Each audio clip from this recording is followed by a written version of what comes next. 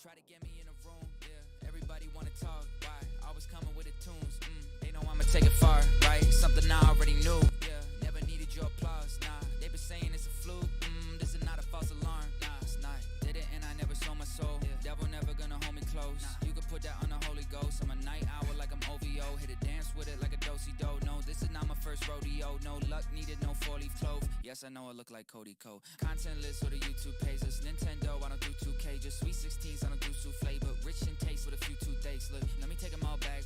For the whole studio in a backpack. Little kid in the back with a black cat. Making hits in the class like Jack Black did. That's passion, I ain't sleeping, I'm back at it. Young and restless, Jack Abbott. Been in Vegas, rat packing. Still never spent $1 up at the casino. I still gamble on me though. They underestimate me, so I'm a wolf dressing in sheep's clothing. I've been on my way, switching in and out of lanes, keeping track of what I made. Everybody wanna take. Try to get me in a room, yeah. Everybody wanna talk, why? Always coming with the tunes, they know I'ma take it far, right? Something I already knew, yeah. Never needed your applause, nah. They been saying it's a fluke, this is not a false alarm. This is not a false alarm. Latin America raising the bar. Tão dizendo que eu mudei?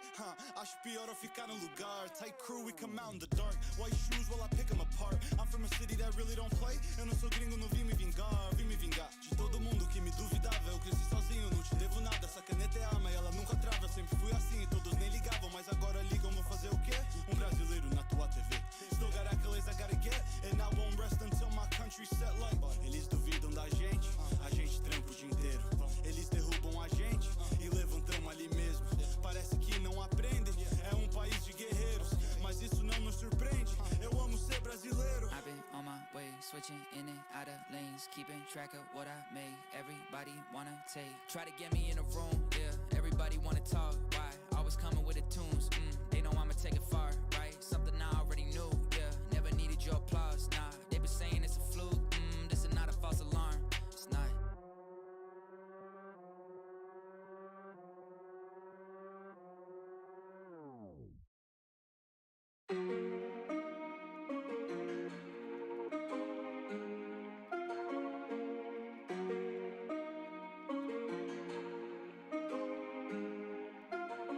I'm going mad, sometimes I hate you when I'm around you, but I miss you when you're gone. Where's the desire when we're together? But I miss you when Want this to end, I'm getting tired, just need a break, but I miss you when you're gone. I think I love you, don't wanna lose you, 'cause I miss you when you're gone. Yeah, miss you when you're not here, argue when you are here, about how you ain't always here. It's just not fair that I'm not there to console you when you so sad and you got scared when you thought there was a small chance that you come back and I'm not there. Nope, that ain't gonna happen, never gonna move on, never gonna leave you. We too good together, I need to treat you good, 'cause baby I need you, yeah. Why do we fight and we fuss, cry and we cuss, driving me nuts, but every time, why do I love it, can't picture anyone else but us. I'm going mad, sometimes I hate you when I'm around you, but I miss you when you're gone. Where's the desire when we're together?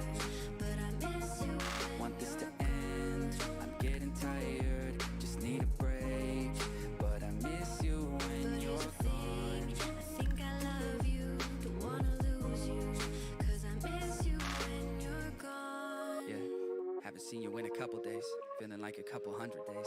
Missing you, well that's an understatement. Thinking that you gotta come and stay with me, or maybe we could run away, 'cause this ain't never gonna work. Knowing you are earth and you not the one I lay with.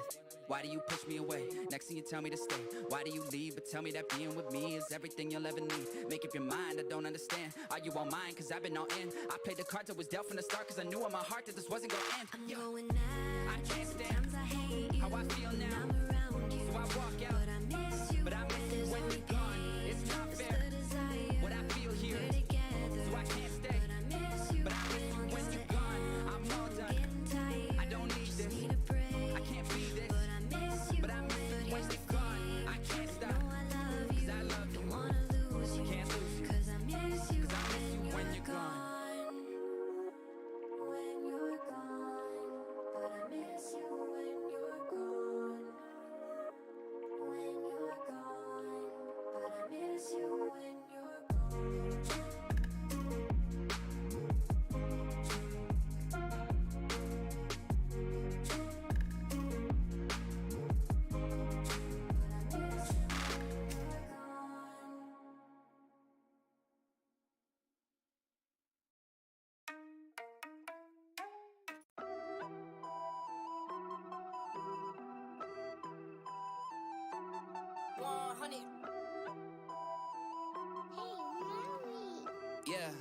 Look, they said that I couldn't do it, so I went and did it. W's only, you know I've been winning. Top of the world, the globe is spinning. If you know, you know I've been on a what? Mission. Go. Okay, let's get it. Got a little time on my hands like a wristwatch. I don't got time for the brakes and a pit stop. Race through the gridlock, take it like Chris Rock. Right to the chin, still win. Heavy metals like Slipknot. Got the driving, I got tunnel vision. I just hit my stride the way I run the business. I've been making paper like I'm Dunder Mifflin. See the end game, I got one division. Look, I don't ever bother with a critic. Hit him with a chronicle of Riddick. Boom, bottle full of Ritalin. I hit him with a little bit of riddle me this, riddle me that. My bad, fell asleep at the gas. No time to wait though. Elon Musk, I'm trying to bankroll. New Tesla just cause I say so. Electric whip like Ivan Van Gogh. I just did it. W's only, you know I've been winning. Top of the world, the globe is spinning. If you know I've been on a mission. Okay, let's get it. I've been on a mission like totally spice. En my bed is she bad, but she totally nice. Nails are blue en het toes wil ik white. Ik compie niet met jou, dat is all for my leg. He knew it for sure, but he left with a why. Yeah, we live, but we destined to die. En je chill it on me, but I'm ending a lie. I'm a lie en ik voel me net Memphis de paai. En ik jag op de goed in de scene. Moest eigenlijk rennen, we lopen misschien. En ik wil niet eens kijken, mijn ogen die zien. En serie niet genoeg dat ik kopen we 10. Hoef in een bean. Hier co-star. I got 5 on my name, I got no star. Come to me just to see how my shows are. They said that I couldn't do it, so I went and did it. W's only, you know I've been winning. Top of the world, the globe is spinning. If you know I've been on a what? Mission. Go. Okay, let's get it.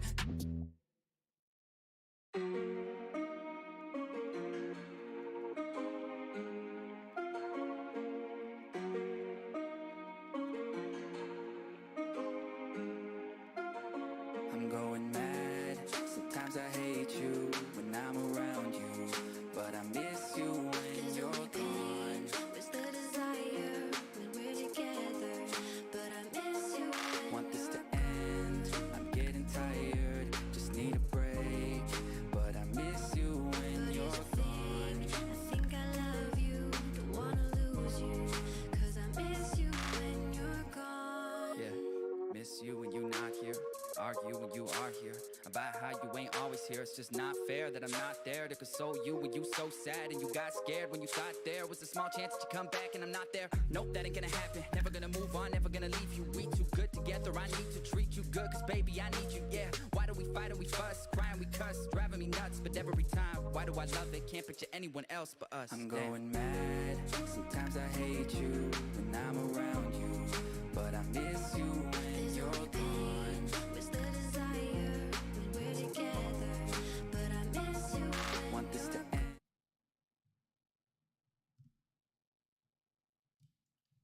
Yo, welcome back everybody to the UWC League. I am Rhino Gaming, and I have two wonderful casters here today. One is Crunches, the other one is Chopper. And I'm going to go ahead and move over to the screen where you guys get to see them, as you don't want to see my face at all. I wouldn't want to see my face either. But we have the lovely Crunches, the goddess themselves, with Chopper on the other side, and they are going to be casting y'all's games today. And they will also be participating in the caster versus caster games here very shortly. So make sure you guys say hello and go ahead and shout you guys out.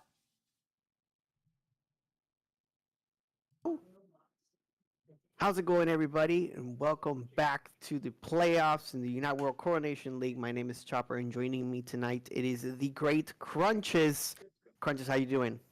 Doing good. Thank you so much for having me here tonight. That is great. Great to hear. We have a lot of Pokemon tonight to see today. We have finally our top 4. If the commissioner could just pull up the bracket there for just 1 second. Now, we did see the commissioner actually with some great dance moves before starting up the stream tonight. Let's see if we can get these teams to actually dance their way onto a couple of victories. We are seeing now a couple of best of 3s. Ikigai no Tsurugi versus Jungle Griefers in War Legion and Dark Aura are their final 4 teams that we have waiting on the league. Now, Crunches, these teams are actually the top 4 teams from the regular season as well, so no type of upsets actually described throughout the season. Right, and it's looking like tonight's going to be the true testament of what these teams have gone through to get here tonight. We've seen Jungle Griefers go through a couple of roster changes at this point. And so it's looking like they have not lost any momentum as a result, taking the win last week to be here tonight. So I'm really excited to see what happens with these four teams today. The first time the Jungle Griefers and Ikigai no Tsurugi are actually going to face off. They did not face off in the regular season, but these teams have some sort of parity between each other. We have seen Ikigai no Tsurugi actually losing to War Legion 2-0 in Week 9, as War Legion actually losing to Jungle Griefers and Dark Aura, and then Jungle Griefers losing to Dark Aura, but Dark Aura actually beating Ikigai no Tsurugi. So again, these teams have actually fought against each other quite a bit, and most of them are quite similar in the sense that they do not have limitations when it comes to their Pokemon pools. Yeah, they both teams have done a really good job of understanding the pick ban system that happens here in the UWC. What it's done is it's caused them to kind of really think outside the box. And so now what we're getting to see is we're getting to see players from the competitive circuit who typically run meta Pokemon that are now running off meta Pokemon from a situation that is kind of creating that space for them. So I'm actually really excited because it looks like this is going to be the first time that Jungle Griefers and Ikigai are facing off. So it'll be really interesting to see, if we identify any target bans. We know that there are a couple of players from each team that are strong with a couple of different Pokemon. Dispenza in particular, usually the subject of target banning, but that's usually a compliment and a testament to skill. So this is going to be a really exciting face-off, and I'm excited to see these games. Yeah, from the side of Dark Aura, Yoshi definitely one of those players to look out for. Junction on the side of Ikigai. Like you mentioned, Bits Dispenza Mix Mads as well, Chunti and GT from the side of War Legion. So a lot of top classic players actually trying to look for getting further into the bracket. Now, do realize, ladies and gents, this is a double elimination bracket. The top four are going to play in these quarterfinals, and then we're going to have a third place qualifier match. So we are going to have our top three teams before the day runs out, and the top three teams that could actually get a little bit of the cash money as well. So it's going to be super important for the teams that are involved.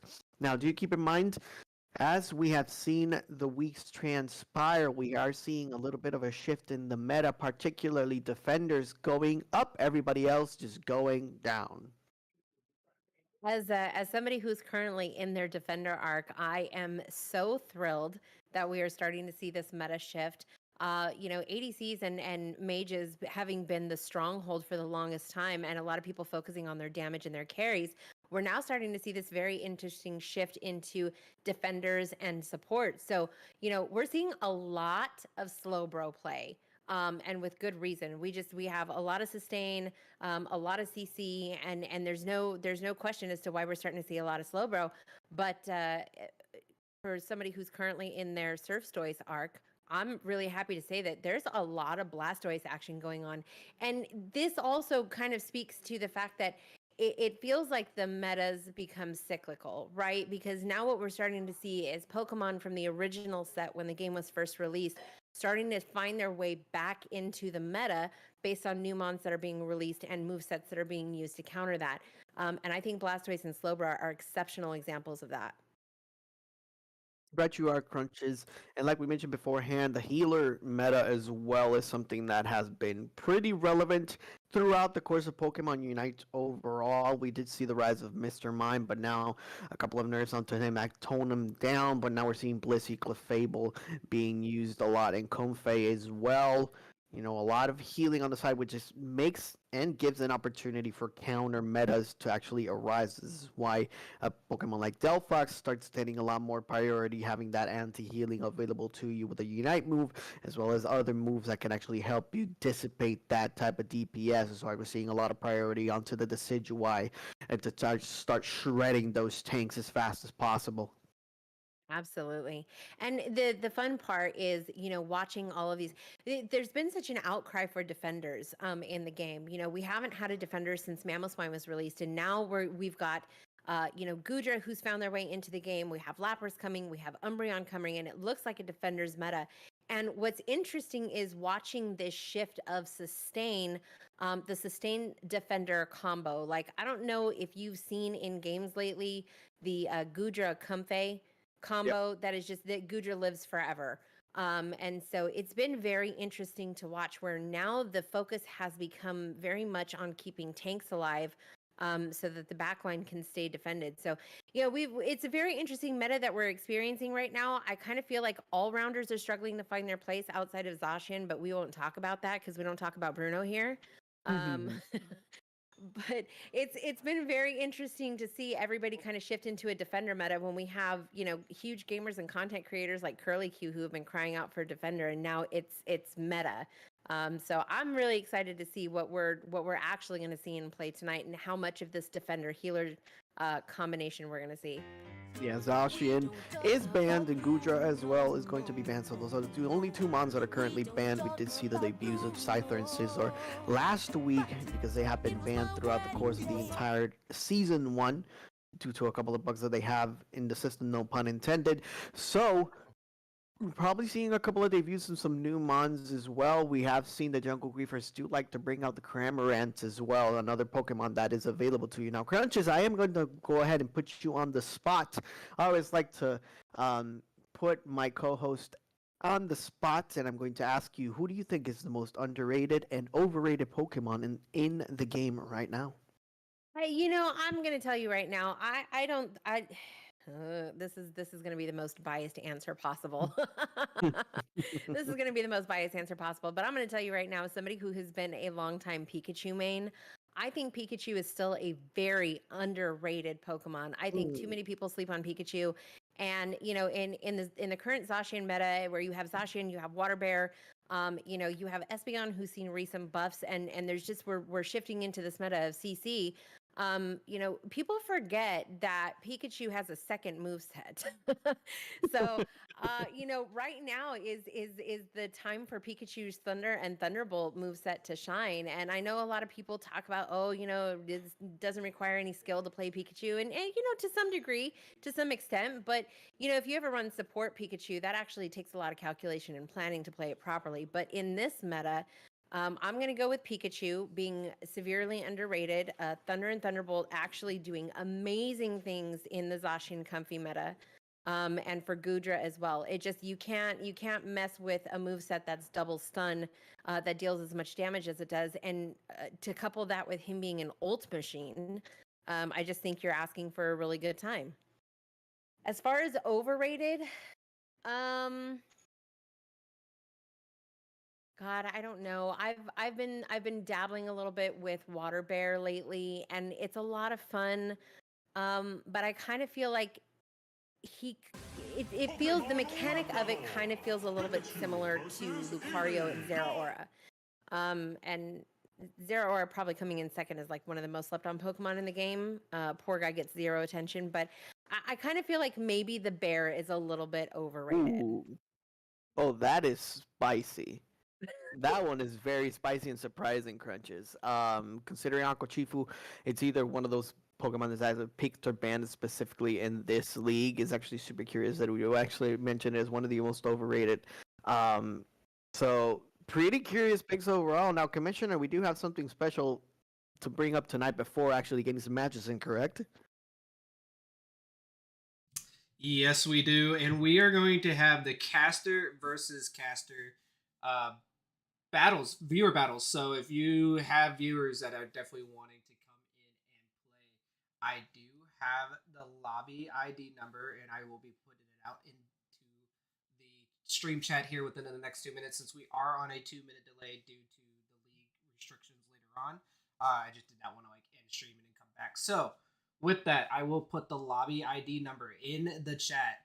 Now, anybody can come in here and solo ult Crunches if you want. I am 100% okay with it, as I know they do not like it. And Chopper themselves do not like the solo ults as well. So I'm excited to see a whole bunch of solo unites come out. I want to see Slowbro. I want to see Serena. I want to see even Machamp just come out here and just solo ult every single time. I just want to see it. Me personally, I want to see it. There's going to be a ton of people in your chat right now that are going to be fighting for a spot on Chopper's side, so they can come clap me right now. Just so you know, they do this consistently. Let's go! This is the Hey, perfect as long as time. I get the W, that's all that matters. Now, I will say the caster who does get the first win gets to also choose what giveaway we are giving. So, it is up to the caster themselves to pick that giveaway. They already know what giveaways are coming on today. You guys do not. So, pick your caster wisely, as you may not want to solo ult the wrong one. I'm looking at you, Divinity.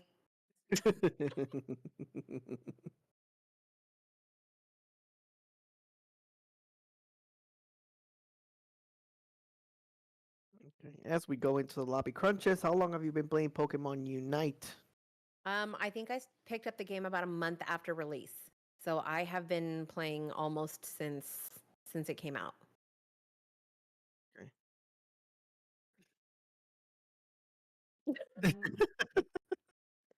Don't don't be. See, here's the problem. Here's the problem. I'm actually pretty good at this game. Okay, I'm actually pretty decent at this game. I've come to accept that. The problem is that I do a lot of custom lobbies. I play with my viewers a lot, and they all target me for some reason. Like I spend more time in spawn when I do custom lobbies than I do actually playing the game.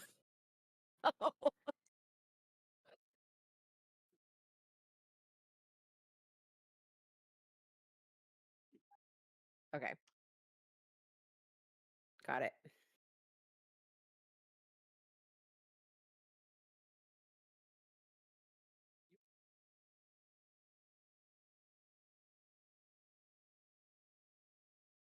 Fantastic.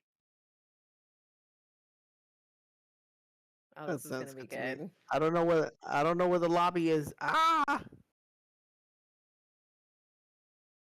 Okay, okay. I see. Okay. This is bigger. Okay. Cool.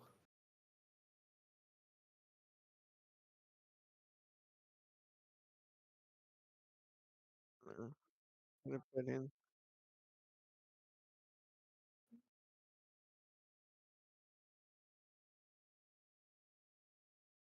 Well, what I want to do is win. What I don't want to do is take a bunch of solo ults to the Everybody pick Charizard, face. and Somebody we're help good. me.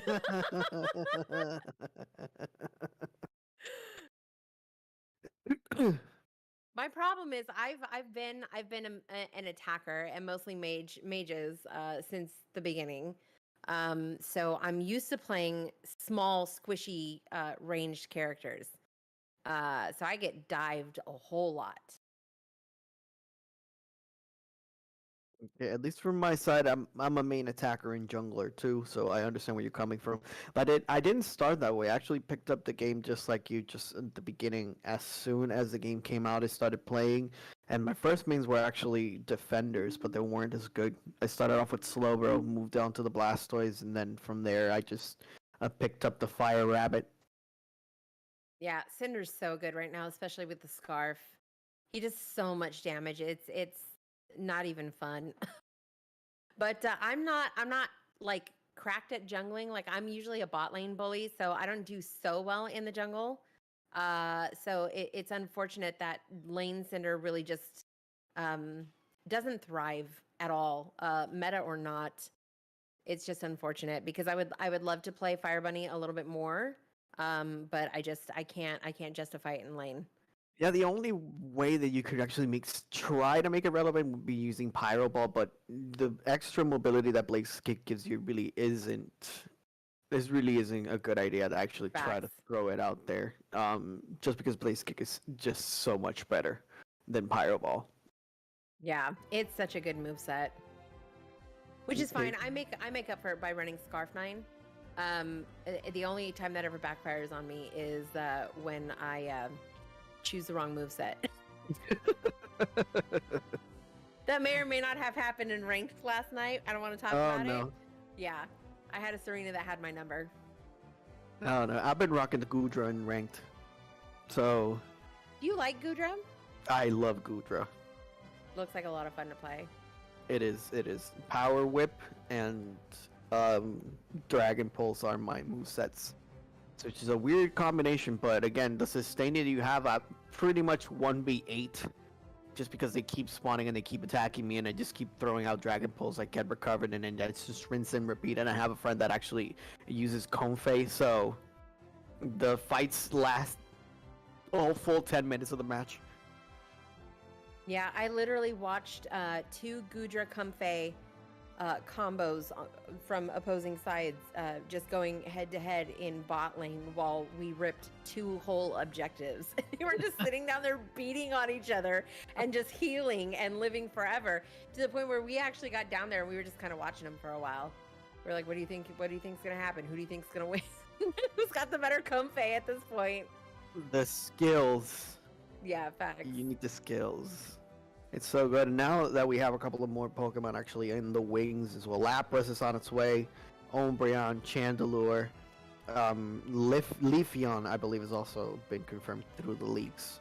So we're just a couple of Mons away to actually have that full EV 5 stack.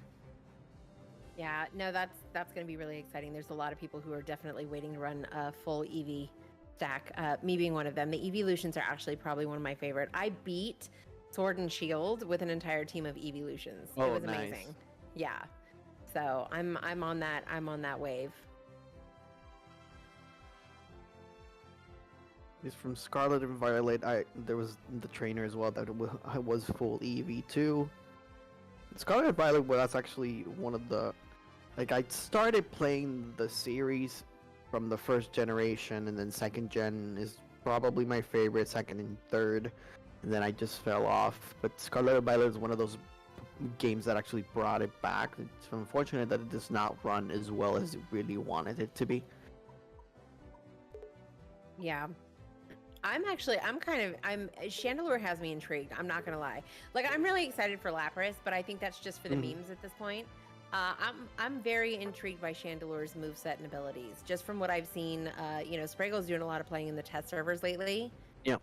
I'm actually kind of excited. So for somebody who has been an attacker since day one, I'm really excited for that one.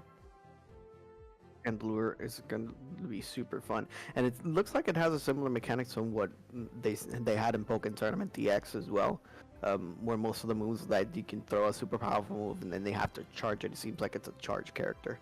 Yeah.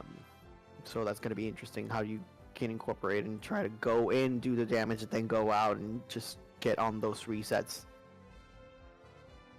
I like that they're starting to add layers of complexity to the Mons, though. Like, even with Zacian having to have Eos energy to charge certain moves, I think that they're starting to add layers of complexity and give depth to the Mons, which I think is kind of keeping the game a little bit fresh, too.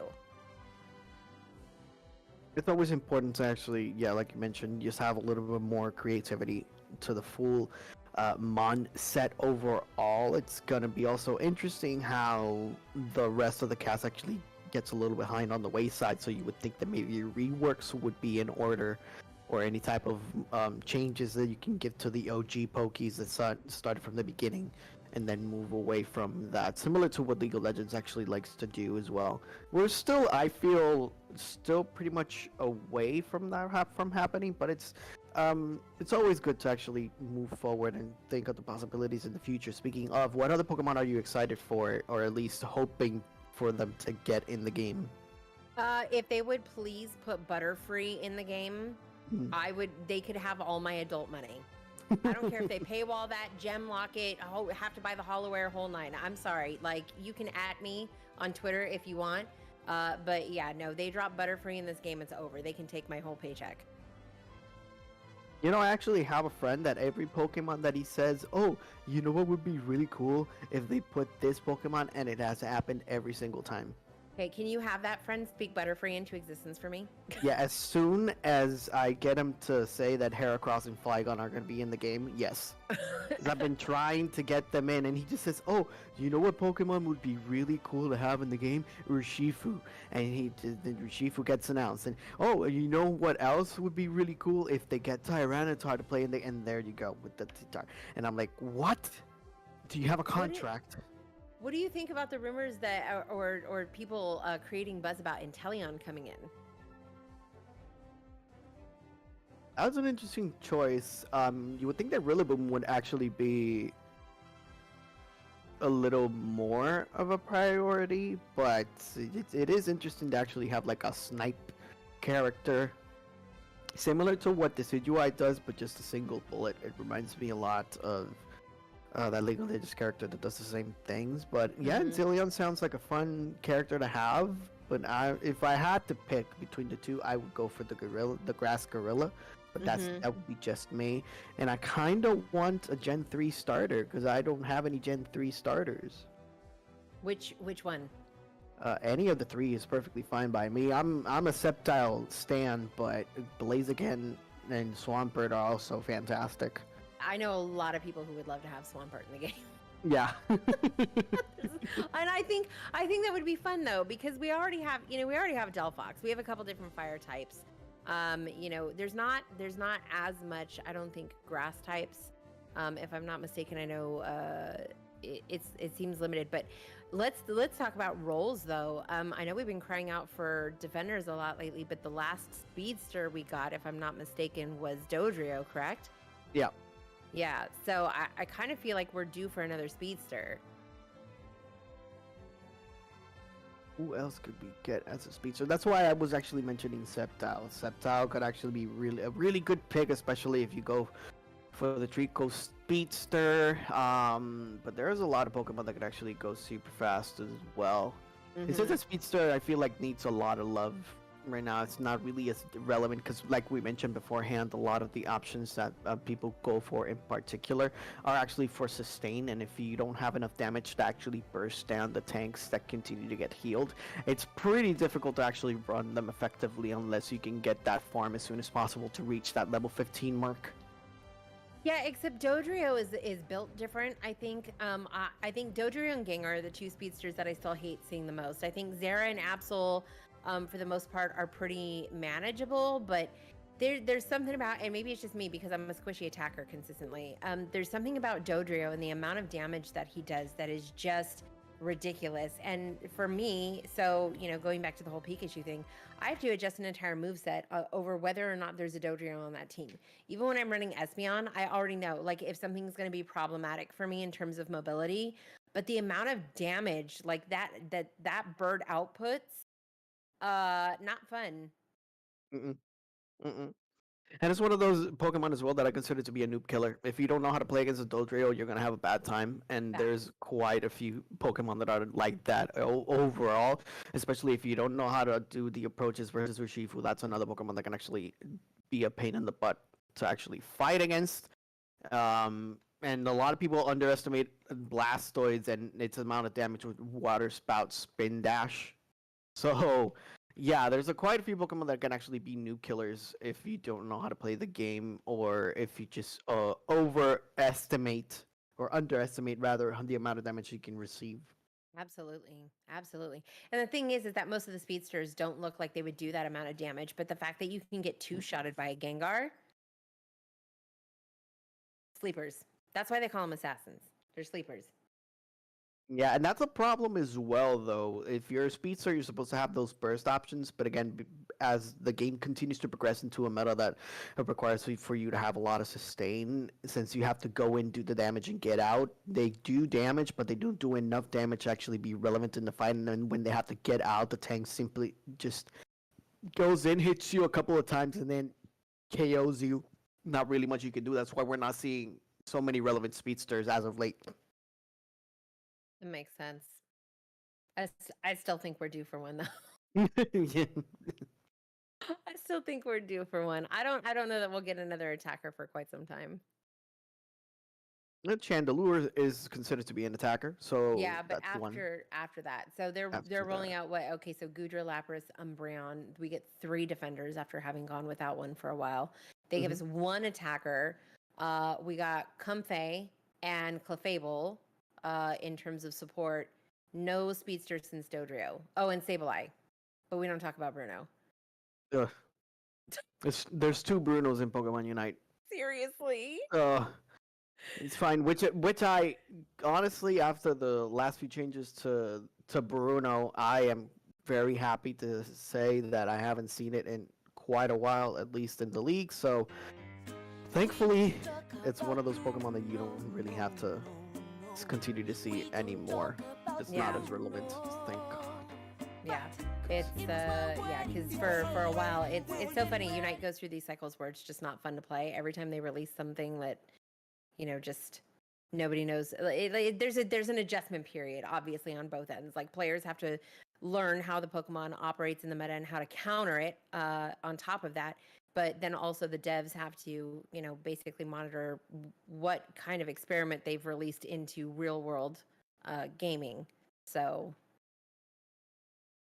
They seem to overtune and then just slowly but surely just drop down, even after the Scyther Caesar fiasco, which I consider to be the weakest release ever for a Pokemon. mhm. It was not. It was not a good mon when Scyther Caesar actually came out.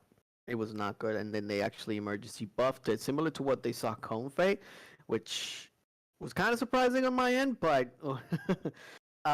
yeah, just one of those things that you have ready up and ready to go. Honestly,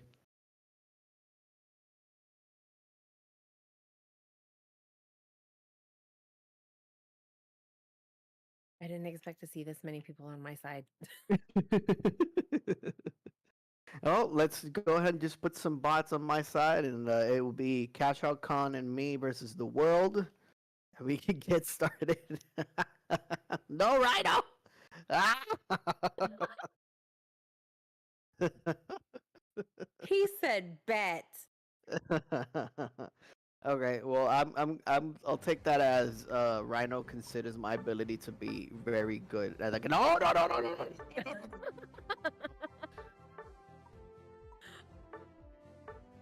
I keep looking for people on my friends list I can just snipe, but everybody seems to be in match right now. Like, how dare you all be playing games? Oh, I have a couple of people here. Yes, let me see. Let me- uh,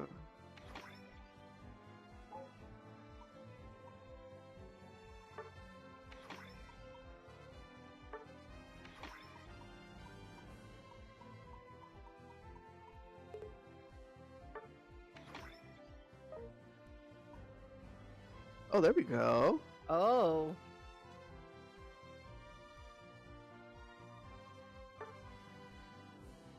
Oh, we're starting. Okay. Oh, okay. Here we go.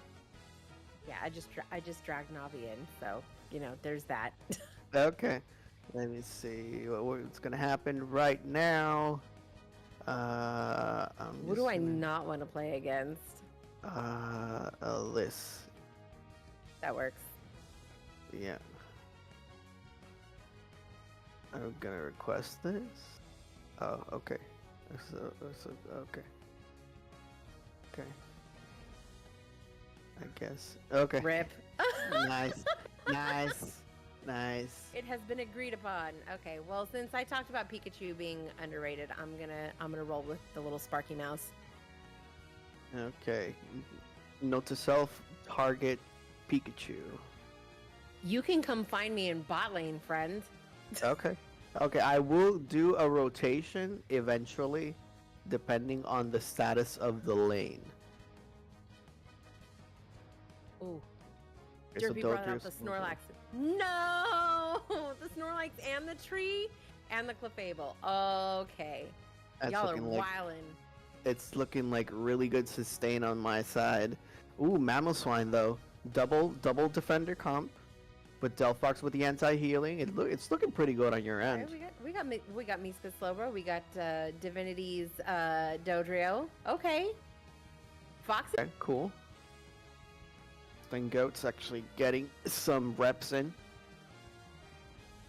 Feeling like a Desu here.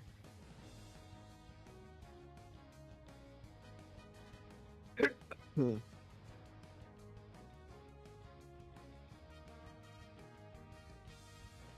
Okay, this is I'm so about to get exciting. chased down by a tree. I can already tell. This is gonna be bad for me.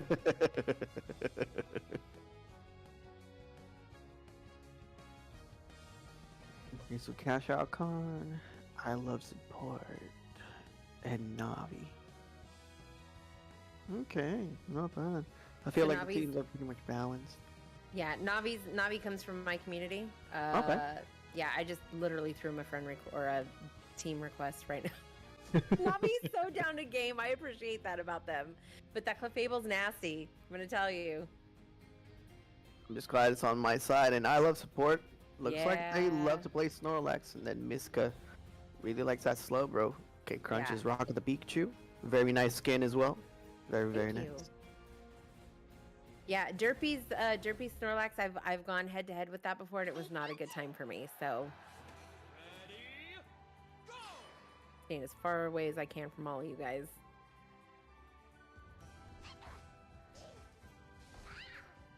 So, who is your main Pokemon that you play the most right now? Oh, it's Cinderace. Cinderace. Okay. Yeah.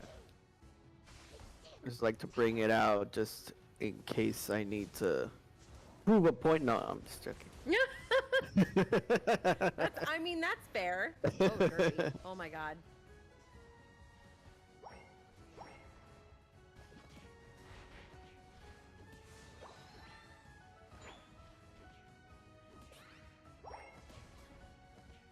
Oh God, no!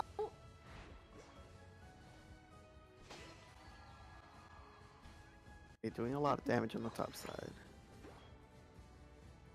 He took that. Okay.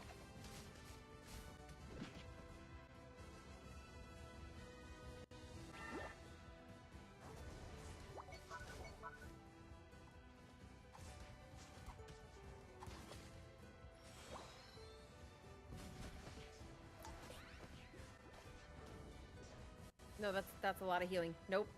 Nope. Get off me!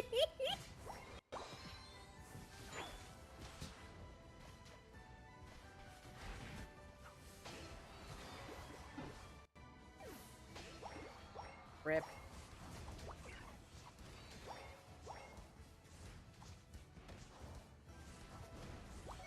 Okay.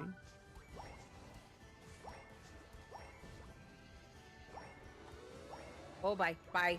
I'm gone.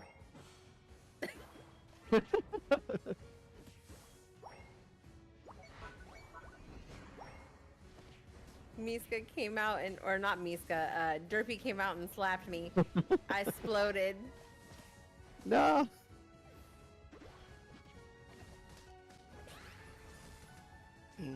Okay.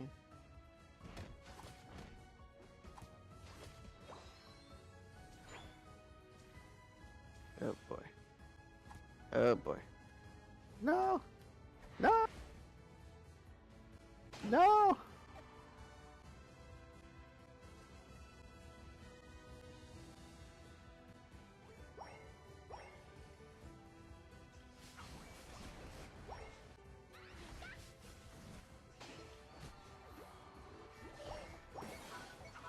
It is downstairs.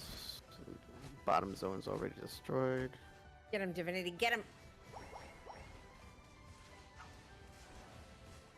Oh, no, no, no, no. Oh wait, hold up. No, no, no. Oh wow. That's a lot of damage. Okay. Oh. Sorry, Derpy. Oh, God. I'm... Bye. Somebody save me.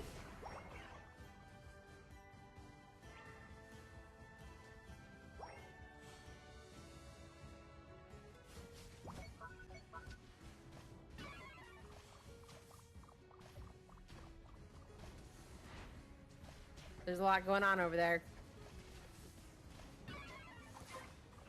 Literally just whiffed a move. Nobody saw it though, right?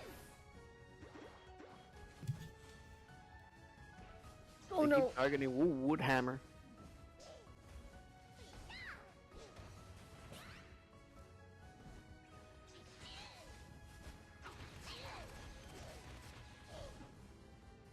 Oh no!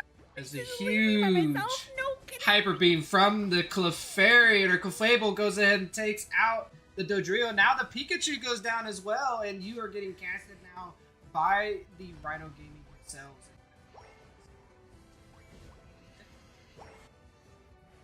As I Love Support's trying to go ahead and get a little bit of cheeky little push as you get the heal from Navi going down, and Pikachu gonna go ahead and start rotating up, and here comes a massive tree, goes bonk with the hammers, but one member from the team of Team Crunches goes down as they're gonna go second tier. Big Unite from the Dodrio goes ahead and gets stunned out of it, but it cannot get any more as it's trying to get its Kopek going. Actually, I believe that's Tri Attack, not Drill Peck. Let's catch out. It's going to go ahead and get 7. Chopper just particularly farming here as respectively as all the rest of the team members are. As Snorlax is just trying to take No. As Pikachu is getting bunked on by the tree, and the Mammal goes ahead and unites as well. Get out of it. Big Iso Crash. As Iso Crash does take down Chopper. Tree and Clefable both are trying to work on it as Fox is just kind of hanging out. Let's go Cash Out. Cash Out Con on this tree is doing immense work right now. As I Love Support is loving to support, let me tell you. As we have the Dragonite try to get in as much as possible, but I get some little help here as it's getting down with the Tri Attack. Tri Attack trying to get as much as possible. Cinderace does Get this go tree down. off me!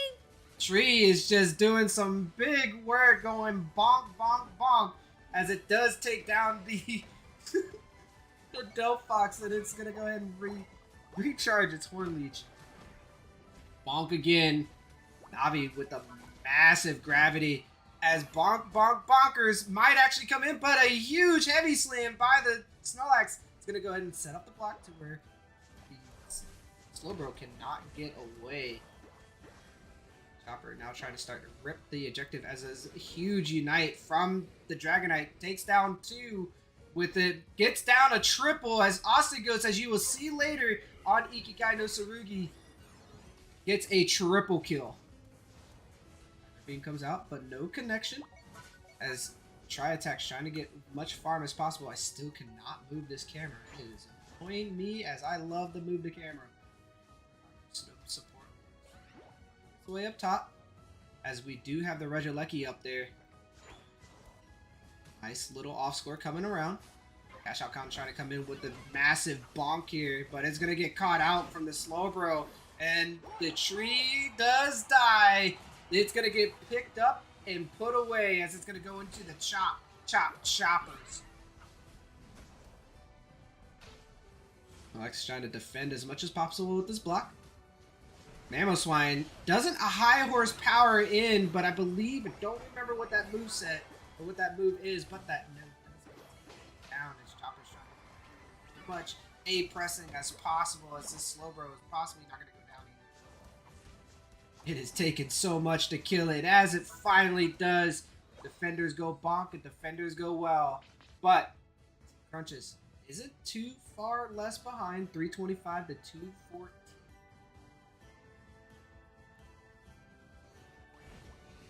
Tree doing as much as it can. Gets a nice little cheeky score in, but I believe that's only like a 4 over dunk.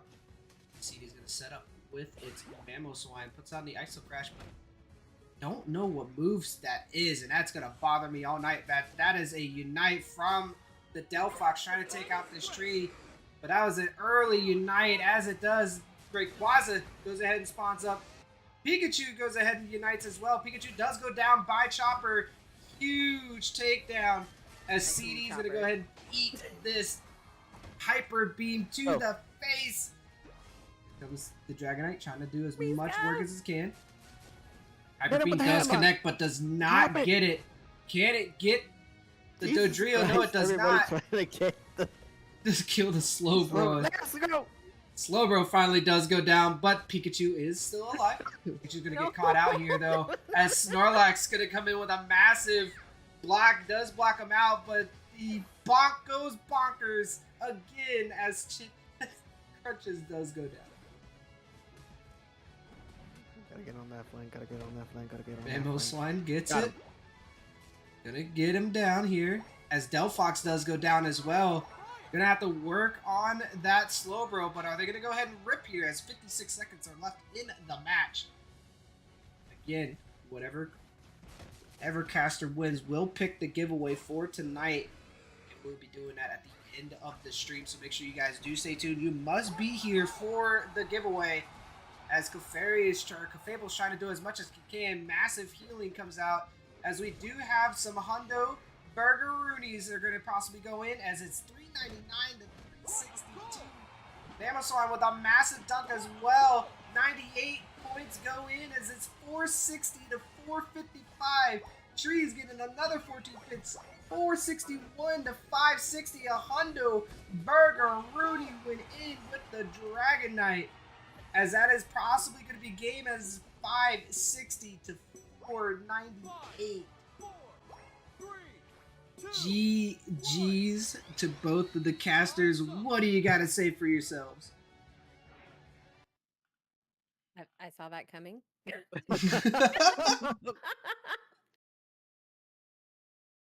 No, I saw the Pikachu on the flank, so I knew I had to target because it was going to do a lot of DPS. So I would like to thank my team because I was light as a feather and they carried me to victory, which is the important thing. There really was a lot of CC, and that tree was not a good time. No, but Yoru's was really, really good, and it was very annoying to fight against the Dodrio.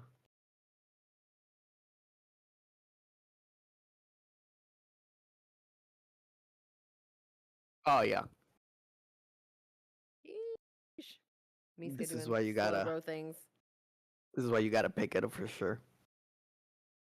So, Mr. Chopper, yourself, you have a choice of the two giveaways if you want to go ahead and take a look at them. You get to choose what we do for the giveaway tonight, as the other giveaway will be for next Thursday. So, Mr. Chopperman, you go ahead and pick, and I will roll out the giveaway as soon as you do it. Again, chat, you must be here for the giveaway. Anybody and everybody can enter, even the players themselves, as they also deserve anything for just being in the league, and I just greatly appreciate every single one of y'all. I'm just trying to find what were the things again. Just to make sure that I have them correctly. Yep. What were they again? I'm not gonna say both. No. But I'm trying to find. Should be underneath third bullet point or fourth bullet point, one of the two. Yeah. Okay. Should be at the bottom of it. Choose wisely, Chopper. Okay.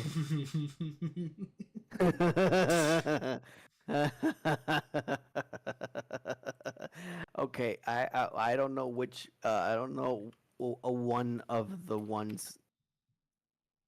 I don't know what that is. Just can write it down for me to see which one I'm gonna pick, because there's one that I don't know. I know which one you're talking about. I don't know how to explain it. I just know what it means. Oh, Here, I'll put it in the Catster's update. okay. So secretive. It's so secretive, and everybody's like, "What?"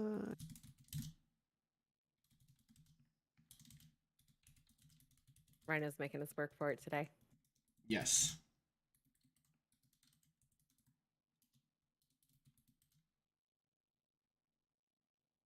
So, Rhino, you singing in front of the camera, was that part of the shtick, or were you like just warming up and loosening up? For Your opening dance number. Yeah. So actually that's that was just me dancing and singing to the song. I just absolutely love that song. The song is amazing, and I condone that content creator who creates those songs. And I've been trying to contact them for a while now, and I love them so much. They do so many good things. Yeah. Oh. Yeah. Oh. Yeah. Oh. Yeah. That's why I was like, I don't know how to explain it. Oh. Yeah, you can't explain it without saying it, and if you say it, Exactly. it's like everybody knows. Ah. So it's either that or the other one. But whichever one you don't choose will be for next Thursday. Ah, wow. Okay. Okay, so logically, you would have to leave that for finals.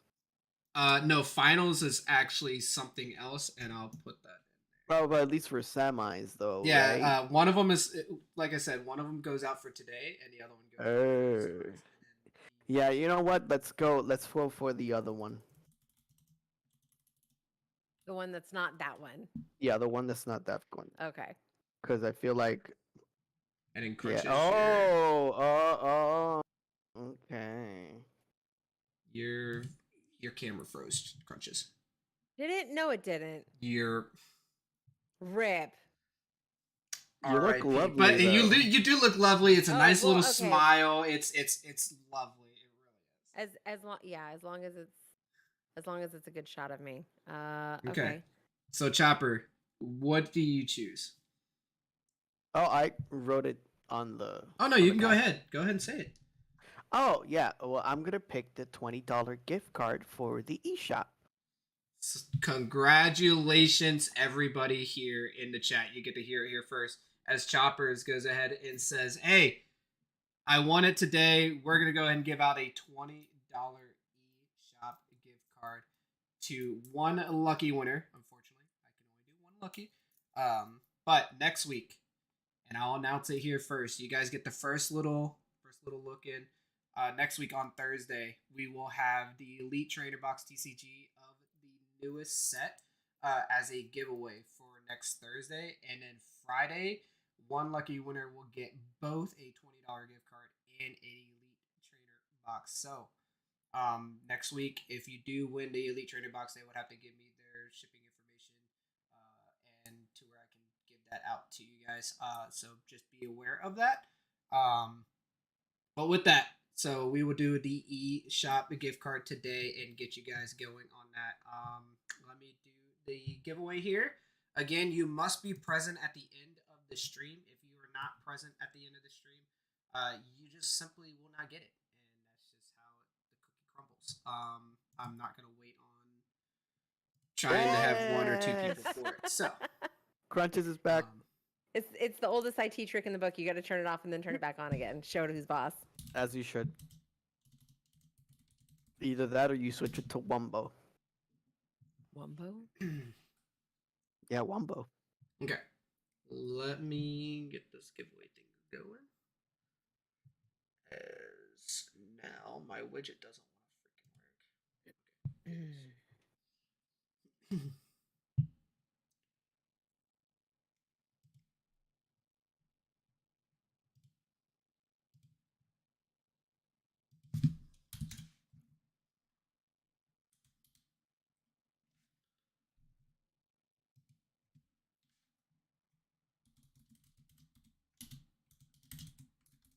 We're already seeing some movements on our side for the play up top four. Jungle Griefers are actually picking the choice to go first or second.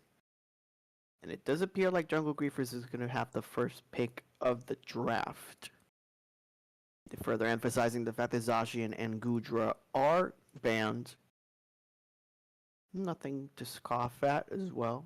Zacian has a couple of bugs and Gudra is just a recent Pokemon that everybody likes to whip out. Literally. It's such a good move. It feels so good. You just they just try to escape and you just pull him back up. Reminds me of Sandy Cheeks when actually brings up Patrick with the lasso and just pulls him and yanks him. Yep. It's so satisfying. Everyone in the chat, make sure you do exclamation point raffle, as we will have that giveaway again. It is at the end of the stream. If you are not here, you will not receive it. I don't care if you stepped away for 2 or 3 seconds. I will give you 1 minute to respond. If you do not respond, it will be a next person giveaway. I am setting rules now, so that way everybody knows, and those rules will be set again in the chat as I will pin it. Thank you, everyone who is in the stream. I do greatly appreciate every single one of y'all. as everybody is welcomed. Nobody isn't welcome in the UWC League as things are going around. With that being said, I'm going to go ahead and go into just a couple minute break. We're going to listen to a song as we're going to get set up for Picks and Bans. Game number 1, baby. Let's go. Playoff season. Let's go. Let's go, gamers.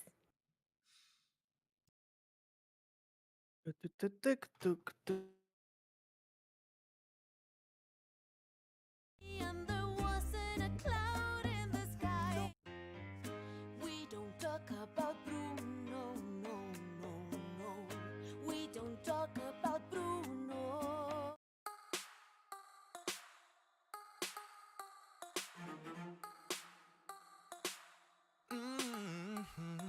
Check the name, you know they fat. They squishy F in a fight they won't laugh. They gank and roam all across the map. The speedster. I can't last in a fight. Oh, is that what they heard? Then a dive and beak first. I must be one brave bird. Need VC voice chat to talk to these punks. I'm VC. Wait, his hawk is elite with the dunks. So high in the sky when I fly, I feel regal. So sick, could you be a crime that makes me an illegal? Installed and ranked the masters all in the same week, and I didn't drop a game. Now that's a flame sweep. The central area is your burial place. This aerial A's are packing people square to the face. Don't dare me to race. The mobility stat is max. Get burned, so now you and your trainer ash. I flesh into my prey because the smolder hot. I need some balance when these talents taking over. Why? Have to unite to fight me, and that's the name of the game. Might be a captive bird, but ain't no taming the flame. Check the name, you know they fat. They squishy F in a fight they won't laugh. They gank and roam all across the map. The speedster. Coming in full strength, no need to evolve. If we lose this match, then I'm really absolved. Got that dog in me since the day I was born. How all y'all blow it? I'm the one with the horn. Be done if you turn your back on me. Muscle band on, I'm an athlete. 850, then I'm attacking bees. You're too slow, bro, like you're slacking G. That's a tragedy. You're no match for me. Finna feel fame, foes, we fast indeed. Fashionably dressed, speedy mayor. Check button when my moves on CD player. Psycho punch you out of the blue, mid-fight. Psycho cutting you getting slashed, midnight. There's nothing trivial about this pursuit. Time to wave goodbye, that's an absolute. Check the name, you know they fat. They squishy F in a fight they won't laugh. They gank and roam all across the map. The speedster. Let me tell you about how my kit was designed. The devs needed another hero, they were really behind. They made a model that played like Lucario, sorta. But it took zero skill and has zero aura. Leftover apple like a caterpillar. Curiosity keeping this cat a killer. They say we are irrelevant to those better than veteran. We never win, they shock when they step in the ring. I'm suffering, they head again. I'll level them, kill them, so now I'm fed and I'm the weatherman. But plasmic yelled out to make them upset again. It's evident they fear me and they need to do that. I'm charging in if I get even a Pikachu rats. Eradicate you so quick, you probably think it's some broke glitch. Now you back where you started, so you could call that a bolt switch. I'm the king of the jungle with the feline flow, but this Thundercat is no lion. Check the name, you know they fat. They squishy F in a fight they won't laugh. They gank and roam all across the map. The speedster. Final stretch, the only verse that matters. Keep your team, leave your dream in tatters. I should begin in the way I'm climbing the ladder. If you look in the glass when your squad getting shattered. You were a hunter of Aos Island. This like kind of cash, you pull you in with some violence. Top tier terror, we never indulgent. If we to the ground, then I'll pop back about this. The unite move, if you miss then show. Ambushed when this fence and this going goes. I'll connect with finesse, you can guess the effects. The X after X after X after X. You solid dread, now what's that power like? Check the body contour,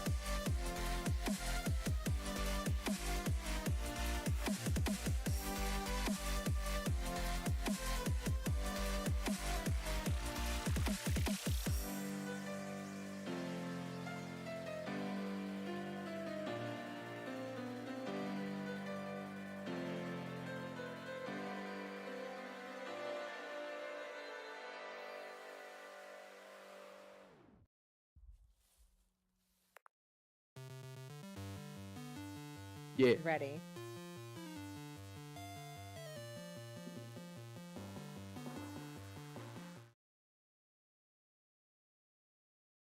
Again, welcome back everybody to the UWC League. We had a lot of fun with the casters versus casters, but again, we now have to get into some real serious work. As you guys already know who our casters are, I'm going to go ahead and let them reintroduce themselves as we have had a lot of fun, but time to get down into business. As we are going into our fourth round of the playoffs, and we do have a losers bracket, but I'll let them go ahead and talk about it as it is Crunches and Chopper themselves, and they're going to go ahead and give you guys all their secret details on how to reach them on any other platform that they would like. But without further ado, exclamation point raffle in the chat. Make sure you guys put it down. Let's go. Thank you very much once again for the interaction. Going to playoffs top 4 this time around. Thank you so much to Rhino for calling my play from Pokemon Unite not serious, even though I was playing like my life depended on it. Greatly appreciate that. Very fantastic. Thank you so much, Commissioner. So, if we could take a look at the bracket for the top 4 right now, we are going to see the first matchup tonight. It is going to be Jungle Griefers versus Ikigai no Tsurugi, and War Legion versus Dark Aura shortly after. This is a best of 3 scenario. Both teams that win do already lock in their spot for semifinals next week, and then the other two that lose their respective sets duke it out to determine who is the third place, which is very important because only top 3 gets some cash money. We love this. Do we sense any strong front runners tonight? Do we think that there will be any upsets, any comeback kid stories tonight, or are we expecting something out of the ordinary, maybe extraordinary from these 4 teams? The gameplay has seemed to be pretty consistent across the board. But with this being the first time that we're seeing Jungle Griefers go up against Ikigai, I'm just wondering if you think we'll see any type of upset from this first matchup. That's a very good question, Crunches. Now, as we continue on to the ban phase, let's round out what we're seeing right in front of us right now. So, Doldria and Mew being banned on the side of Jungle Griefers, Konfei and Trevenant being banned from Ikigai no Tsurugi. First pick Espeon, giving it a lot of priority to probably the best special attacker in the game right now, and going for Slowbro and Glaceon to round up their first 2 picks of the composition. Now, Ikigai no Tsurugi, arguably one of the top teams in the league. The favorite for this particular set, it would definitely be them. And then on the other side of the bracket, we do have Dark Aura versus War Legion Esports. Dark Aura would be the favorite for that particular matchup, as we are seeing Snorlax and Clefable actually picked on the side of Jungle Griefers. So pretty solid picks overall. It's going to be pivotal for Ikigai no Tsurugi to get some more sustain with the support in this next one before going into the final ban of the first match. What's interesting to see is, and I don't think anybody's really surprised, is the first 2 bans to come for the Jungle Griefers are going to be Mew and Dodrio, knowing full well that Mixmads and Dispenza tend to be menaces on each one of those respective mons. Also seeing bans on the side of Ikigai no Tsurugi coming from Trevenant and Comfey, basically meaning that they don't want your CC and they don't want it staying alive for very long. So the already very, I think, interesting, yet probably somewhat expected bans coming up from both sides. Yeah, not being able to actually deal any type of range damage as well. If you're going to go ahead and ban out the Decidueye, automatically you are seeing the ban from Buswell on the side of Jungle Griefers. You have to assume that they're going for a double defender comp. It's probably going to be a Blastoise pick on the side of them, just to make sure that they remove that Buswell counter pick available to you, right? It is a command grab that can actually take him outside the rapid spin. And Ikigai no Tsurugi recognizes this and actually picks Blastoise for themselves. Definitely a smart move to try and counter some of the range damage that we're going to see coming from the Espeon in particular, especially knowing exactly how much stun and CC is coming out of that Psybeam Psyshock moveset, which I'm pretty sure we'll be seeing run here tonight. Also banning Decidueye, which, obviously if you're going to run a Spirit Shackle Decidueye, you're talking about a huge amount of damage from very long range. And without Trevenant running the front line. Decidueye kind of really just kind of takes a back seat. I don't know that Blastoise would do very well to try and keep Decidueye as protected as they probably should, when it looks like Blastoise is probably going to be dealing a fair amount of damage and off doing Blastoise things. Oh, and you have to pick that Machamp, right, to set it up with an all-rounder. Now, we were discussing earlier beforehand that the all-rounders have been losing a little bit of favor when it comes to the current meta, but Machamp has actually risen a lot trying to do that DPS damage with the close comeback and actually going into the back lines and flanking as much as possible. So going in, getting some damage, and then coming out. A similar situation to what we're seeing in the Speedster. Ikigai no Tsurugi actually rounding up their composition with another Eevee on the Sylveon. Yeah, it looks like what Ikigai no Tsurugi is really going for is a lot of damage that you just can't touch at this point. So we've got our two EVs that are going to do a fair amount of range damage. You've got Blastoise. If they run Spinstoise, is going to be a huge interrupt. And they've got Slowbro also for the CC, but also Blissey to keep a lot of this team kind of going.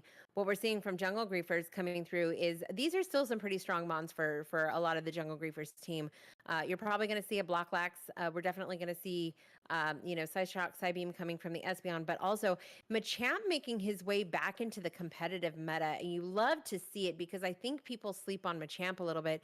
Machamp kind of got lost in the wake of Urshifu being released, but I think people forget exactly how powerful Machamp's ult is, and it's probably still one of the best in the game. So this was a really smart move to try and counter a lot of that ranged backline coming off of Ikigai.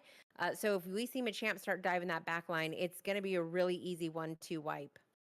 If you can combo it with a Snorlax as well, just putting up the barrier, and you can go for that Unite move, it just leaves everybody across the board just stunned into oblivion, right? There is no type of option that they can go for, especially on Ikigai no Tsurugi's side. With that said, however, I really like what INT are actually doing with their composition, especially running that double defender comp that we were talking about beforehand. And that's why I'm actually leaning towards what they want to do. They are giving a lot of responsibility of the damage towards the Glaceon and the Sylveon, however, so it's going to be pivotal for Blastoise to get going with that Water Spout rapid spin type of comp, running more like an all-rounder rather than a defender. Yeah, and then we also see the Delphox v Blissey moment here. So we're going to be looking for a lot of counter healing. We're going to be looking for a lot of navigating CC at this point. Clefable v Blissey at this point in time. I think we're going to probably see, and I don't know. People have been kind of messing with Clefable's moveset lately. I'm starting to see a lot of Draining Kiss coming out into, or not Draining Kiss, Follow Me. I'm starting to see a lot of Follow Me Gravity coming into play too. So it'll be really interesting to see if we go Interrupter, if we go Healer on Clefable on the side of Jungle Griefers. But all in all, looking like a pretty strong comp. Again, we're going back to some of the original mons in the release of the game and not seeing so much meta playing here. So we're going to get some really exciting, really interesting gameplay off of these two teams right now. Going to the itemization process. Mixmat's going to be rocking the Machamp. We have seen her actually run it beforehand. We're seeing Solo on the Espeon, Dispenza, Delphox, Russ, Clefable, K. Frazier on the Snorlax. On the side of Ikigai no Tsurugi, we're seeing Austin Goats with the Slowbro, Vix on the Glaceon, Jakari with the Blissey, Junction on the Sylveon, and Egoist on the Blastoise. Really, really strong compositions. I'm really excited to see how this plays out. I know I've seen Russ's Clefable gameplay, and Russ is a supporter. Normally, I see Russ play a lot of Wiggly. So this is actually really exciting for me. Just really looking forward to seeing some very strategic gameplay based off these comps in these two teams. Seeing the possibilities of the skin, so a lot of comfort also from the side of Ikigai no Tsurugi. Look at the Slowbro, the Blissey, and the Glaceon actually rocking those blue ribbons, so they do have experience and plentiful on their side too. Without further ado, we're going to get started with the game number 1 between Jungle Griefers and Ikigai no Tsurugi.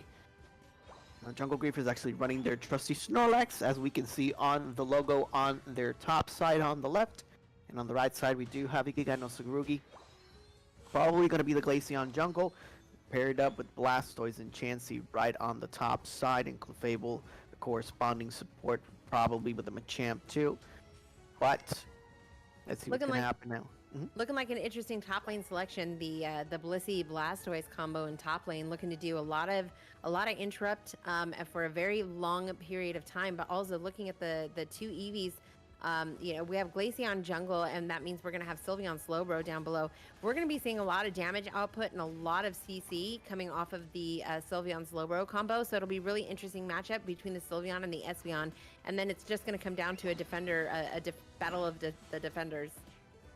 Yeah, both Eevees already evolved on the bottom side. We are seeing the moves coming out. A lot of damage in.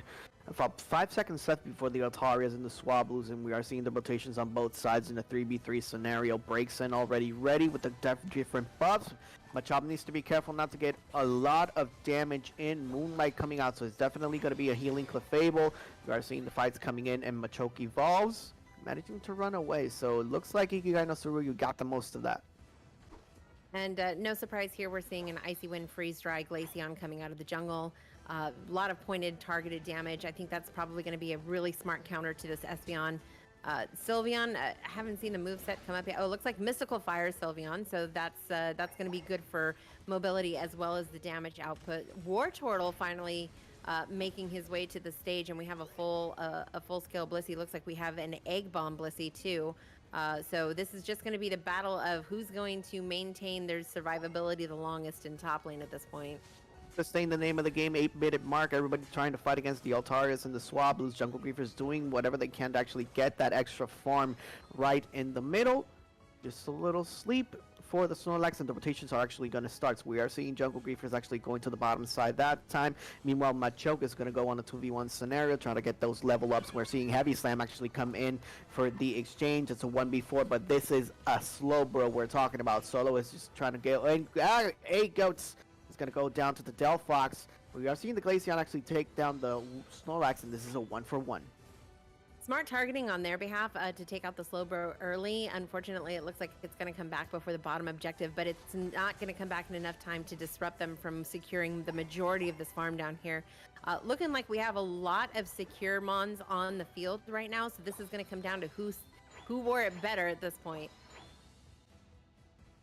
3 seconds left on the mark that time, and we're seeing a 1v1 scenario one more time. Usually it's an all-rounder versus an all-rounder, but now Water Spout from the Wartortle is forcing Machoke to run away. We're seeing the Rapid Spin actually come out, and this Registeel is going to be super important when it comes to actually having those team fights in for both of them. We see the damage actually, Mystical Fire on the side. Heavy Slam actually takes down 3, and now Glaceon onto the flank, hitting everything and everybody with the kitchen sink. Snorlax is almost about to go down. Delphox goes down to 8 goats too. It's looking like a Registeel for Ikigai no Tsurugi. It's interesting to note exactly how much zoning Glaceon, Icy Wind Glaceon, is capable of in a situation like this, where you have Slowbro that's able to kind of run off the damage, but Glaceon sitting from the back line just taking your HP bar from 100 to 0. That's a situation where you kind of have to back out and you have to fall back a little bit. So it was really easy for Orange Team to go ahead and make that secure in the bottom objective, with Snorlax running at 5 HP in a dream. Doing a really good job on the side of Ikigai no Tsurugi now. Water Spout Rapid Spin, trying to get that last Altaria, manages to do so. In the meantime, Austin Goats with another one on the top side this time around. The Skull's going to come out. Icy Wind hitting the Espeon. Manages to run away, and that's a 40 overdunk. So really good placing and really good math on the side of Ikigai no Tsurugi as the rotation for Regieleki starts. Jungle Griefer is going to have to make a decision at this point. Now that their pads down, they lost their tier 1 in top lane, gives them all of that farm exposure. Ikigai securing the Regieleki. It looks like Jungle Griefers is going to fight this one on pad. See if they can make this a decent team fight and push back on the tier 1 in top lane. Barely missing the mark on that side shotgun. Now we're seeing the Unite move actually coming in, nicely win by the Glaceon, who all has a Unite move by the Blissey. They're trying to defend as much as possible. We are seeing the Hydro Typhoon. They do take out the Choke, and now the barrier is actually trying to get Austin Goats stuck. Scald's going to come in, trying to reduce the damage. Regieleki is still not in. They are forced to retreat. That's good defense on the side of Jungle Griefers. Sylveon headed back down to bottom lane right now. Probably going to do a little bit of farming and he's set up for the bottom objective at this point. Probably looking for a back cap, but I see Jungle Griefers making their way down through jungle. Machamp and Espeon making their way down to tier 1, closely being followed by Blissey and Sylveon in bottom lane. So Crunches to Dom is actually predicting the Psyshock Psybeam on the top side. Mystical Fire is not going to be able to hit the Blastoise on time. It seems like the Baltic was right in the middle of it. That's another Registeel, another important objective for both teams. And now we're seeing the rotations one more time. Heavy Slam going to come in and the barrier as well. Registeel just about to have about half-life. Icy Wind coming out from the side of Glaceon. And we're seeing the team fight. That's a leash from the Registeel one more time as well. And the Unite move actually trying to get him in the flank. And the Unites are going to come out. Delphox is going to take down Austin Goats. And now we're seeing the response back by Jungle Griefers. Mystical Fires hitting them with everything and everyone. Espeon is going to go down, however. This is exactly why you want the Blastoise on your team. Hydro Typhoon going to come out. Unite move from the Blastoise barrier is going to hit him with a Mystical Fire, actually zoning him out. It's going to be pivotal for Jungle Griefers to actually get this Registeel in the first place. Water Spout, not quite going to be enough damage. Mystical Fire coming in one more time. Cross Chops doing major damage. And Registeel now, once again, with half the life left. Mystical Fires coming out one more time. This absolutely. When you get into a situation like this, it's going to come down to who's got the majority secure. It looks like Ikigai is probably going to make a push for Jungle Grief. They're not going to get the break on tier 1, but they're not giving up the fight just yet. Espeon coming through with that Psyshock Psybeam. Clefable doing moonlight things, trying to keep that Espeon alive, and it looks like they're able to break up and semi-disrupt the team fight down here. Now focus on the farm to try and get some level advantage on the Ikigai. really gotta pay attention to those Unite moves as well. There are 3 members on the side of Jungle Griefers that have their corresponding Unite moves. Important for Blastoise to actually have it for that last team fight, considering there are almost 25 seconds left on the board for that final fight. But the level differential is actually being quite marked and in favor of Ikigai no Tsurugi. 3 characters in level 13, they get another objective. This is Ikigai's no Tsurugi's game to pretty much lose, as 10 seconds are left for the Rayquaza wins to respawn. Jungle Griefers trying to pick a lane at this point to try and push. They're going to need to focus on securing a tier 1 off of Ikigai at this point. Looks like they lost their tier 2 in top lane, so now that means that the next objective for them to focus on is going to be this Ray. Trying making this team fight right here. Machamp going toe-to-toe with the Glaceon back there. It's going to come down to a matter of security. Both teams are ripping, and Blastoise secures with the Beyblade Hydro Spin combo.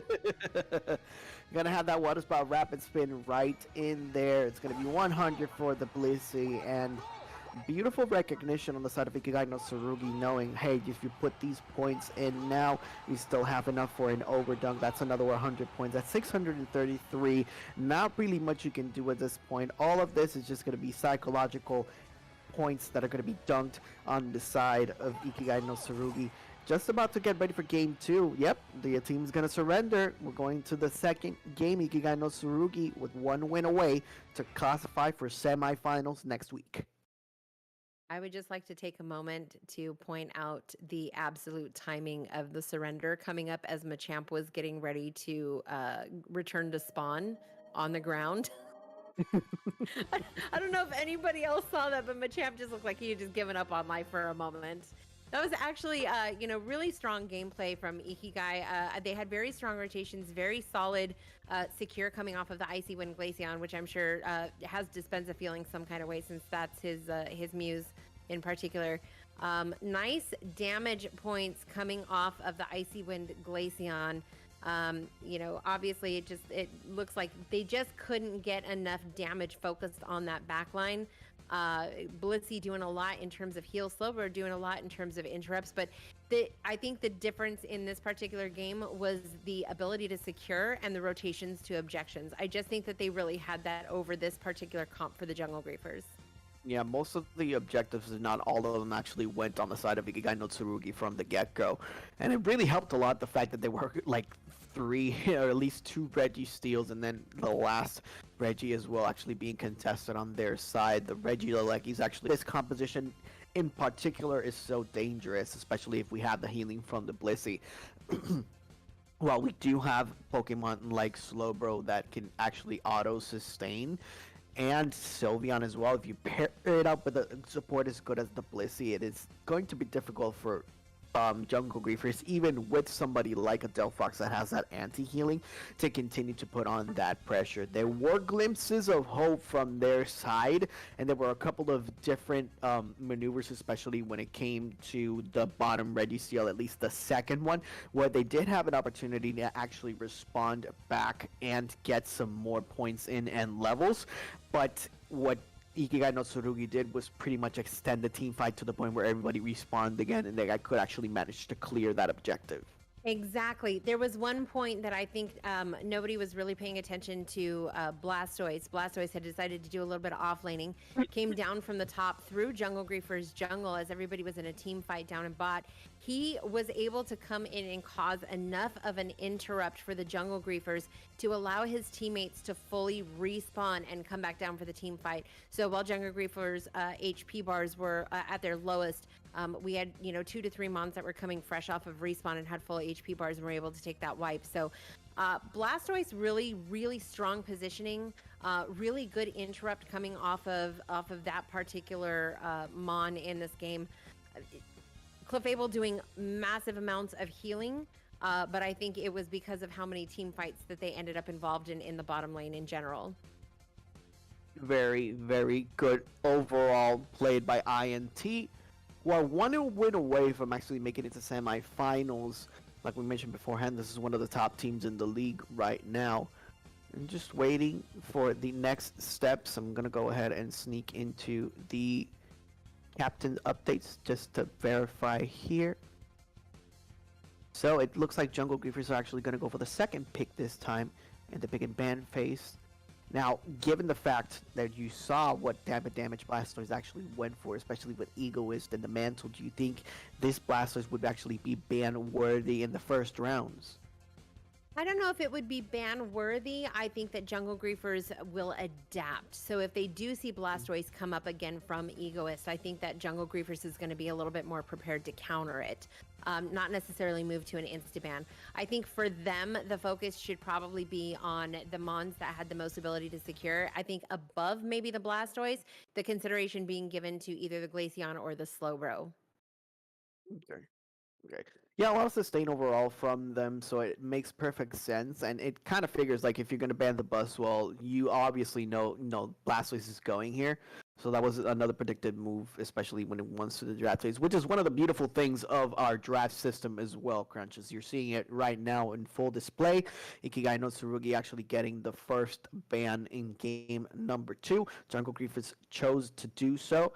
So, on the side of Jungle Griefers, we did see the Spencer rocking the Delphox, Solo with the Espeon, K Frazier with the Snorlax, Russ with Clef, and Mix Mads actually rocking the Machamp. We are seeing the first ban being Trevenant. And the side of Ikigai no Tsurugi, it's pretty much if it ain't broke, don't fix it. Right, and I really don't think, especially with their comp, if they are going to run attackers, again, if they are going to go deep with their attackers, they really don't want to see that tree. Speaking firsthand as an attacker, that tree is really not fun to deal with, especially if you are going to be running something like 2 or 3 EVs in your comp.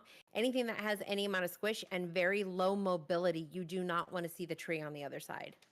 And because of the conversations that we actually had beforehand as well, additional to the fact that a lot of sustain has been part of the meta, you have to also know that stuns in the meta are actually ridiculously broken right now.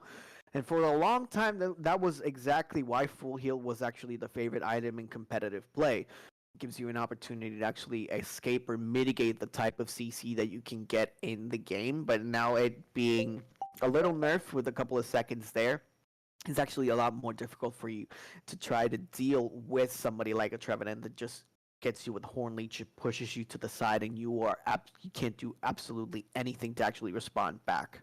Yeah. Even worse than that, though, is if you run a Trevenant Slowbro combo, or even there have been times where I've actually run a Trevenant Espeon combo. There's enough stun between those mons to put somebody in a headlock and just end up just pinning them to the ground and just basically beating the tar out of them. So it's just not it's not a fun situation to find yourself in. Trevenant really just has so much range with that Wood Hammer moveset. Hornleech really just puts you up against a wall in a lot of situations, both literally and figuratively. And it's just not an easy mon to get away from, just because he does have such a large AoE. Curious ban on the side of Jungle Grief is actually going for Aegis Slash this time around. What do you think that is? I wonder, I have to wonder if it's not specifically targeted because one of the players on INT is strong with Aegis Slash. Is it a countermon to the build that they are probably going to put together right now? We are waiting for the second pick from the side of Jungle Griefers. Trevenant, not going to be played. No tree this time around. No sword either. Sword does beat trees, depending on the sword. Second ban trying to go in. We are seeing the timer on the side, so they do have 1 minute on the board. Espeon is going to be the pick on the side of Jungle Griefers. They first picked it last time. They do not want to deal with it. Yeah, it seems like so what this signifies to me is they're probably switching up their comp, and what they're doing is they're eliminating anything that may be a potential threat to their comp. So, interestingly enough, the fact that they choose not to run Espeon when Espeon is so strong currently. But I also think what they're doing is they're trying not to be predictable in terms of which mons they're placing on the field this time. Oh, it looks like it was actually a slow bro pick because they couldn't find it. I will actually verify the captain updates and just clarify that. Okay, well, that makes sense.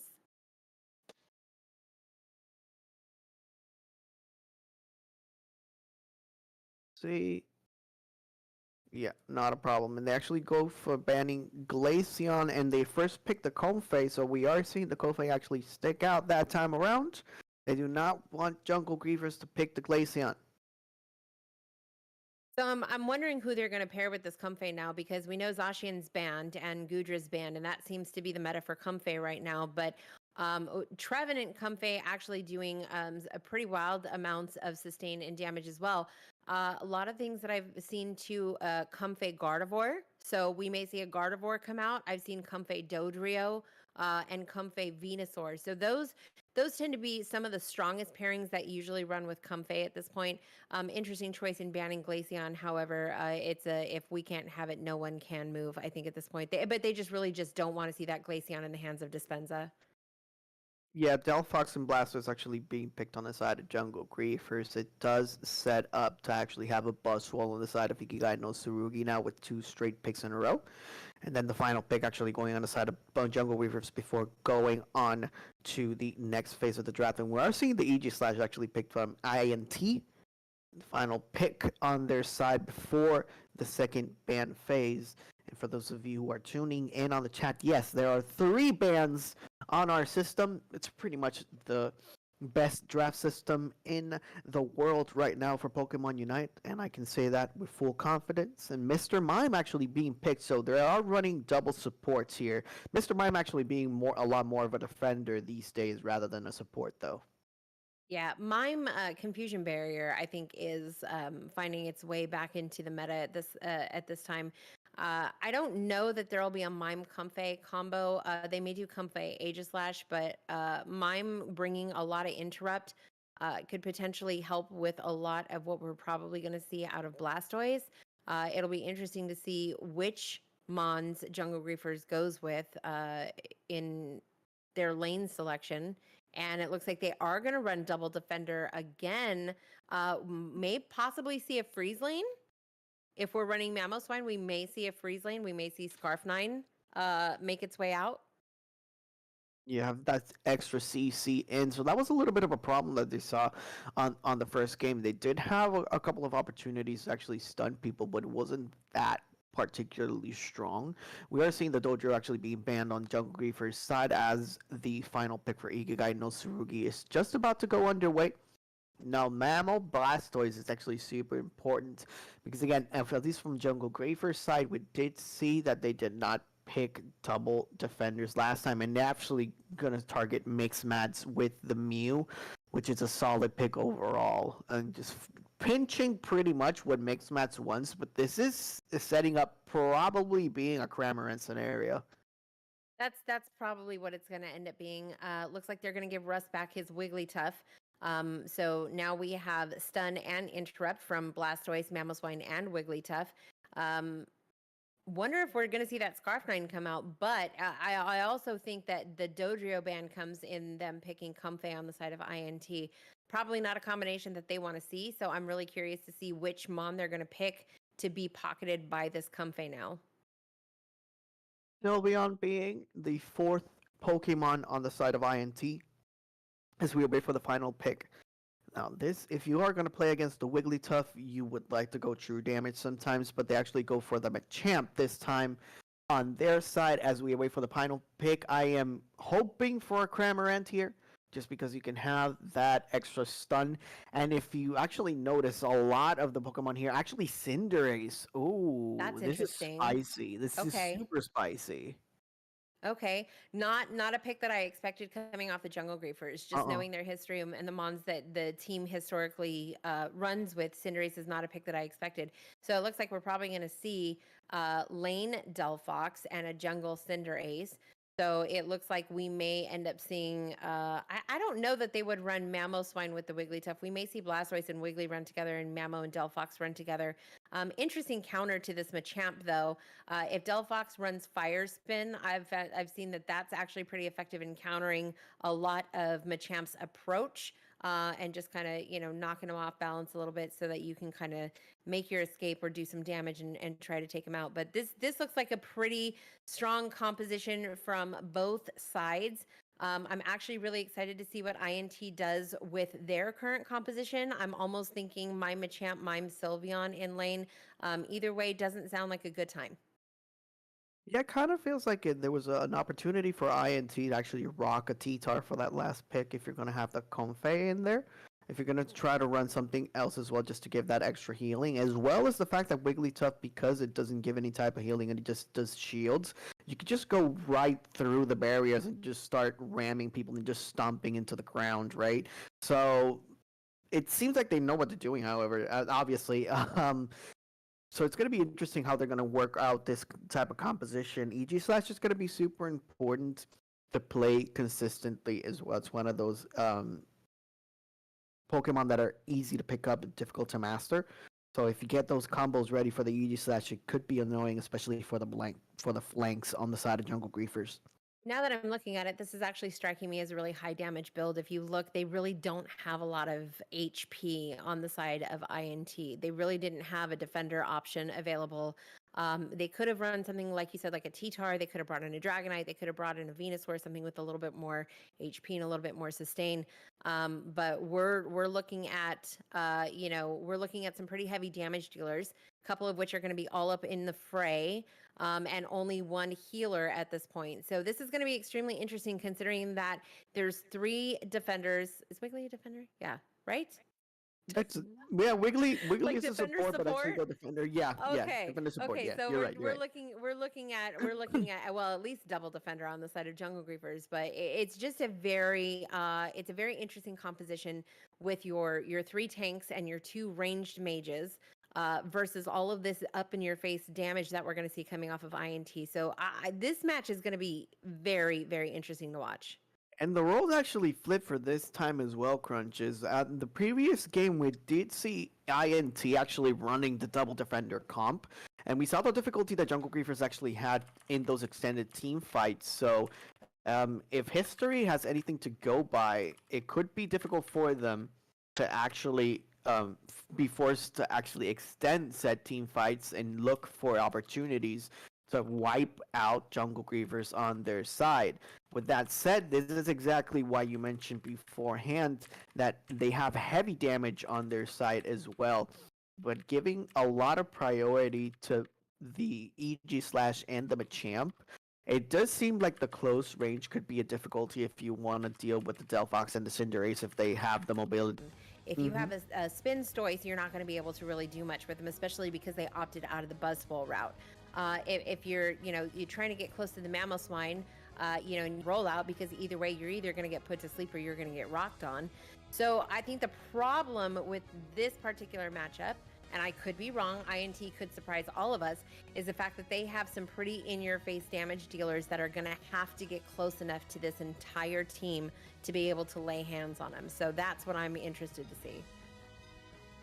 We are seeing the itemizations. Anything that stands out, it seems like it's pretty normal from their side. We are seeing Buddy Barriers all around, and Slick Spoon being MVPs for all special attackers. It's a really, really, really good item right now, too.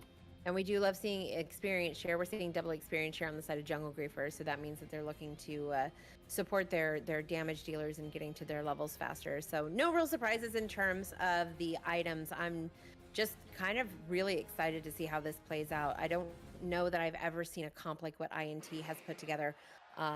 So I want to see how close this gets. Game number 2. The Jungle Griefers do not want to go onto the bottom bracket. Ikiga no Tsurugi, 1 win away to go into the semis, or at least winners finals, quote unquote. Now, Crunches, if you go to the cast or voice chat on the bottom side, where you are going to see the different names and the respective Pokemons of each player, just in case we are having a little difficulty, at least on our side, to actually view it, so Nice. that way you know who's playing who. So we don't have any type of problems there. So we are seeing the Mr. Mime actually paired up with a Sylveon on the bottom side. On the top side, we are going to have, I believe, is the Machop and the Comfey rocking, then Aegislash on the jungle. Okay, so Comfey oh god, I can English. Machop. Comfey Machamp, Machamp, whatever you want to call it. That's actually going to be pretty fun for them to deal with. But again, you're going to give lots of sustain to a character that's going to try and get in, and you're seeing right now he's having issues even getting close. He's probably going to have problems stacking without support from Aegislash right now, but they're doing a really great job of kind of keeping him at distance, and it looks like we're going to have a 3v3 team fight in top over these birds. Yeah, Altarius and Swablu is going to come in.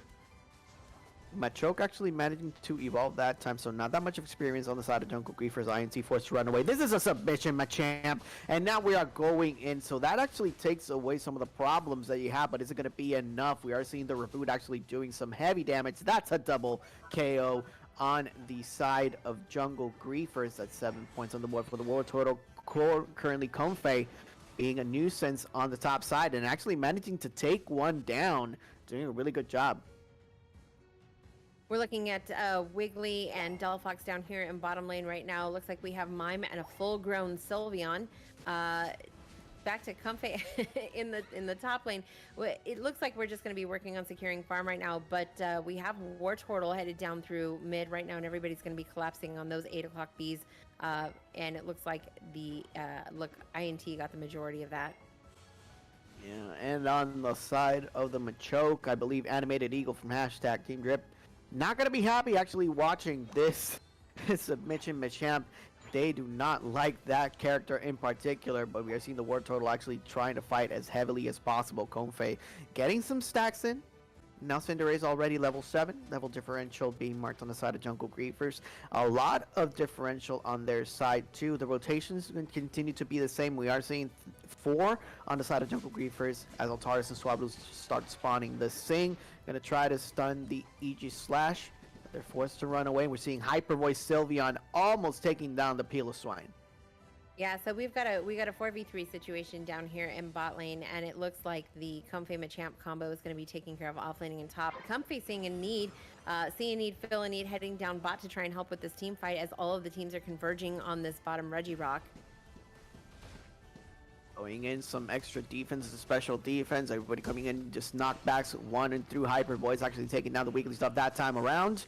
It is secured by the Cinderace, and now Jungle Griefers trying to get the first objectives of their corresponding games. Delphox doing heavy damage one more time, but the Sylveon with the Hyper Voice doing so much damage, and Cinderace also going down. Comfey actually getting some KOs in.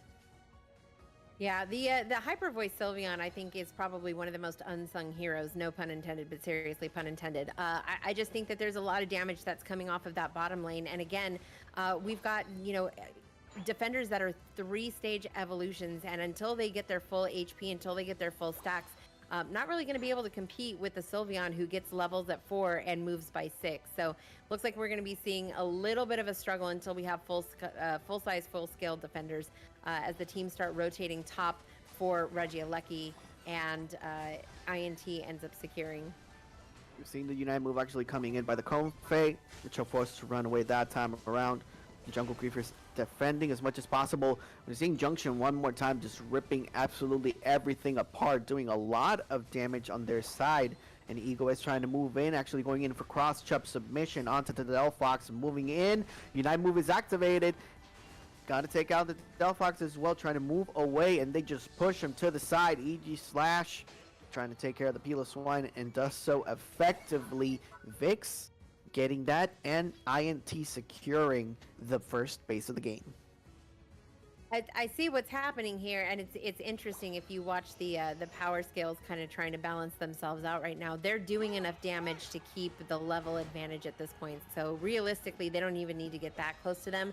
Between the Machamp and the Sylveon, they're doing just enough damage to kind of keep Jungle Griefers at bay right now, as Blastoise is finally seeing final evolution and securing ult, but not enough time to do anything with the team fight over Regieleki, as we are now down in the bottom lane with K. Frazier and is that the Delphox down there? I lost track. Yeah, the Delphox. It is Delphox, Solo yep. on the Delphox, as they're looking to get close to this Registeel, and they're being blocked out by Mime and the Hyper Voice Sylveon every time they turn around. It is showtime for the side of the Mr. Mime. Registeel is going to go ahead and be secured by Vix. And now we're seeing INT move in one more time. High horsepower from the Mamoswine trying to push them a little bit away. The Cinder is going to go down once again from Vix. And now Water Spout. Rapid Spin coming in from the Blastoise. Mixmeds doing whatever they can. But that's a quadra kill on their side one more time. Let's see how they can go, if he can go for the Penta. And now Vix actually trying to get some damage in onto the Wigglytuff. That's Penta on their side, but eventually they do go down. Unite move from the Cinder Ace. Penta actually doing some damage in. Mads using her ult. Looks like we have some interrupt from the Cinder Ace. It looks like they were able to stop Tier 1 for breaking, and they're going to take advantage of INT's bottom Tier 1. Maybe do a little breaking of their own as well and secure that tier for themselves. Yeah, beautiful defense on the side of Jungle Griefers. That's definitely one thing you can't take away from them. The defense of the zones have been pretty much immaculate, especially when feeling that pressure on the side of the enemy team. And now we're seeing Hyper Voice actually coming in for the level differentials, and those particular KOs are super important from Jungle Griefers, as we're seeing the level differentials actually being marked. Pretty much a tight game so far, Crunches. I just want to take a moment to point out Shikari on the Comfey, though. I really just watching the Comfey move from Mon to Mon in a very strategic effort to try and sustain whoever is frontlining the team fight. I saw that too. Oh my god, everybody trying to move in. Hyper Voice actually getting a double KO that time. Wigglytuff is going to go down. That's a triple from the side. And now a Hyper Voice trying to get another quadra. Probably going to be another quadra, possibly? Yep. Well, unofficial at that. In the meantime, the rotation is actually going for the Regieleki, and rotation downward. And now we're seeing Mamoswine actually waiting in the wings on the side of Jungle Griefers, but that's definitely a Regieleki that's going to belong to INT. Yeah, INT secures the Regieleki. Jungle Griefer is going to focus on positioning rather than trying to chase this one down at this point. Solo looking for a couple of buffs right now as they're looking for last levels and jumping into this team fight in Ray. Machamp and Comfey on the run as Jungle Griefers is looking for grouping and positioning to give themselves the best positioning possible moving into this Ray fight. Dispense is going to start poking with the Cinder, and it looks like we pulled Aegislash out of the bush right now. Everybody's just trying to get their grounds right now before we start seeing all of these ults being let off one by one. The flank and the Machamp Unite actually hits absolutely nobody, but now we're going into the team fight. It's showtime from the side of Mr. Mime. Well, now we're seeing all the health parts of INT actually slowly but surely go down. The Cinderace is actually doing whatever they can, and now it's only Wigglytuff trying to survive as much as possible. That's a double for the Konfei. And now we're seeing 2 members of Jungle Griefers versus 3 of INT. Trying to defend as much as possible, not being able to actually put the points on the board, but that submission Machamp is going to take out the Delphox. And now it's pretty much just defense all around for INT just to secure that W.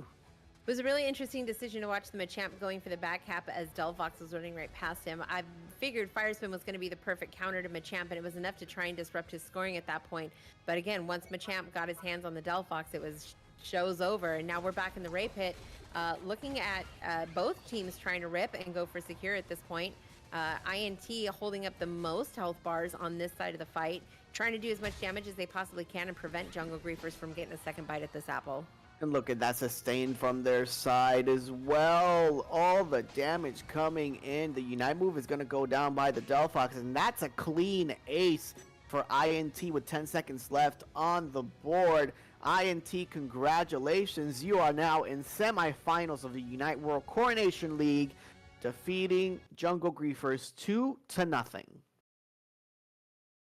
Again, very, very surprising gameplay, but you're right. The amount of sustain that was coming off of the Mons, Aegislash gets enough sustain off of his moveset.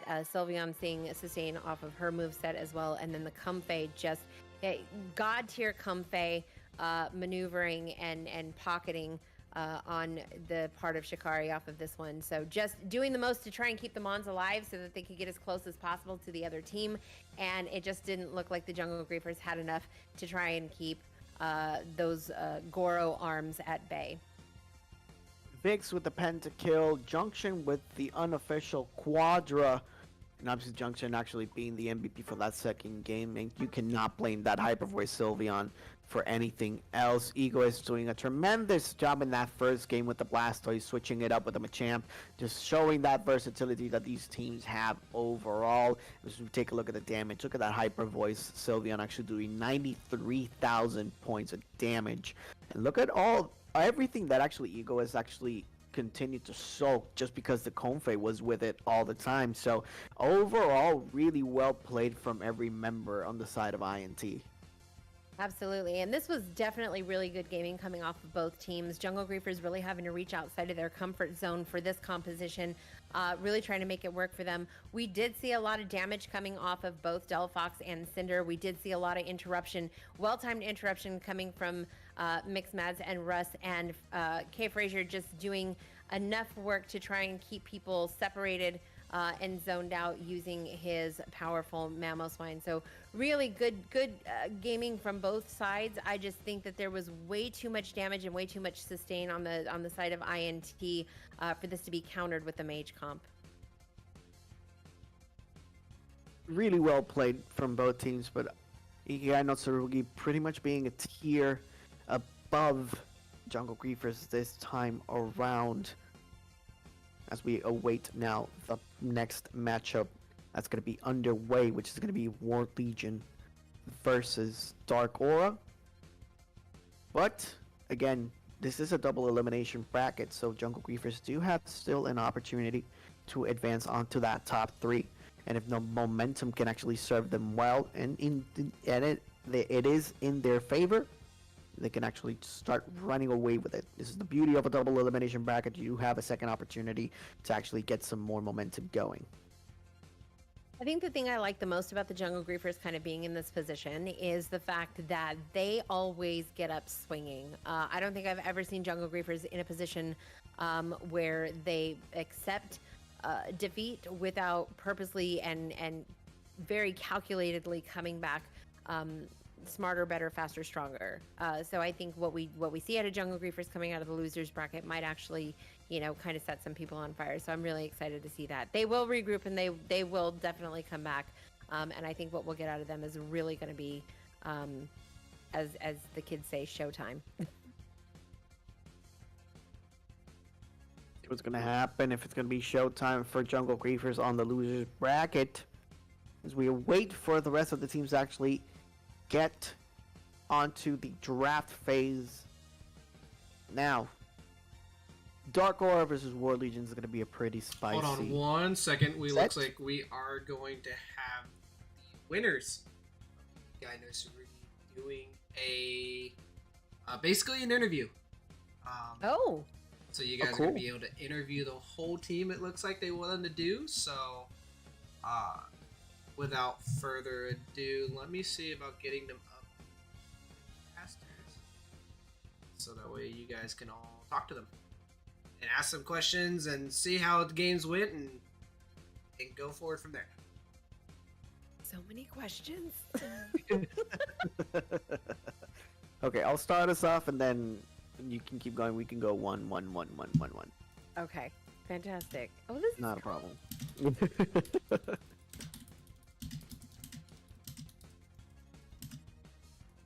As we wait, then, for the corresponding victory team, Ikigai no Tsurugi to appear. As I was trying to explain a little beforehand, the next set is going to be super interesting. Dark Aura versus War Legion. Now, Crunches, this is going to be a little bit of a spicy matchup in particular, because Okay, when here you we go. were... We're gonna move y'all to the team, so let's go ahead and start on that.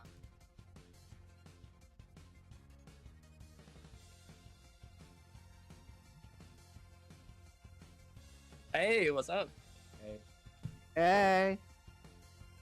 Welcome. Thank you guys very much for hanging out and chilling out in the tournament. We're gonna go ahead and move on to basically interviewing you guys, shouting you guys out. You guys all can say whatever kind of handles you guys have, and then the announcers or the casters will be going ahead and asking y'all a couple of questions while we wait for the second game. Hey, thank you very much once again, Commissioner. Now, Ikigai no Tsurugi, INT, congratulations for qualifying for next week's matches, being qualified for that top 3 spot. First question, as always, how you feeling? I'm feeling wonderful. I mean, clean games all around. I don't feel like we trolled a little bit on 1T1. We overstayed, but other than that, I feel like the games are really clean on our end. So Yeah, I agree. I think it's a really good sign of things to come. We had a bad week against War Legion, but we came back and played really strong this week, and I think that it gives us a good momentum going forward to really push for top spot. So I have a question. My fascination comes in your guys' team comps and your decision. So watching this pick ban where you guys get to ban three different mons is kind of fascinating for me to watch. What do you guys have against the tree? So we want to take away their sustain in CC. If we take that away and then get bro ourselves, or if they ban bro, they're forced to play things like mime or lax, and then we can play really heavy poking comps, and they can't heal themselves through all of that. Which this allows us to really take these really high damaging situations that we're given and just really push them into really bad spots. As you saw right there in that last game, they didn't know what to do about us at all. They just sat around their choke because they couldn't just continuously take damage. They would eventually lose that fight. Yeah, I noticed that was a really interesting comp that you guys came out with in the second match. You guys weren't very tanky, but you did have a lot of damage. And by the way, your comfy is goated. So we'll mention that right now. I literally watched the comfy go from mon to mon, in particular 1v1 and team fight situations. And just the placement was fantastic. Is this a regular comp for you guys? Like, was that a very decided like poke comp? Like, do you guys normally run that much damage without like a front line, really? with that, for today's comp, we saw them pick a lot of like frontline that can't really get past barrier walls. And anyone that knows me knows I will take any opportunity to pick mine with barriers that I see the opportunity.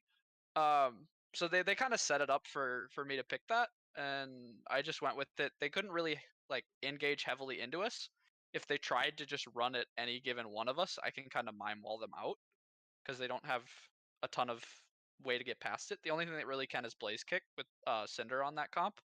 And if he Blaze Kicks past the wall, then I just get to push him into it. So I also think like if people have been really following our team throughout the course of UWC, then I think a lot of them would notice that we don't really run the same thing too often.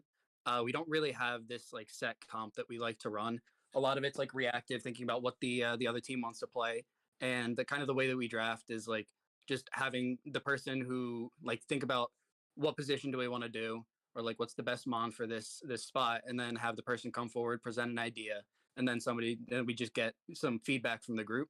And so I think that kind of adds a lot of variety to it, and it leads to some kind of wacky stuff that just ends up being really good, as you saw. I think in that last game particularly, like I think there was like some kind of meme going on a little bit earlier on in the league where a lot of people were talking about submission and cross chop Machamp. But as you saw there, it was really really good in the right hands. So Yeah, we did see a lot of damage actually coming in, but more importantly, you were able to actually isolate whatever attacker or whatever nuisance from the other team, specifically actually with said submission, and it gave you an opportunity to actually get onto those flanks a lot more consistently, which is very important, especially for the team composition like Crunches actually had in the first place. Just because you didn't have that much sustain in comparison to the first game where you run that double defender comp, right? So going on to that first game, first draft, as soon as you saw the Buzzwole ban, you automatically assumed that they were going to go for the Blastoise pick on that rotation, right?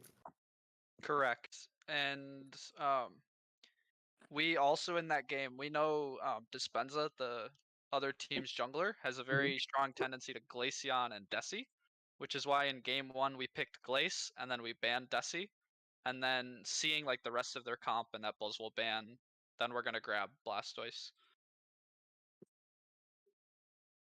So what would you say was the difficulty in regards to actually having a good drafting system? Because it seemed like you were actually predicting their moves board by board, and you were picking it apart to the point where I felt like Jungle Griefers never felt comfortable in whatever Pokemon they were actually going for in the first place. Like I mentioned beforehand, they were trying to go heavy damage, but the Double Defender comp with a lot of sustain actually mitigated that. And as soon as you saw that there were going to be double defenders on their side, you actually went for a composition that was actually different. Like Crunches said, you went full on damage and balls to the wall when it comes to heavy damage, right? So, did you find it easy to actually ban out or trying to move away from what they wanted to do in respective into said compositions? I think Yeah, go ahead, oh, Junk. I think some of it comes back to the fact that we've got a lot of familiarity over the last few months against Jungle Griefers. We played them in UCS. I think we had a scrim with them and just know the players pretty well and the Mon pools. They've been names in the community for a long time. And so, I mean, when you have a kind of familiarity with some people, I think it's a little bit easier to figure out what they want to do. And then also, there's just some kinds of tells. Like we were talking about earlier the Blastoise and kind of how we knew that that seemed to be what they wanted to pick next.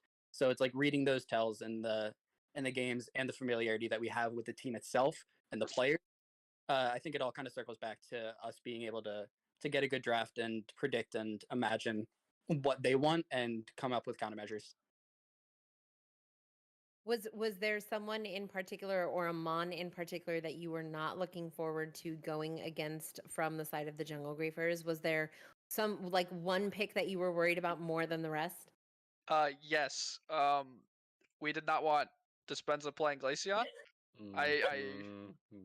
Players that play a lot of Glaceon, players that play a lot of that Pokemon are very good at just bursting down your entire comp one after another. And yeah, we're not about that. So he can play something else today.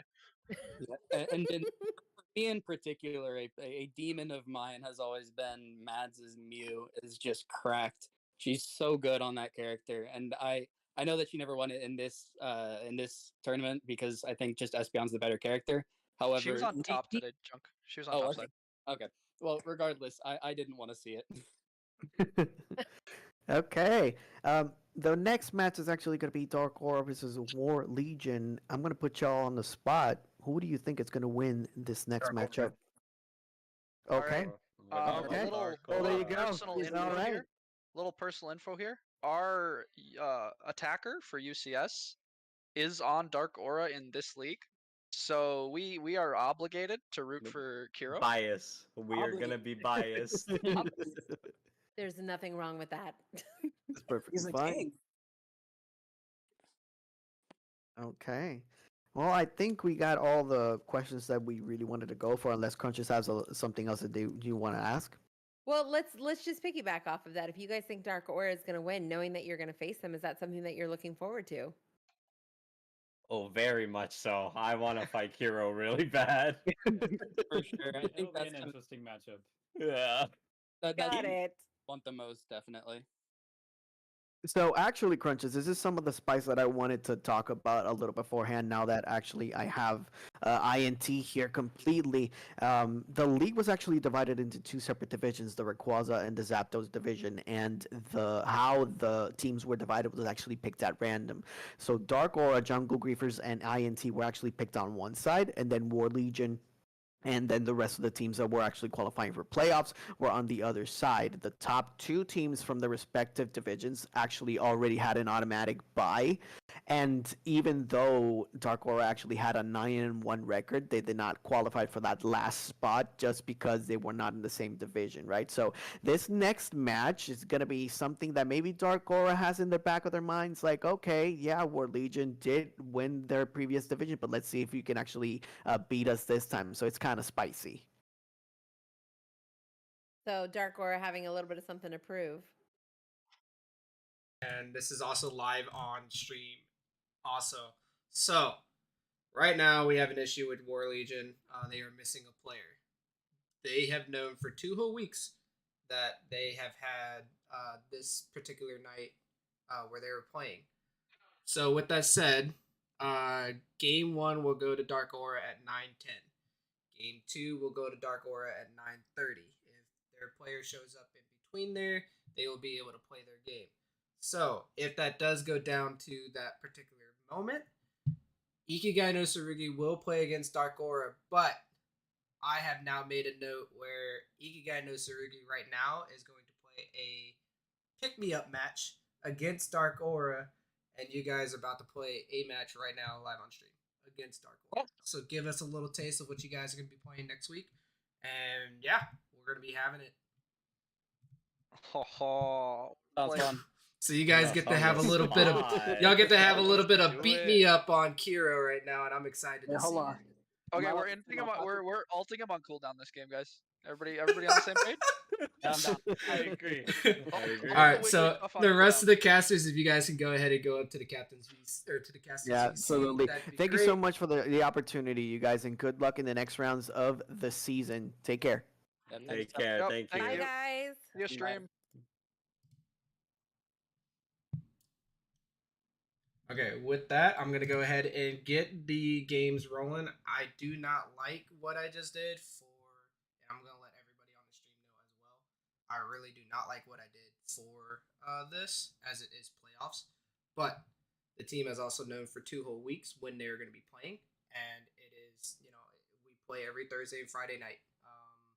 With that, I know, real life things happen, but that's why teams are supposed to have subs and have subs to fill in.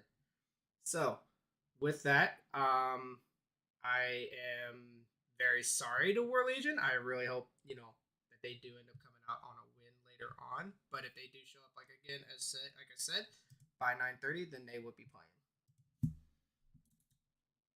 Hopefully we can get that resolved so we can have those matches played and we continue on for the next matches, because this top 4, again, like we discussed beforehand, the top 4 of the league actually the top 4 in playoffs too. So we're seeing high quality Pokemon Unite, and we really want to make sure that everything continues to run as smoothly as possible. So hopefully it is something that is going to be great. And I just noticed we're actually in the season 2 chat, so I'm just going to move into the caster voice chat so I don't leave Crunches alone. So I'm just going to move there.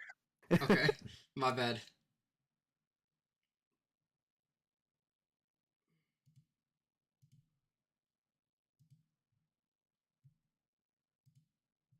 Now there we go. Okay, Okay, we were there in we the go. wrong chat. No, Crunches was correct, and we were not correct. So Leave it up to men.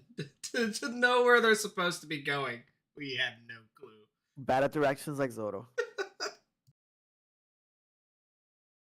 That got spicy.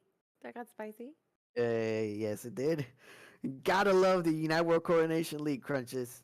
You know what? I'm not mad at it. I'm not mad at it. I live for this. This is good. Like I want all the insider info. Like give me the tea because I want it. It's actually really good. It's unfortunate that Team Drip didn't qualify, however, because that would have been something as well if we saw Team Drip and Jungle Griefers. Oh, for sure, for sure. And I know like all the folks on both of those teams, so I get put in the middle quite often. Thank you for not Gets doing you that to fun. me today. Nah, no worries, no worries. Try to do as much as possible that we probably can. But you heard the commissioner as well. Probably gonna have a tune-up match soon enough. We're still waiting on to see just what World Legion is gonna cook for us. Hey Commissioner, maybe we can get another 5-minute break here and try to see if maybe we can get some stuff going and we can be right back, maybe. Maybe. Commish?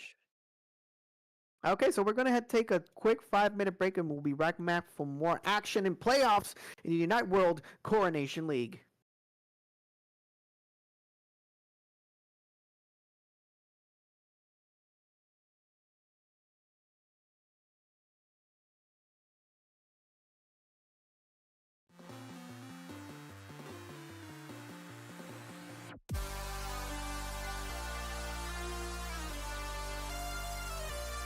You guys are such professionals at this. I'm such a noob.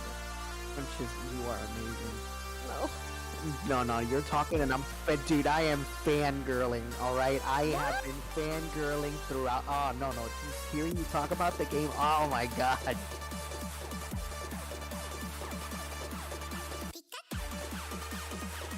No, you're murdering me. You're doing so well. It's so good. I'm so happy. I'm so happy.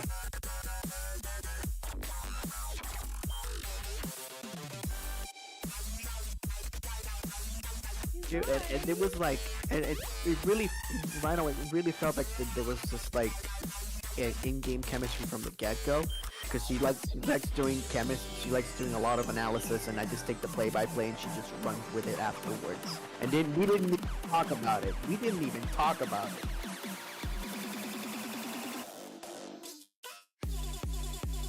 It is so good. I've seen it. It was so good. She's so good.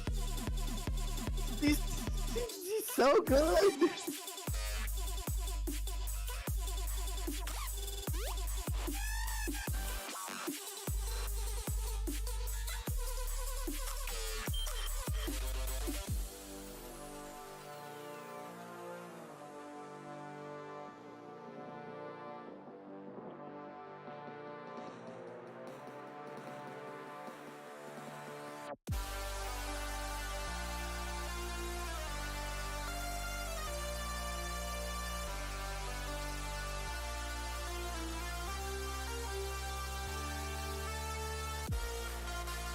She's so good. If she could be my steady caster for season 2, that'd be amazing.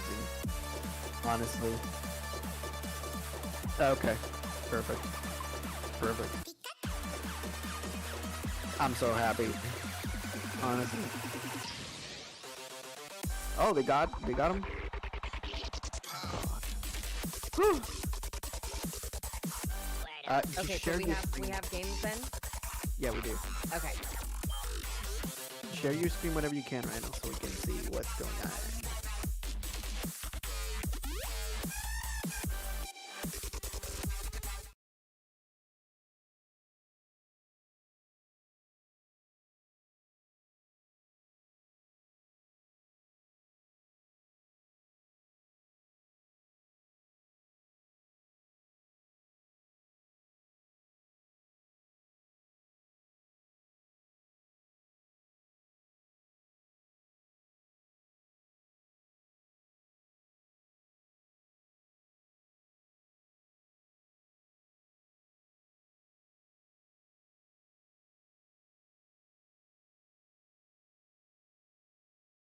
We took a little break there, and we are seeing Dark Aura versus Ikigai no Tsurugi in a little tune-up match while we await for the final member of War Legion's side to appear.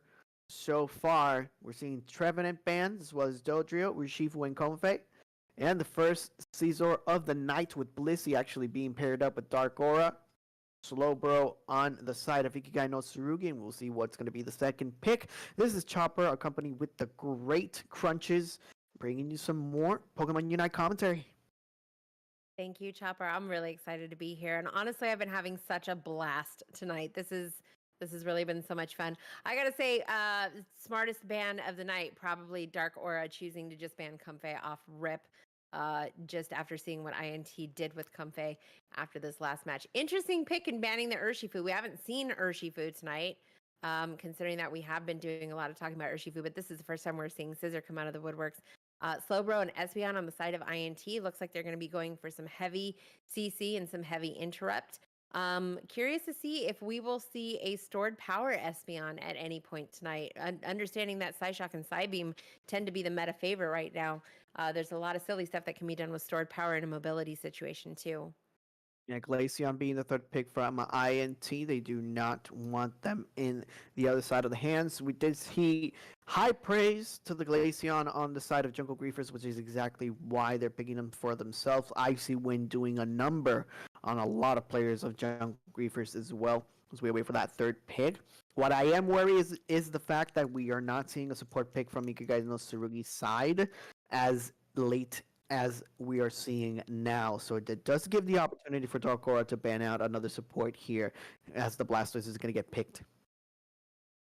I'm just wondering if they're biding their time on a support pick to try and either decide if they're going to try and defend or if they're going to run another interrupt damage comp again. I think what they're probably doing is biding out to see what move Dark Aura is going to make. As we did hear from INT that they do base their comp picks on what comp they see come off the other team. Machamp getting an easy ban also. So they've already eliminated the Machamp Comfey combo off of INT. But it looks like we may be seeing probably a huge interrupt team coming off of INT as opposed to the poke damage that we saw last round. Delphox being banned on their side, which is kind of curious considering the fact that Blissey is still on the board, at least from the side of Dark Aura. So no type of anti-healing. What are they going to go for from that side, however? Hoopa is still a support that's available, as well as Clefable. So Machamp and Delphox, last few bans from the sides of both respective teams. We can still wait on an attacker from Dark Aura. It's probably going to get picked right now, or maybe a little later on. Dark Aura does have Get Yoshi, if I'm not mistaken. If they do, the Decidueye is still on the board. Sylveon is going to be the choice. Potentially another Hyper Voice Sylveon coming into play. DPS damage overall. And if you pair it up with the Blastoise, as soon as you go into those front lines, it could be a lot easier for you to take down both the Glaceon and the Espeon. That DPS can be a nuisance, and we are seeing the counter pick of the Buzzwole from INT, the third pick overall, which is curious enough that actually Machamp was actually the Pokemon banned and not the Buzzwole. I think they were probably more concerned off the gameplay that we saw in the last match with INT. I don't know that they were thinking about Buzzwole being a counter to a Spinstoise at this point. So, again, INT making very calculated picks in response to their opposition's picks at this point. And they do go with the Clefable. So we are seeing defense, we are seeing damage, and we are seeing heals. Final pick for Dark Aura. It seems like a balanced comp from both sides. Pretty standard so far. We could see double attackers on the side of Dark Aura. And we are seeing the Gardevoir actually getting some zone damage in. So Sylveon and Blastoise going in with the DPS. Scyther Scizor going to be picked as well. And Blissey giving that sustain with the Unite moves. Meanwhile, on the other side, we are going to see a couple of ranges up close and personal with the Buzzwole, Slowbro, using that Skull to reduce the damage that the Sylveon, Gardevoir, and the Scyther Scizor can do. It's looking pretty even in regards to draft. Yeah, looking pretty good. I think the one thing that INT is going to have to keep their eye on is that Gardevoir ult. Just make sure that they don't keep their grouping too close, especially with the Clefable on the team. They're going to want to gather as closely as they can for those Moonlight heals, but if Gardevoir traps them in that ult, That'll set him up for a pretty decent chunk of damage if it's not a complete team wipe. But it looks like they are bringing out the Sylveon and the Gardevoir to counter the Glaceon and the Espeon. So this is going to be a very interesting match to watch. It looks like we have two teams that built their composition completely around countering the other team. So we're probably going to see a decent back and forth throughout this whole match. Are you expecting the Scyther or the Scizor? I'm going to go with Scyther. Going to be possibly 3 attackers or a Speedster if you prefer, if you're going to be Scyther as well. And I do not blame you. Not a lot of sustain on their side too. And we saw what Scyther could do, especially at the beginning of the early games. And let's see, Dark Aura, Jackery, Gallowite. It's Kersey's. If it's Kersey that's going to be in with the Scyther, we did see a Penta last week with said Scyther. So that was an auto ban from the other team, unfortunately. Not quite going to be able to close it out. So if it is Kersey's Scyther, we are going to be expecting a lot of fun for these both teams. Yeah, either way, it'll be interesting to see how this plays out. You got Bug v Bug on the 1s and 2s, just going to be meeting up somewhere in the middle and throwing hands. You've got 2 ranged attackers on either side, 3 of the evolutions that we've seen so far, plus a Gardevoir. Psyshock being a huge damage dealer right now and the cause of a lot of people's grief, even especially for stackers. Psyshock early on in the game actually causing a lot of issues for those stackers. So Buzzball and Slowbro might actually feel the brunt of that in the early game. So this is going to be a very interesting composition. Again, I think there's going to be a lot of even exchange. It looks like they matched each other pick for pick at this point. So it's just going to come down to, again, who wore it best. Yeah, but the more that I think about it, the more I really like that DPS composition from Dark Aura. There's gonna, especially if it's gonna go for Side Shock and just gonna get that sustain in, if with the Rapid Spin, Water Spout, Blastoise trying to go into that flank, and Hyper Voice on the Sylveon, there's gonna be a lot of passive damage that's gonna go in. And I am an 8-button presser overall, Crunches. So as soon as I see those bars just going as low as possible, the more damage you give, the better it is going to be for me, rather than having those burst options that can be somewhat mitigated if you have a Blizzy on your side.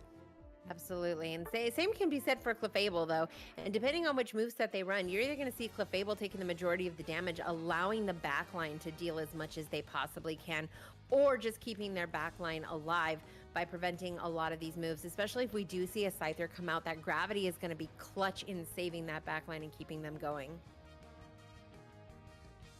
Well, let's see what's going to happen here right now. First, Urshifu ban, as you mentioned beforehand.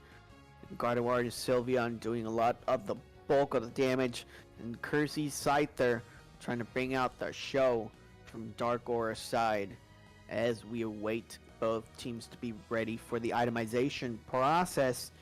And this is the Unite World Coronation League Season number 1, getting ready for the final stretches of the season for going into the final round. I am not seeing the game, Commissioner. So no worries. I believe they have already started playing, so I am just picturing them in my head. Seems like they're going for the top side in a 3v1. The Altaris and the Swab is actually going in so far.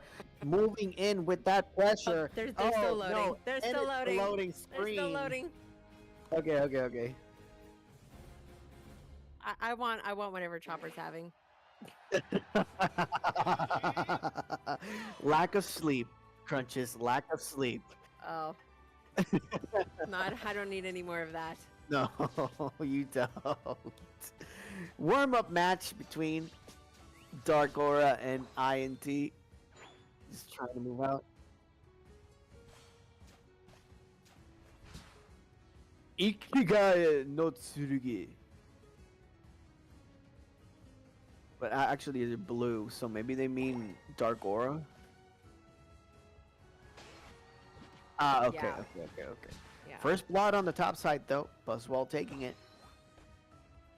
Oh, we're seeing Gardevoir in the jungle. We are seeing a Scyther. Well, we haven't seen an evolution yet, but we are seeing a Scyther so far. Blissey in the top lane looks like if it's Blissey Scyther, you're going to see a whole lot of damage and a whole lot of sustain coming off that top lane. Going to be really, really difficult to try and get that tier 1. Curly already evolving this time around. This is 3v2. actually going to get rounded up. And just like I mentioned beforehand, just trying to predict it, it's going to be a 3v3 for the Altaris and the Swablu's on the top side. So I wasn't that crazy when I was saying this. I was just predicting the future on their crunches.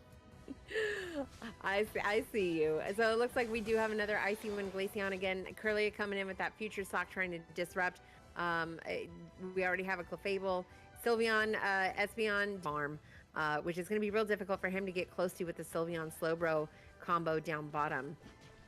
13 points are going to be on the top side, and we're seeing a jungle invasion as well actually being in the middle. Scyther is going to go down one more time. That Buzzwole is actually cooking up some Scyther stew and running towards not running any type of egg healing, if I'm not mistaken. Looked like the safeguard. You can't tell me that slap move coming off of a Blissey wearing a skirt. Earlier, falling further behind, which is not exactly a position you want to be in if you're the Gardevoir. You got to get those levels as fast as possible. And a lot of camera movement from the side of the commissioner too, just giving us a little bit of a headache. And now we're moving in on the bottom side. The War Turtle finally. 30 seconds left for the respective Reggies to spawn. Oh, gotta grab up that Scyther on the bottom side. Run, Scyther, run! Oh man, that is a little bit of a side duck play if I've ever seen one. Glaceon moving in, actually missing a couple of X's. And now Buzzwole actually taking over the game. And now the DPS starting to come in by the Curlia. That's a double kill for the Glaceon. Yeah, Espeon actually going down. Glaceon actually creating the zone and the distance. Clefable coming down to try and help the teammates secure in this team fight. It looks like they're going to be trying to get the orange team off the map so that they can move in on this bottom objective here. Although we see Scyther coming down, and now we have the entire team here with Buzzwole doing offlane things in top lane. So at this point, we're going to have a 5v4 situation over this Regice.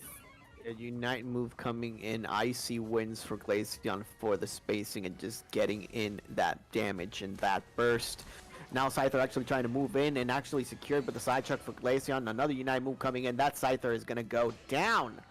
4 members on the side of INT moving in. Hyper Voice doing a lot of damage onto the Slowbro, but it doesn't really matter.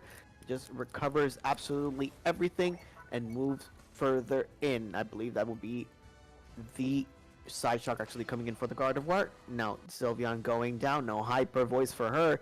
A little bit of a cough drop as it's going to be forced to respawn. Yeah, it looks like we have Psyshock on Psyshock Warfare down here in the bottom lane as Gardevoir sees final evolution. We might be seeing positioning for Gardevoir ult coming up relatively soon. There it goes. They drop the Gardevoir ult. Is that the Gardevoir ult? Oh my god, look at... No. Oh, Buzzwole just grabs Gardevoir and throws her into the ground. It looks like Purple Team's going to take out this tier 1 in the bottom lane. Yeah, bringing the smack down on the candy butt of everybody on the side of Dark Aura. That's Buzzwole is actually putting in the work. Unite move coming in by the side. They're moving in forward. And a couple of Unite moves are going to take care of them. Yeah, the Buzzwole doing a lot of damage. The early game was completely controlled by the bug Pokemon. Scyther is really not being any type of relevant throughout the course of the game. We're seeing some really aggressive gameplay come off of this Buzzwole. He knows that he can get in people's faces, and he has Clefable to back him up at this point. Glaceon and Espeon just doing far too much rip and secure damage for the other team to combat, even with the Hyper Voice. And Slowbro, doing Slowbro things, just kind of causing a little bit of interrupt, taking some of those hits, directing some of that damage, and just giving that backline a whole lot of room to work with. And we're really seeing that kind of pan out here. Another Smackdown, another Scyther bug squished. And now we're moving in, trying to push in that Regieleki. Water Spout Rapid Spin from their side too. Defending versus the Regieleki, do so effectively. 186 energy versus 18 only. And then we're seeing Glaceon actually rip that Regirock. In the meantime, 3 members on the side of Dark Aura trying to rotate downwards, and we're seeing a 1v3 for the bus. Well, that's a Unite move for the Gardevoir, moving away slowly but surely. I think this is the first time we've seen Buzzwole and Blastoise really in the same vicinity, and I'm looking forward to watching this interrupt just because it happens to me so often. Buzzwole coming in and looking for that Blastoise in the middle of Rapid Spin. Doesn't catch him, though, which is really interesting because it seems whenever Blastoise pops that move, Buzzwole is off doing Buzzwole things. No! Oh no! He just respawned and just goes down again. That's a double KO by the Buzzwell one more time. Oh, Scyther. Oh, Scyther.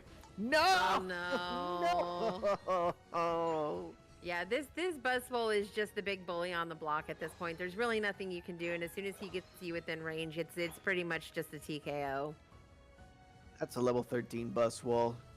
Probably a level 15 Glaceon if I'm seeing that correctly, or level 12 for both EVs on the side of INT. Only level 11s from Dark Aura. What about Rapid Spin not doing the damage that you really needed to, and the Scyther either?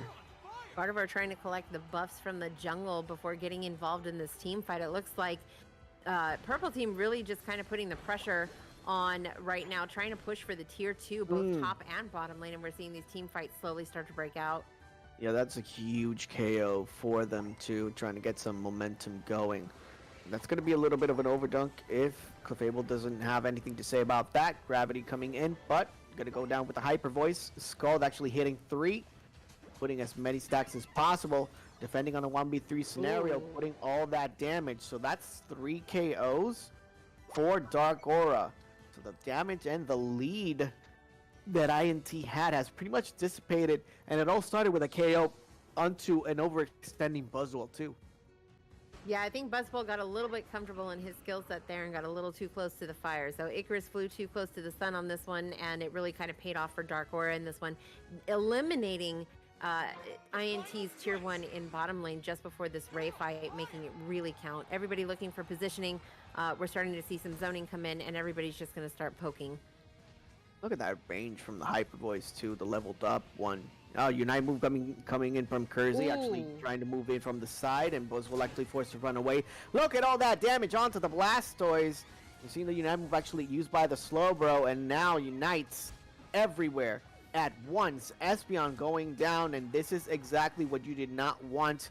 The Scyther coming online and in the clutch, but now Buzz will actually going in with the command grab, not being able to do anything about it. Icy Wind putting all that damage onto the Sylveon, not quite going to be enough, and now you're seeing the hindrances being blocked away from the safeguard. Blissey, nope, smackdown on the candy butt of everybody on the side of Dark Aura. Now we're seeing Blastoise actually fighting against the DPS onto the Buzzwole. Moving in, maybe for the Rayquaza Rip. They don't really have to do this because they're already winning, but at 245, actually, they do kind of have to. And we are seeing an advantage actually on the side of Dark Aura. Oh, Espeon. Blastoise goes down, takes a hit from the Espeon. Oh, that's a beautiful Unite move too. Actually moving in one more time. Hyper Voice actually taking care of everybody except not really. Slowbro actually moving in. They have to rip this as fast as possible. Scyther with the one shot, one opportunity, is he able to lose himself, and he does not lose himself in the music, and the moment is gone for the Scyther. That's going to be 100 smackaroos, as the commissioner would say, on the bottom lane. And Espeon actually going up for another 100. Hydro Typhoon not really going to do much with a knock-up. 10 seconds left on the board. This is the victory for INT. GG's to Dark Aura and INT. It just looked like they had better positioning with their damage dealers, and were really having a tough time trying to, the Blastoise was really having a tough time trying to get in and find spots where they could create some interrupts. So really good games from both sides. It just looked like there was a little bit more rip and a little bit more secure coming from the side of INT on this one. Yeah, I felt like there was a lot of separation in the team fights as well. Most of the time that we did see the Blastoise actually moving in, Galladai trying to do whatever they can to actually put in that DPS. Most of the teams from the side of Dark Aura wasn't able to follow up. They still had an opportunity right in the late game to actually get some stuff going, and they managed to get quite a few picks towards the end, but it wasn't quite enough for that, and the team fight actually made sure that INT would secure that last Rayquaza fight, which is the most important, and actually getting the lead. But 18 kills on Egoist with the Buzzwole, yeah, that is definitely a game changer. Yeah, that Buzzwole was just out there doing Buzzwole things, and honestly, in a bug v bug head up, it just looked like Scyther didn't have enough legs to hold up to our Buzzwole friend here. But also looking at Junction going 4 and 13 with that Psyshock Psybeam combo just really coming in clutch and helping with securing a few of the KOs. Shikari again doing fantastic things as a healing supporter. We did see a lot of Clefable action right in the middle of team fights, a lot of Moonlight, a lot of gravity being thrown, and it looked like it really did pan out well for the side of INT. I will give it to Yoshi and Can't Stop 'em also with their damage dealers. We did see a lot of damage coming off of that Hyper Voice. We saw a lot of well-placed Psyshock coming off of the Gardevoir. It just wasn't enough to create interrupt from the tankiness that we saw on the INT side. Yeah, Kiro doing a lot, especially with the safeguard and the helping hand, just forcing themselves to actually get removed from the hindrances that they really wanted to go for, just in case they find themselves in an opportunity where they have to run away. So, really good choices for the Blissey overall. Obviously, as soon as you see a Blissey, you are familiar to actually going for soft boil, especially to get that extra sustain. But that's another ability that you can take advantage of, and they did whatever they could. Like I mentioned beforehand, they really were a couple of catalysts when it came to opportunities to getting those picks, and they got 3 in a row. They took the bottom tower, and they were in the lead before the Rayquaza fight too. So they did have an opportunity to take it. Not quite going to be enough though. Yeah, again, really balanced teams, and it was really interesting to watch them go pick for pick. I just think that, like you said, there was a lot of separation in the team fights. Positioning and rotations played a big part, I think, in INT's victory in this one. We did see a lot of damage, again, coming off of the Hyper Voice and the Psyshock. It just wasn't enough in comparison. We did see Espeon take a couple of decent hits. Very well-timed ults on behalf of Espeon, though, and I think that's really helpful, too. We do love a good Espeon ult in terms of timing and disrupt. So just GG's to both teams overall. It was a very exciting game to watch. There was a lot of balance, and I think there was a lot of shot for shot, and it was really close all the way up until the very end in those last 2 minutes. Now in our screens, we're seeing the Espeon from the Great Rhino. It's looking pretty good. Austin Goats inviting Rhino onto Rhino the not wearing this corresponding season's room. Hollowware. Couldn't be me. You gotta wear that Hollowware, dude. Although I will admit, I also dropped adult money on the Kabuki style. No. Yeah, no, I did. No. I did. I try not to, because again, it just becomes an addiction, and then you start spending a lot of money, and then you can't stop. Well, and I have 3 accounts, so I have to spend that money across 3 accounts. Oh my god. It's a whole problem. It's an entire problem. Oh my god. 1 account for my attackers, 1 account for my defenders. It's fine.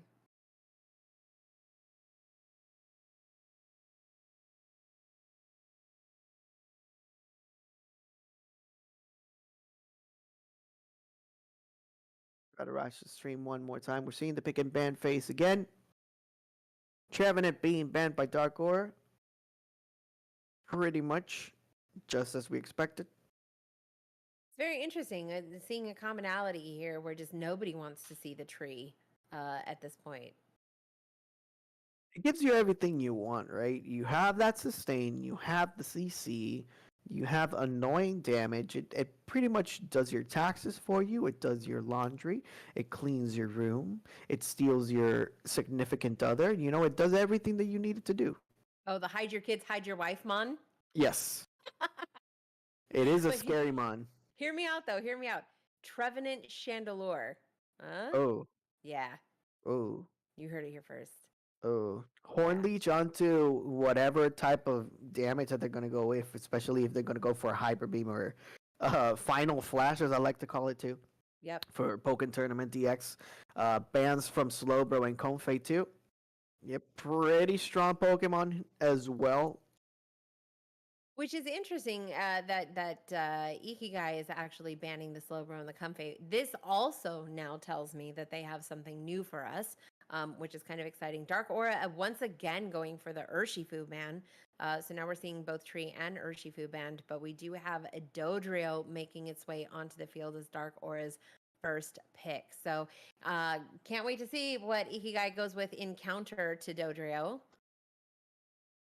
We did see a lot of Chris Hero's videos saying that Submission Machamp could be a counter to Dodrio. And that is actually what my team ran versus the said Dodrio versus Timora Esports a couple of weeks back ago. Because I do play sometimes. I do decently. And we actually played a series and we won a series and then we lost. But that doesn't matter. The thing is, Submission Machamp is something that maybe you can run with Dodrio. So that's something to go for. But they go for the Blastoise, another Okay. highly contested defender pick. Do you think that this will be a rapid spin Stoice, or do you think we'll see a Surf Stoice, considering that we're already looking at a Dodrio on the map? It's really good to defend how many attackers we're going to see on the side of INT. Water Spout Rapid Spin seems to be the favored one right now, however, especially if you want to run the Slick Spoon with special attack specs. The extra damage that you receive overall can be a lot more important, especially if you're running Eject Button, getting that knock up onto the Dodrio to set yourself up with a Hydro Typhoon. Yeah. You know what else is a good counter to a Dodrio? A Volt Tackle Pikachu. A full tackle. It's true. That's true.